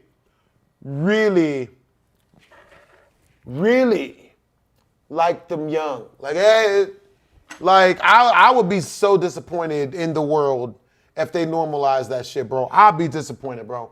I'm moving to Philippines. I'm done. I'll lose all faith in America, bro. 10 days had passed since Jodie went missing, when Butt suddenly, cheeks. out of the blue, June Plauché's phone rings. It was Doucette telling her that Jodie really wanted to speak to her. It turned out that Jodie really missed his mother and was pestering Doucette to let him speak to her. Doucette eventually gave in and allowed a phone call to happen. So June Plauché spoke to Jodie, and she was very, very happy to hear from her son and hear that he was alright. But then she asked Jodie to hand the phone to Doucette. Oh no! And she told Doucette that she was really, really happy to hear from him too, and really happy to hear that he was okay too, much to... Because I'm gonna kill you myself. Myself. Doucette's surprise. She then told Doucette that she was very understanding of why he did what he did, and she didn't blame him for it, and she wasn't angry at him for... Ooh, this chick is as smart as me. Damn, yo, this is how I was able to put the guy who robbed my house at gunpoint, but who also, more importantly, put KT in the hospital. See, because you heard, I had to bring him within an inch of his life for hurting KT. Because if he would just robbed my house, that'd have been fine. I'd be like, this is material stuff. But you know, when because of what he did got KT hurt, I had to get him real close to death. I'm talking about Rashad Banks. I had to nearly kill him. Because otherwise he wouldn't have understood nothing else, man. He wouldn't understand. You know what I mean? Like, that nigga had to eat through a straw for a month and a half, probably two. A whole straw. He couldn't eat solid foods. I made freshly squoze and OJ out of that nigga. I tenderized that nigga.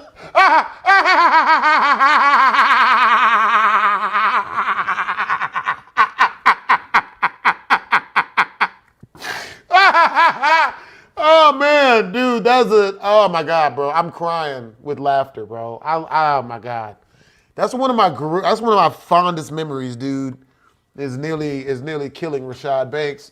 And I can only say that because he didn't die. If he had died, I'd be in jail still, and it wouldn't be worth it. But I'm glad he didn't die. He just had to go to eat through a straw for a month and a half, you know? Bro, the wild shit is, whole time I'm beating this nigga onto death's doorstep, he's lying. It's not me. You tripping. Wait. Please. It's only when he realized, it's only that when he felt the death about to encumber him, that's when he finally started hitting your boy with some truth. Okay, I'm sorry. Okay, I'm sorry. I was like, bro, and I stopped once he finally, you know, through all of the blood he was choking on and all of the concussions that I had given him at that point, you know, and that's at that point that he finally told me the truth. Because it is very, very, it's very infuriating when you're beating someone for robbing your house and getting your brother nearly killed, and they're denying it the whole time when you have proof it's them. But they just keep lying. It's infuriating, dude. You know what I mean? Like, for it now. Why the hell would this woman talk to the man who kidnapped her son in such a way? Why would she seem so happy to talk to Jeffrey Doucette? Because she crazy like me. Yeah, I mean, I'm only crazy in like small amounts of like 1% of situations. You know what I mean? I'm very, very tame and emotionally intelligent most other times. But you know, but with that Rashad Banks thing, I did the same thing to him. I did the same thing. I called him and I let him know that, you know, because he was suspicious that I thought that he'd robbed the house. He thought that I thought that it was him. But I told him that it wasn't him. I told him that I thought it was some Mexican gangbangers in the neighborhood because I wanted to have him myself. I wanted to hurt him myself. You know, I didn't want him, because I knew if I told him, if I got mad at him, you robbed my house, he would never show his face around there again. So, you know. Because there were 4 FBI agents sitting around her. And she had to keep Doucette on the phone long enough for them to trace the call. Oh. Clever girl. Clever girl. The call was traced to the Samoa Hotel in Anaheim, California, and the FBI alerted the local authorities who were rushing to the scene. So June stayed on the phone with Doucette, being all nice and friendly, to keep Doucette on the phone as long as possible to make sure that he stayed exactly where he was. This is a good one, She John managed Ross. to keep him on the phone for so long that she got to listen to the cops raiding the hotel room. I heard this banging on the door, and the guy was yelling, "Break, break, police!" And I heard the phone hit the table, and I could still hear them, "Get up against the wall, get up!" And then boom, it goes dead. Jeffrey Doucette was immediately arrested for aggravated kidnapping and taken into custody. Aggravated and Jody pedophilia, was nigga. rescued. Jody was taken to a hospital where he was examined by forensic experts who took samples from him, and the next day he was flown back to Louisiana to be reunited with his parents. And upon being reunited with his parents, they noticed that Jeffrey Doucette had dyed Jody's hair black in an attempt to disguise him. A lot of media had gathered to capture the moment, with Gary Plauché himself even giving a short interview. As a parent in your position, did you learn anything from this? Just how much I love my children.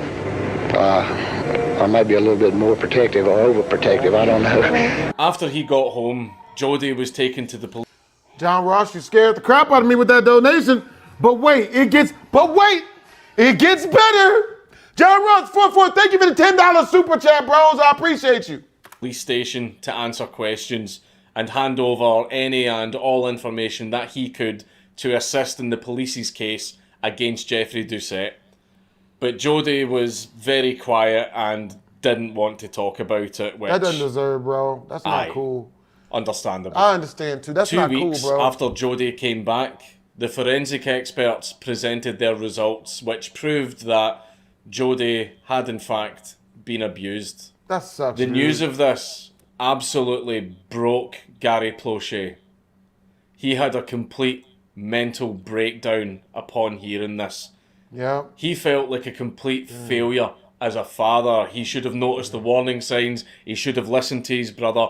He should have done something. That He sucks, felt dude. that he had completely failed his child. Damn. And that he had to do something to make things right. Uh-oh. On the 16th of Uh-oh. March, 1984, Jeffrey Doucette, escorted by 2 detectives, was being flown from California back to Louisiana so that he could stand trial for the kidnap and abuse of Jody Plauché.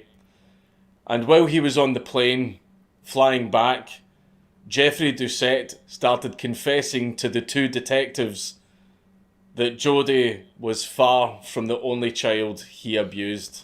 He had confessed to molesting a number of children many times. He couldn't even remember how many times.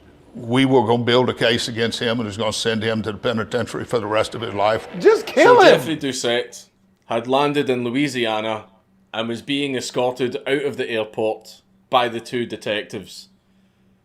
And remember what I said earlier, where parents will inflict a furious wrath on anyone who dares harm their child. Gary Plauché was waiting for him. Oh shit. Oh shit.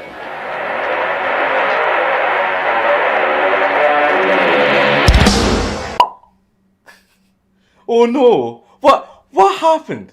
Oh no! How terrible! That's just awful! How terrible! Oh no! Gary Plauché was in disguise and using a payphone, and just as Jeffrey Doucette was walking past, Gary Plauché 180 no-scopes him right in the head. All of the Baton Rouge police officers who were at the airport that day to escort Jeffrey Doucette all knew who Gary Plauché was, but not from the investigation. It was because they were all drinking buddies with him. So instead of opening fire on Gary, they instead ran over to him and grabbed the gun out of his hand while screaming, "Why, Gary, why?"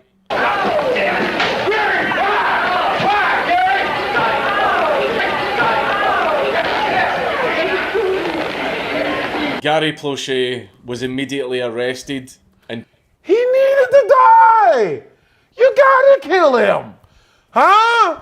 Hey, look at the bright side.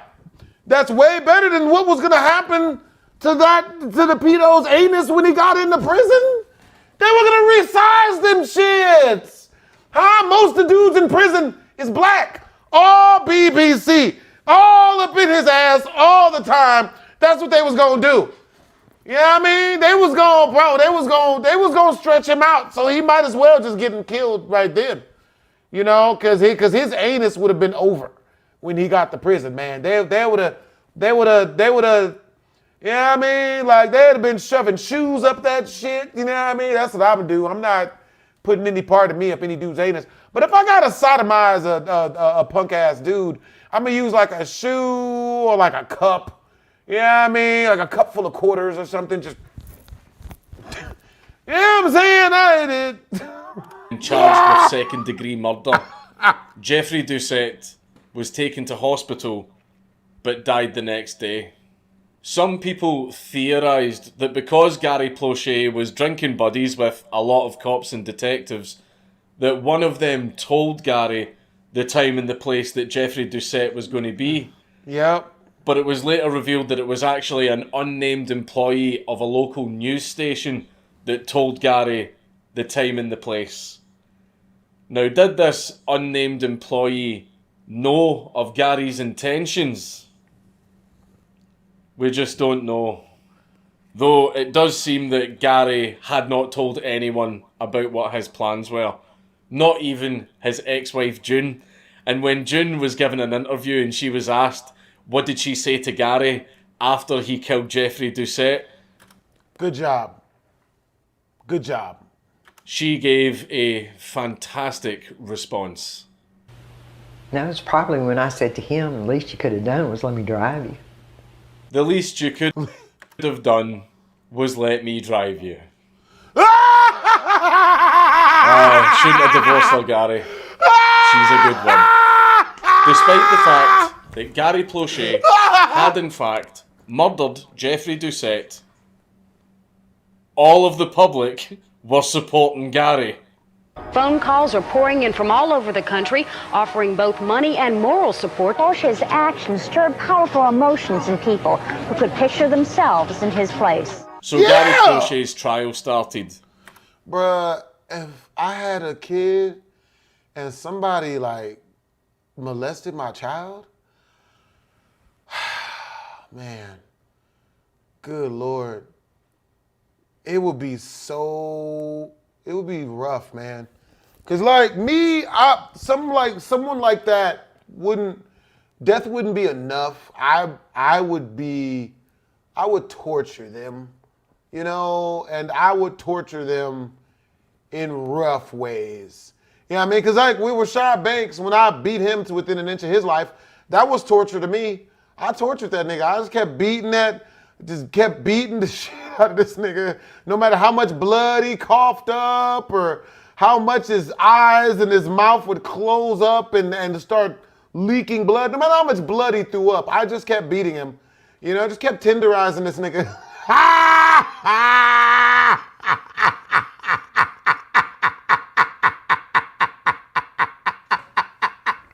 Oh God! And I would do it again. I'd do it again.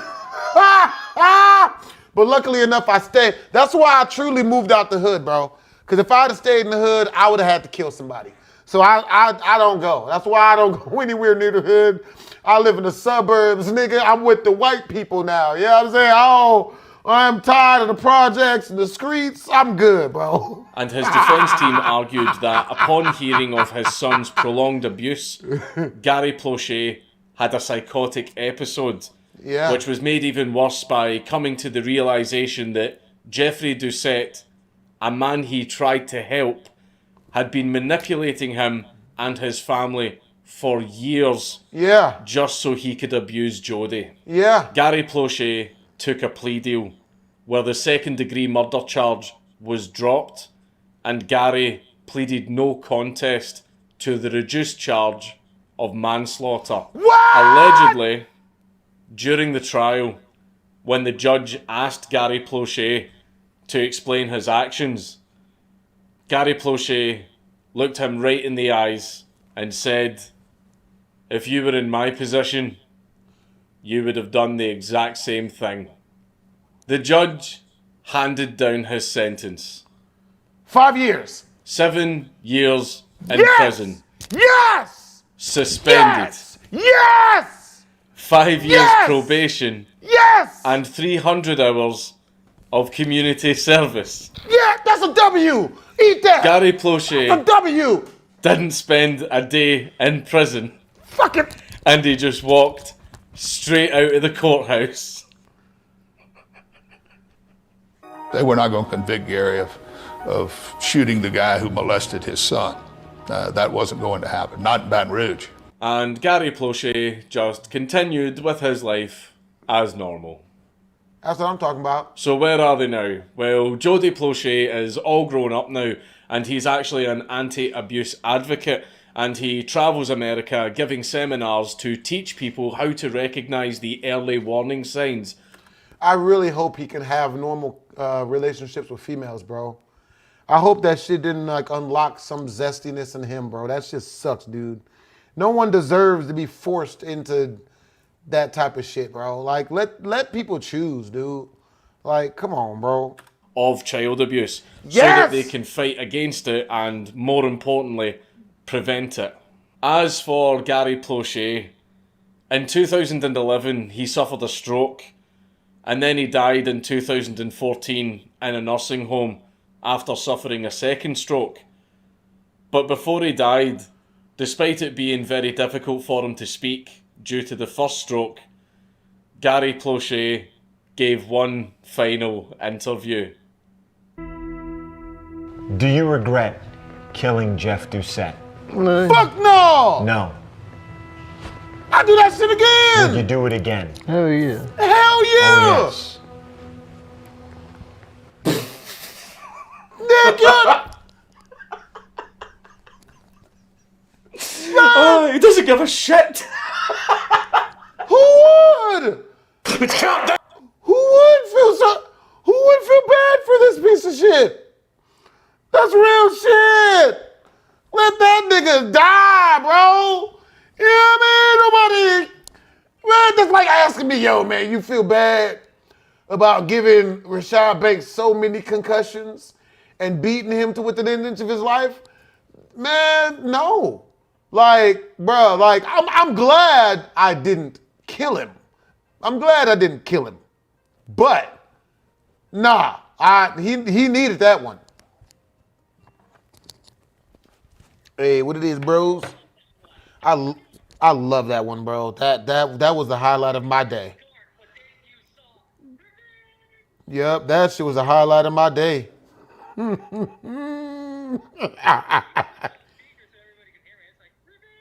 Bruh.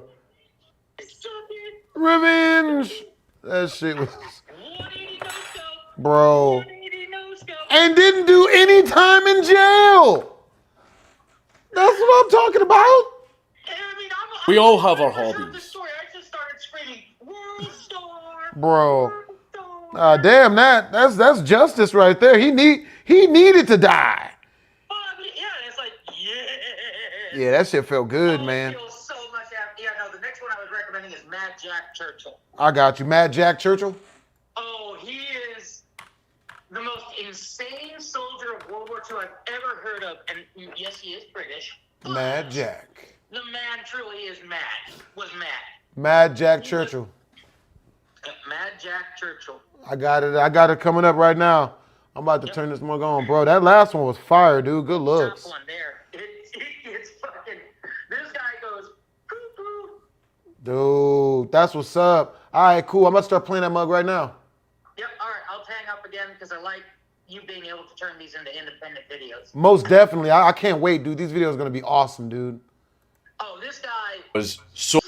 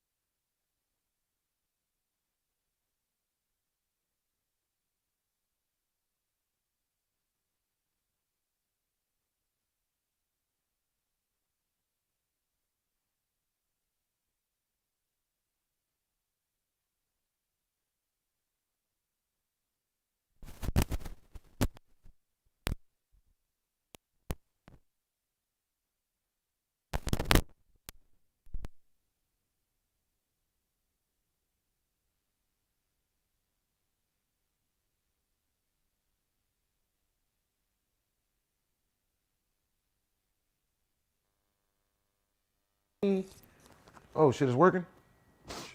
Ain't that the B word? All right, man, that's what's up. Good looks.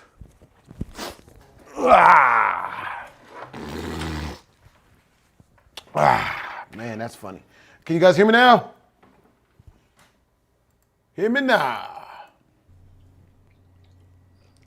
This video was brought to you by Boomer Juice. We're going to talk about a mad lad that I actually have some respect and admiration for, which will make a refreshing change from the other mad lads we've spoken about. Despite my admiration, this gentleman was so mad that the term mad even made it into his nickname. Mad Jack Churchill.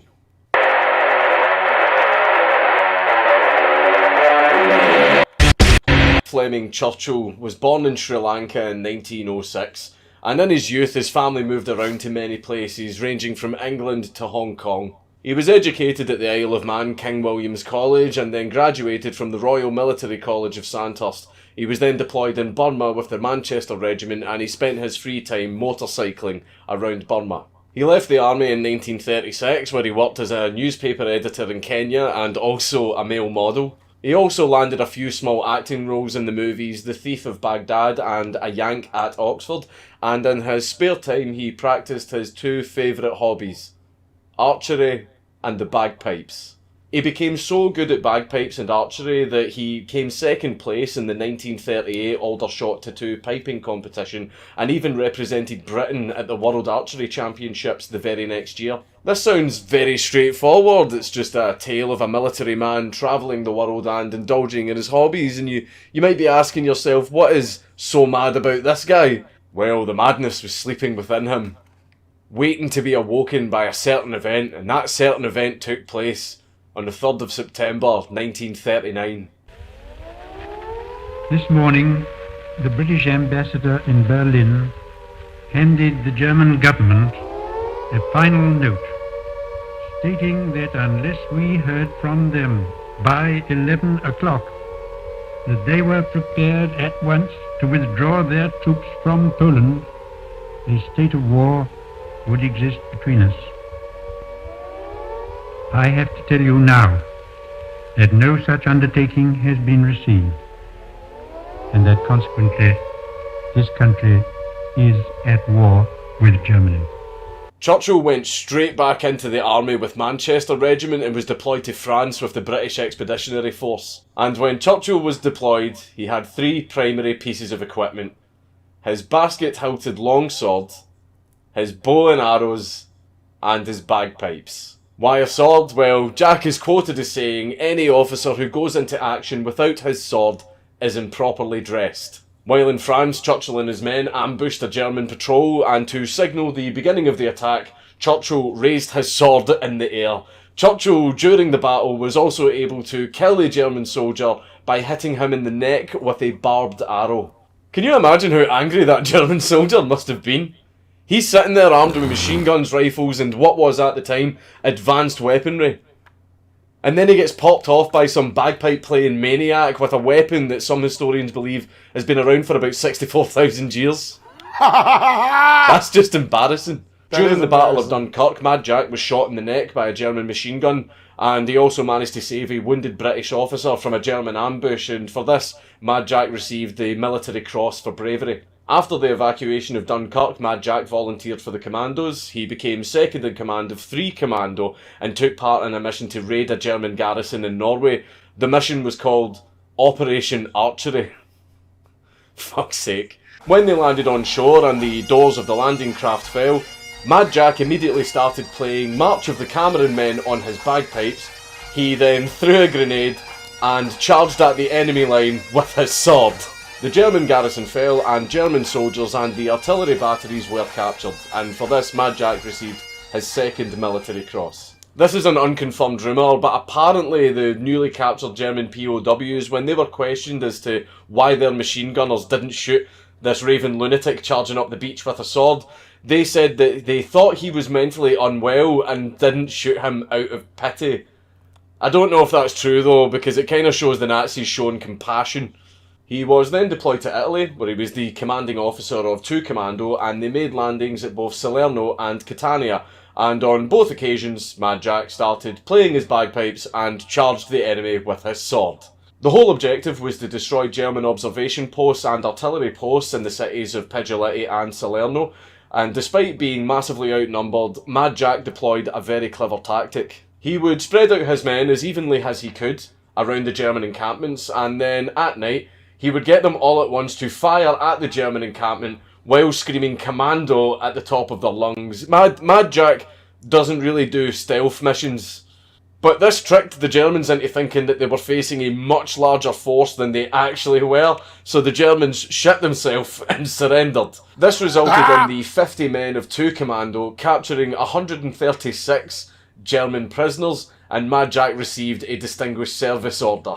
During this mission, Mad Jack actually lost his sword in hand-to-hand combat, so he was going back into the city so that he could retrieve his sword. While he was travelling there, he bumped into an American patrol who were actually heading in the wrong way towards enemy lines. When Mad Jack told them they were going the wrong way, they refused to listen and they were going to carry on regardless. Mad Jack then said he was going his own way, and he said to them, "I'm not coming back a bloody third time." That's extremely British. Then Mad Jack and the commandos were deployed to Yugoslavia, where they teamed up with local partisans so that they could attack German positions on the island of Brac in the Adriatic Sea. However, while assaulting Point 622, the partisans and the commandos suffered heavy casualties, and ultimately it ended up with Mad Jack alone, with no ammo, and surrounded by Germans. But instead of trying to run or hide, Mad Jack started playing Will Ye No Come Back Again on his bagpipes. Mad Jack was then knocked unconscious by a grenade, captured by the Germans and flown to Berlin for interrogation because they thought, due to his last name, he was a relative of Winston Churchill, and he was then transferred to Sachsenhausen concentration camp. Mad Jack and an RAF officer managed to squeeze under the wire of the camp and escape, and they were trying to make their way to the Baltic coast. However, they were captured again by the Germans on the way there. Mad Jack was then transferred to a new camp in Austria, but there's two different versions of the story as to how he escaped from this second camp. One story says that one night in the camp all of the lights failed, so Mad Jack used the cover of darkness to just squeeze under the wire again.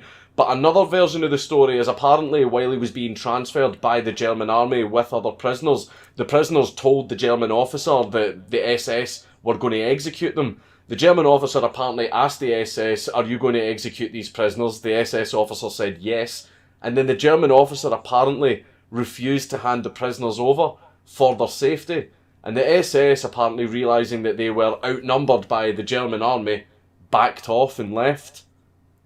And then after that, the German army just released the prisoners. I'm really not sure if that one's true, but a part of me kind of hopes it is. Mad Jack then walked for 150 miles through the Alps, surviving on little scraps of food he could find as he went, until he eventually managed to make his way to Italy, where he bumped into an American armoured division. At that point, he was then sent back to England. The war in Europe by this point had pretty much ended, which really pissed Mad Jack off because he still had a lot of fight in him, but fortunately for Jack, the Battle of the Pacific was still raging on, so Mad Jack decided to hop on a plane to Burma so that he could join in the fight there. But do you know what happened as soon as Mad Jack arrived? On August the 6th, 1945, two American Super Fortress bombers arrived over the Japanese city of Hiroshima on the world's most devastating military mission. As you know, the Japanese immediately surrendered, which brought the war to an end. Mad Jack was fucking furious, and he's even quoted as saying, "If it wasn't for those damned Yanks, we could have kept the war going for another 10 years. But even though World War II had ended, Mad Jack had not seen the end of combat. Mad Jack was transferred to Seaforth Highlanders and he was deployed to Palestine with 1st Battalion Highland Light Infantry. He was present at what was called the Hasidah Medical Convoy Massacre, where Arab forces opened fire on a Jewish medical convoy, killing many people. Mad Jack, while under extremely heavy fire, just walked up to the medical convoy with a giant smile on his face and his coat on, like a real man, and offered the medical convoy assistance. There was roughly 150 insurgents in the attacking Arab forces, and Mad Jack only had 12 men. And Mad Jack was also under strict orders not to get Britain involved in the conflict. So what did Mad Jack do? You know what he fucking did. So during the gun battle that had kicked off between Jack's men and the Arab forces, Jack managed to coordinate an evacuation of 700 people from the medical convoy and from Hasidah Hospital, and in Jack's honour, the street leading to the hospital was renamed to Churchill Boulevard. Mad Jack then finally retired from the army in 1959 with 2 awards of the Distinguished Service Order. He then spent his retirement years surfing. He was the first person to ride the River Severn's 5-foot tidal bore, and he also designed his own surfboard. Because why the fuck not? Churchill then passed away in England on the 8th of March 1996 at the age of 89 years old. You can't help but respect a man who brings a sword to a gunfight and fucking wins. Fucking mad lad. It's Count Dankula on YouTube. That's a mad laugh for real.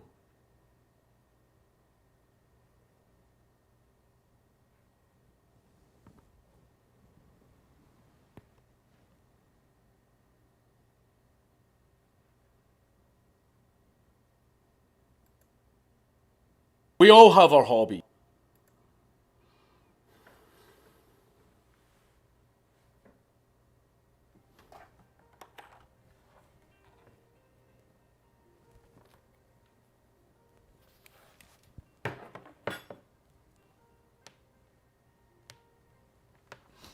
Hey, what's up, JT? What's Castro about? What happens in that one? Fidel Castro? No, I don't think I did that one. Cool. Cool. Count Dankula Castro. Cool.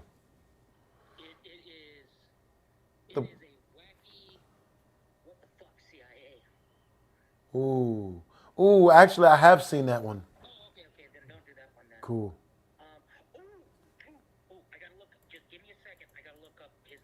Okay.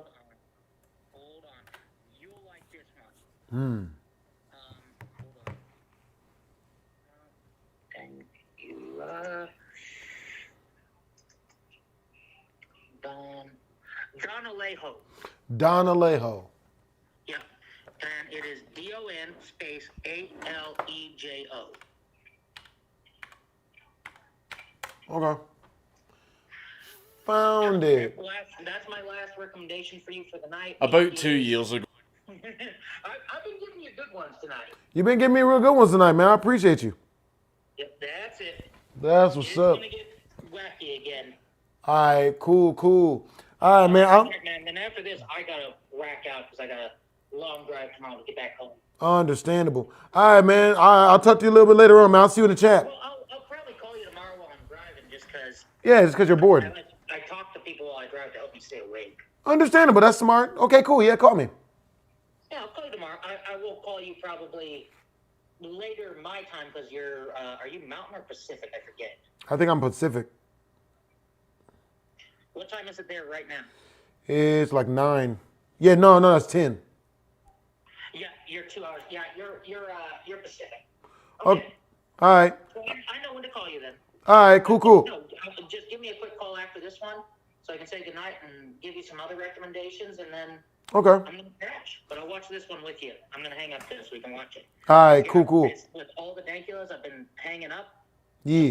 So you can turn it into independent content. Yeah. That helps me turn it into independent content if I'm able to react on screen and stuff. Well, that's the thing. That's why it's like, especially with Gary Crochet. Yeah. That's gonna. If that doesn't get you views, I don't know what the fuck will. Yeah, I don't really care about. That was so. I still love when he did the turn. And it's like, what happened? Oh no. Yeah, that shit was funny. All right, man, I'm about to start this mug. Yeah, that's real, bro. I'm glad they got his punk ass. All right, man. Call me when you're done. All right, I got you, bros.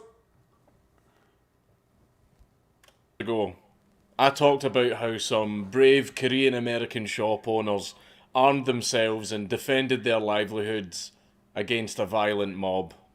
This story serves as an inspiring tale to many people, whether it be for purely defending the Second Amendment in the US or as a general message to encourage people to make a stand against those that wish to do them harm. We mostly associate stories like this happening just in America, but today's mad lad was a proud Mexican. A Mexican who was because willing my to video I defend want to react everything will help he spread had awareness of police against brutality one of against the most violent LGBT cartels community. in the world. And I don't know if he's seen it. Nope, I haven't seen it. Don You know what I mean? Alejo Garza Tamez. Yo. You want me to watch some LGBT? You want me to react to some LGBTQ community stuff? That's what's up. $100 super chat. You know what I mean? It's 50 for a regular reaction, but this one sounds like it's going to be longer than normal. 50 if the video is less than 5 minutes, but it's 100 if it's longer than 5 minutes.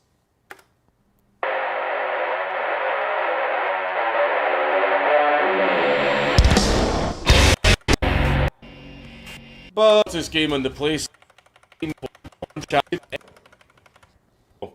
I apologise in advance if I completely butcher the pronunciation of some things.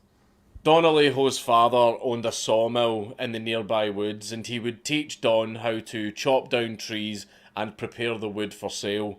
When he got a bit older, Don would be responsible for reaching out to buyers in nearby towns and transporting the wood to them.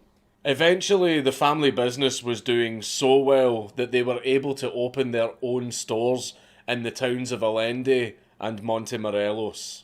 Whilst helping manage his family's business, Don Alejo became your typical family man and a pillar of the community. Black Rick. He had a reputation for working.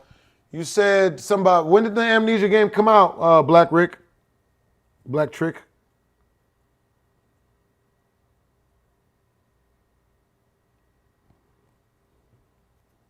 Hard and being very reliable. His friends would even go as far as to say that a promise from Don Alejo was as good as a legal contract. He would also go out of his way to help members of the community who had fallen on hard times, as the methods for manufacturing and storing ice cream became more efficient. Many fruit plantations in Mexico suffered because of the intense competition. Rather than just letting his local orange plantation go bust, Don Alejo helped the owners convert their land into a chicken ranch so that they still had a viable business and therefore wouldn't be kicked off of their land. During his free time, Don Alejo loved to go fishing and hunting, which he had done since he was a child. He loved it so much that he would help establish one of Allende's first ever hunting, fishing and shooting clubs along with his friends.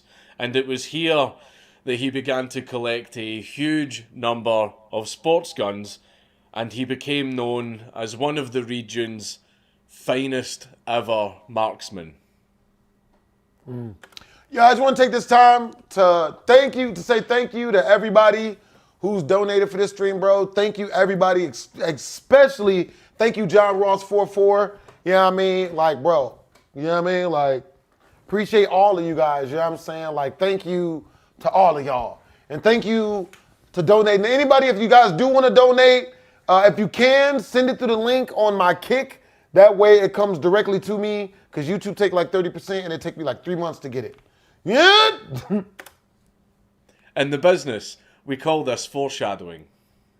When they had earned enough money from the family business, Don Alejo and his brother both chipped in to buy a massive plot of land.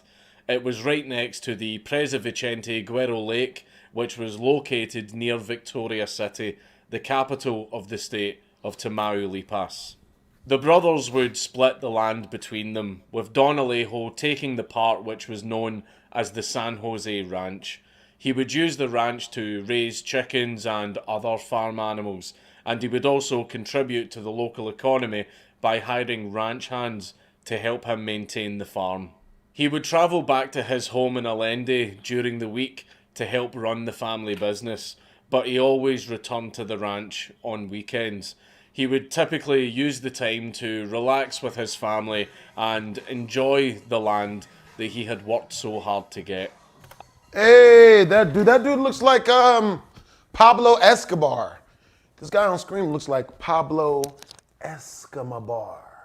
Hey, yo! John Ross 44, thank you for the $100 donation, bros. Straight to my freaking Kick donation bar, bro. I really appreciate you, because I love your content. Bro, I love you back, man. You great peoples, bro. So, yeah, I'm gonna start streaming way more often. I'm not some kind of filthy Redditor that spouts the word wholesome a whole lot, but Don Alejo genuinely seems like a very wholesome guy. He took care of his family, he helped out his friends, and he just seemed to be a major pillar of any community that he became a part of. But just like in any good old spaghetti western, the shining hero of our story is eventually confronted by the evil bandits. On the 13th of November 2010, some members of the infamous Los Zetas. Thank you again, John Ross, for the $100 donation just now, bros. Appreciate you, bro. Thank you, dude. Cartel had approached the now 77-year-old Don Alejo. 77. The Los Zetas had their eye on Don Alejo's ranch because they wanted to use the ranch as an outpost for their drug-running operations in the area. So they had gone down to convince Don Alejo. Hey, Deadpool, thank you for the $1 super chat, bros. I appreciate you. Thank you. To make a generous donation to them of his ranch within 24 hours. But before we go on, I want to give you a bit of an overview as to who the Los Zetas cartel were, to really highlight what Don Alejo was up against. The Los Zetas were formed in 1997 by former members of the Mexican Special Forces who had actually received training from the US Special Forces. However, instead of fighting against the cartels, which was their unit's intended purpose, they instead decided to defect from the Mexican military and instead join the cartels. They were initially an enforcement arm of the Gulf Cartel, but eventually, through their advanced military training, they became powerful enough to split off and become a completely independent organization in 2010, and they named themselves Los Zetas. By 2012, they would secure operational supremacy in over half of Mexico's states. These territories were mainly focused near the Texas border and Mexico's southeastern coastline, and they very quickly became known as Mexico's most brutal and violent cartel. Their brutality came from the group's founding principle, which stated that if you frighten your enemy enough, you may defeat him without having to fight. And because of this, rival cartels were actually forced to become more brutal themselves to prevent them from being taken over by Los Zetas. So the reason that cartel violence seems to have exploded in Mexico over the last couple decades is because of Los Zetas. We all know that organised crime can be pretty brutal at the best of times, but what did the Los Zetas do that made them particularly evil? Well, for starters, they were known to kidnap innocent civilians, journalists and political rivals, and then use them for forced labour, sex slavery, and organ harvesting. Oh boy. And when these hostages were no longer of any use, they would be sent to places known as kitchens that the gang had set up. And the purpose of these kitchens was to kill the hostages and then incinerate their bodies in ovens or dissolve their bodies in acid baths or feed the bodies to alligators. Feed the bodies to The Los alligators. Zetas were also very well known for kidnapping rivals or family members of rivals and then brutally dismembering them while they were still alive. Ooh, shit. On camera. Shit. And then they would upload these videos onto the internet. The Los Zetas took part in pretty much every single diabolical act you can think of. Absolutely everything. Organ harvesting, massacres, assassinations, kidnapping, extortion, drug trafficking, human trafficking, you name it, these guys did it. They would take part in virtually any criminal activity that would make them money. The Los Zetas leaders were obviously extremely brutal themselves, with one boss actually ordering his men to cut off the face of an innocent man for the awful crime of dating one of his female relatives. One of the Los Zetas bosses, named Moises Escamilla May, was personally responsible for the beheadings of 12 innocent people before he was arrested in 2008. Damn. But the good news is that he recently died in prison on the 8th of May 2020 due to catching COVID-19, which is pretty much the only good thing that it's done at this point. There was also another brutal episode involving a regional Los Zetas boss called Mariano Milan Vasquez, and he had actually taken a 6-year-old girl, and in front of her parents,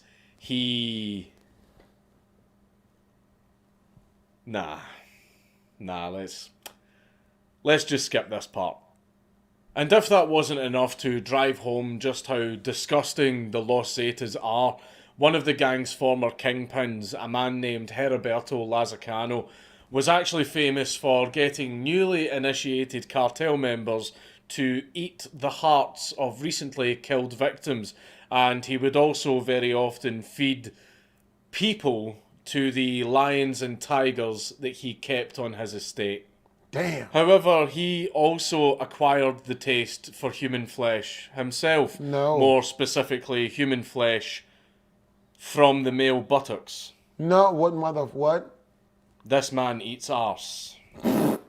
One of the things that he would do to the victims that he planned to eat, he would make them take a warm bath for 3 hours and make sure that they were in a nice, relaxed mood before he killed them.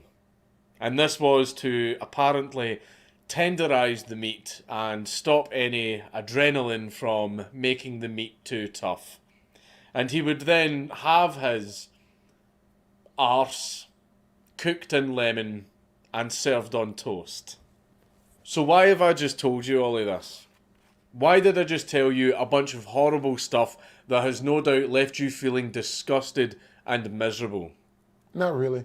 The reason I told you all of that is so that you could get an idea of what absolute maniacs, what completely irredeemable, subhuman scum Don Alejo was dealing with when the Los Zetas gang members approached him and approached his ranch.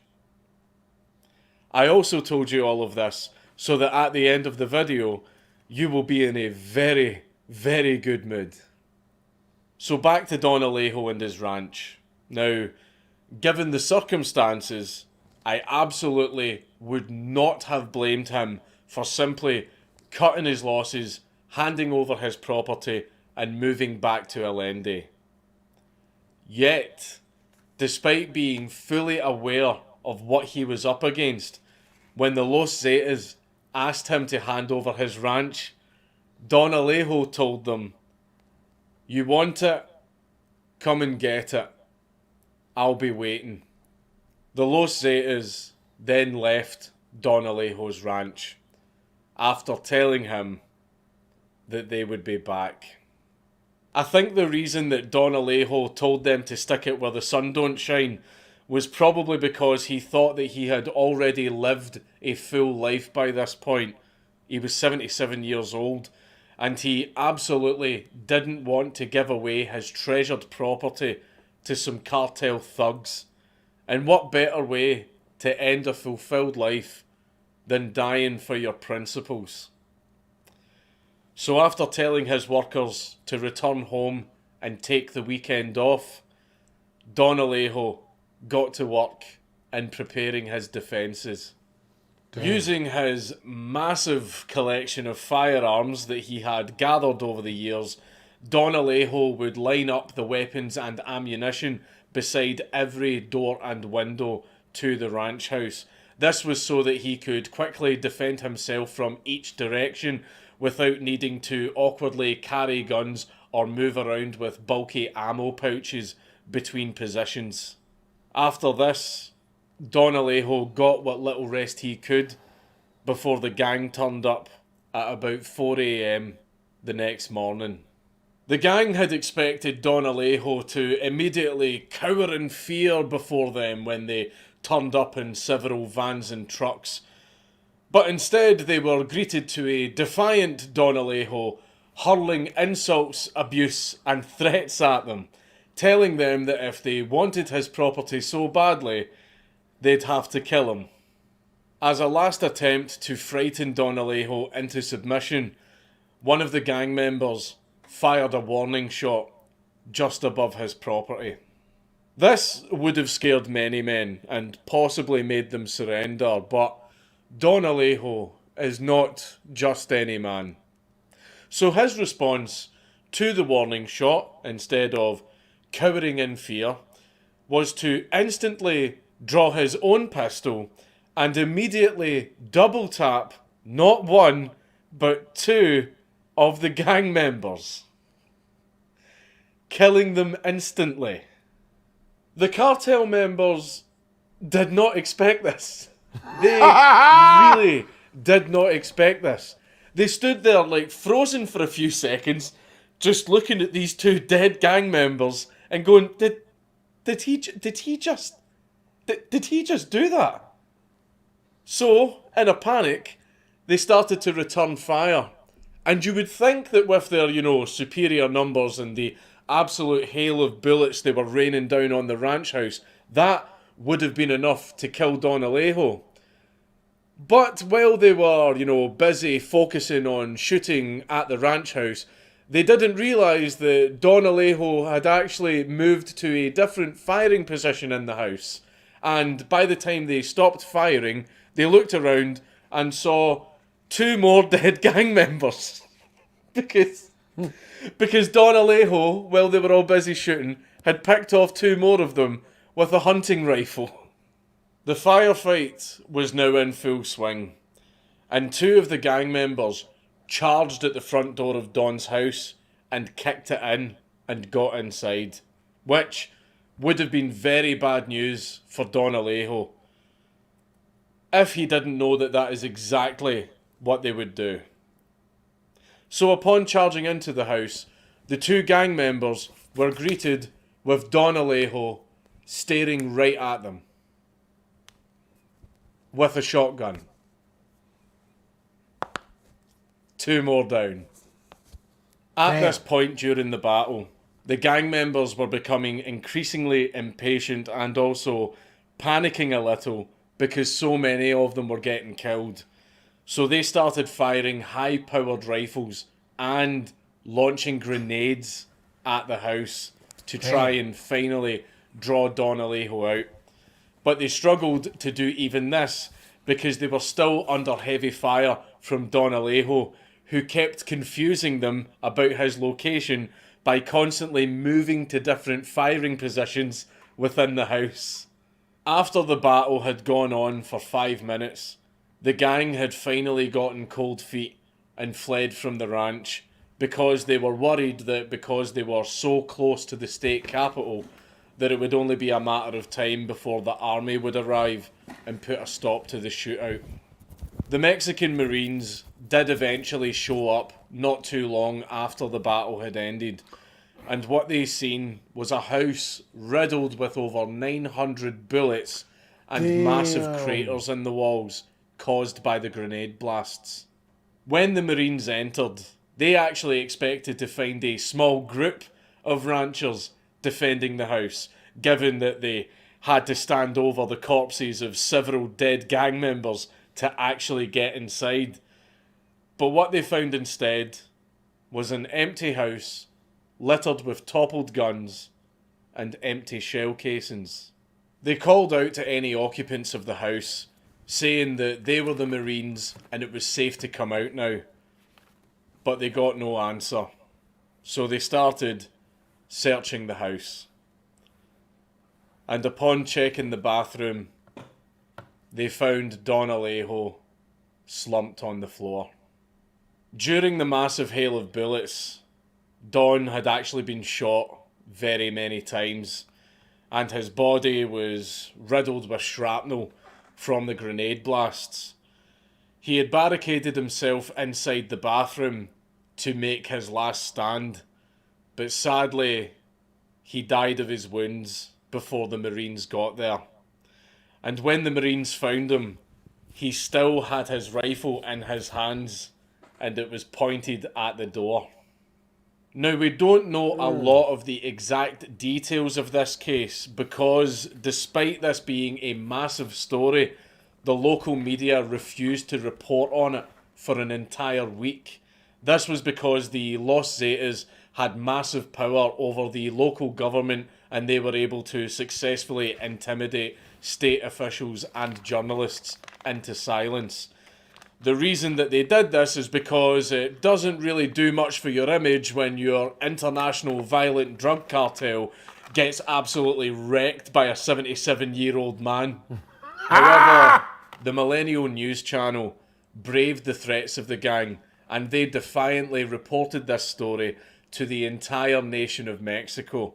The story completely blew up over Mexican social media, and Don Alejo rapidly became a beloved cultural icon within the country. The main reason people really loved Don Alejo wasn't just because he managed to single-handedly defend his property from what was at least 10 heavily armed attackers, but it was because what he did was a massive symbol for the people of Mexico. For decades, corrupt government officials and cartels have endlessly gotten in the way of ordinary Mexicans just trying to live their own lives, where they have to constantly deal with threats and even outright theft of their property and even their homes. But what Don Alejo had done by defending his ranch was take a stand against this entire system, and what makes it even better is he won. Just because you die after the battle doesn't mean that you didn't win the battle. Still counts. The Los Zetas would never return to the San Jose ranch, meaning that they had lost a bunch of men and completely humiliated themselves in front of the entire country for nothing. Nothing. I think another reason that they intimidated the press wasn't just to prevent them from attracting unwanted attention and possibly getting investigated. I think the main reason that they didn't want the story getting out is because the story itself sends a powerful message. It shows that the Los Zetas could be defeated. Unfortunately, despite the huge media attention and being a massive cultural rallying point for the people of Mexico, no official investigation into Don Alejo's murder would take place, nor would any charges be issued against any of the Los Zetas cartel members. It just goes to show how bad the cartel problem still is to this day. It's estimated by the BBC that homicide and kidnappings by Mexican gangs have only gone up since 2017. This means that a lot more innocent people are going to have to die before the Mexican government can bother their useless, corrupt arses to do anything about it. Despite this though, Don Alejo continues to live on in the hearts of Mexicans to this day. The country's news channels and websites celebrated the 10th anniversary of his last stand, describing him as having died fighting as the best soldier, with dignity, honour and courage. Musicians have also composed at least 2 corridos in Don Alejo's honour, a corrido being the cultural dancing music in Mexico, and you can actually find these on YouTube.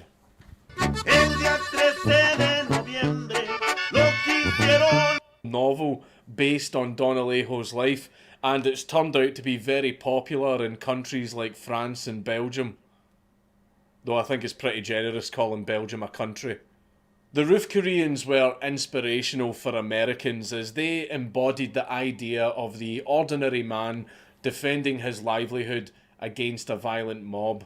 And much like them, Don Alejo Garza Tamez is viewed as a living representation of what ordinary Mexicans aspire to. They want to be left alone and be able to fight back against the thugs that are ruining their country. That's why I think that we should look at Don Alejo's story as a cautionary tale. Don't give up your guns, don't give up your freedom, and don't give up your country to people that just want to sell you down the river. May we all aspire to be even 1% of the Chad that Don Alejo was. That's real. Viva la Mexico. Vivas la Mexico. Thank you on YouTube. Vivas la Mexico. You feel me? All right, yo. You know what I mean? Like, yo, I hope you guys enjoyed the video. You know what I'm saying? I had a really good time, bro. Count Dankula is always awesome to listen to. But yo, I'm about to get up out this mug. You know what I'm saying? I'm about to go hit the strip.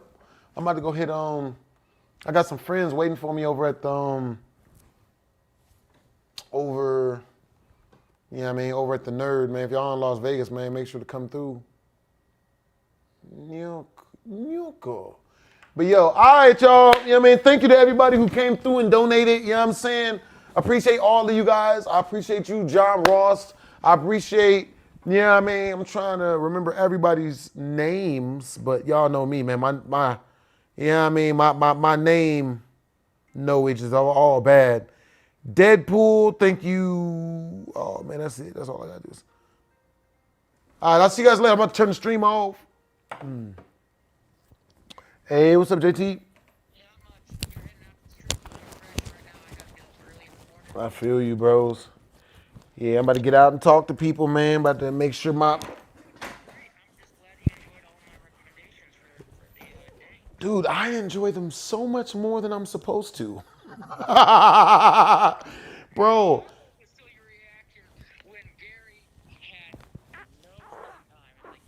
Yes! Fuck, that's a W. Ultimate W, bros. Yeah. Suspended.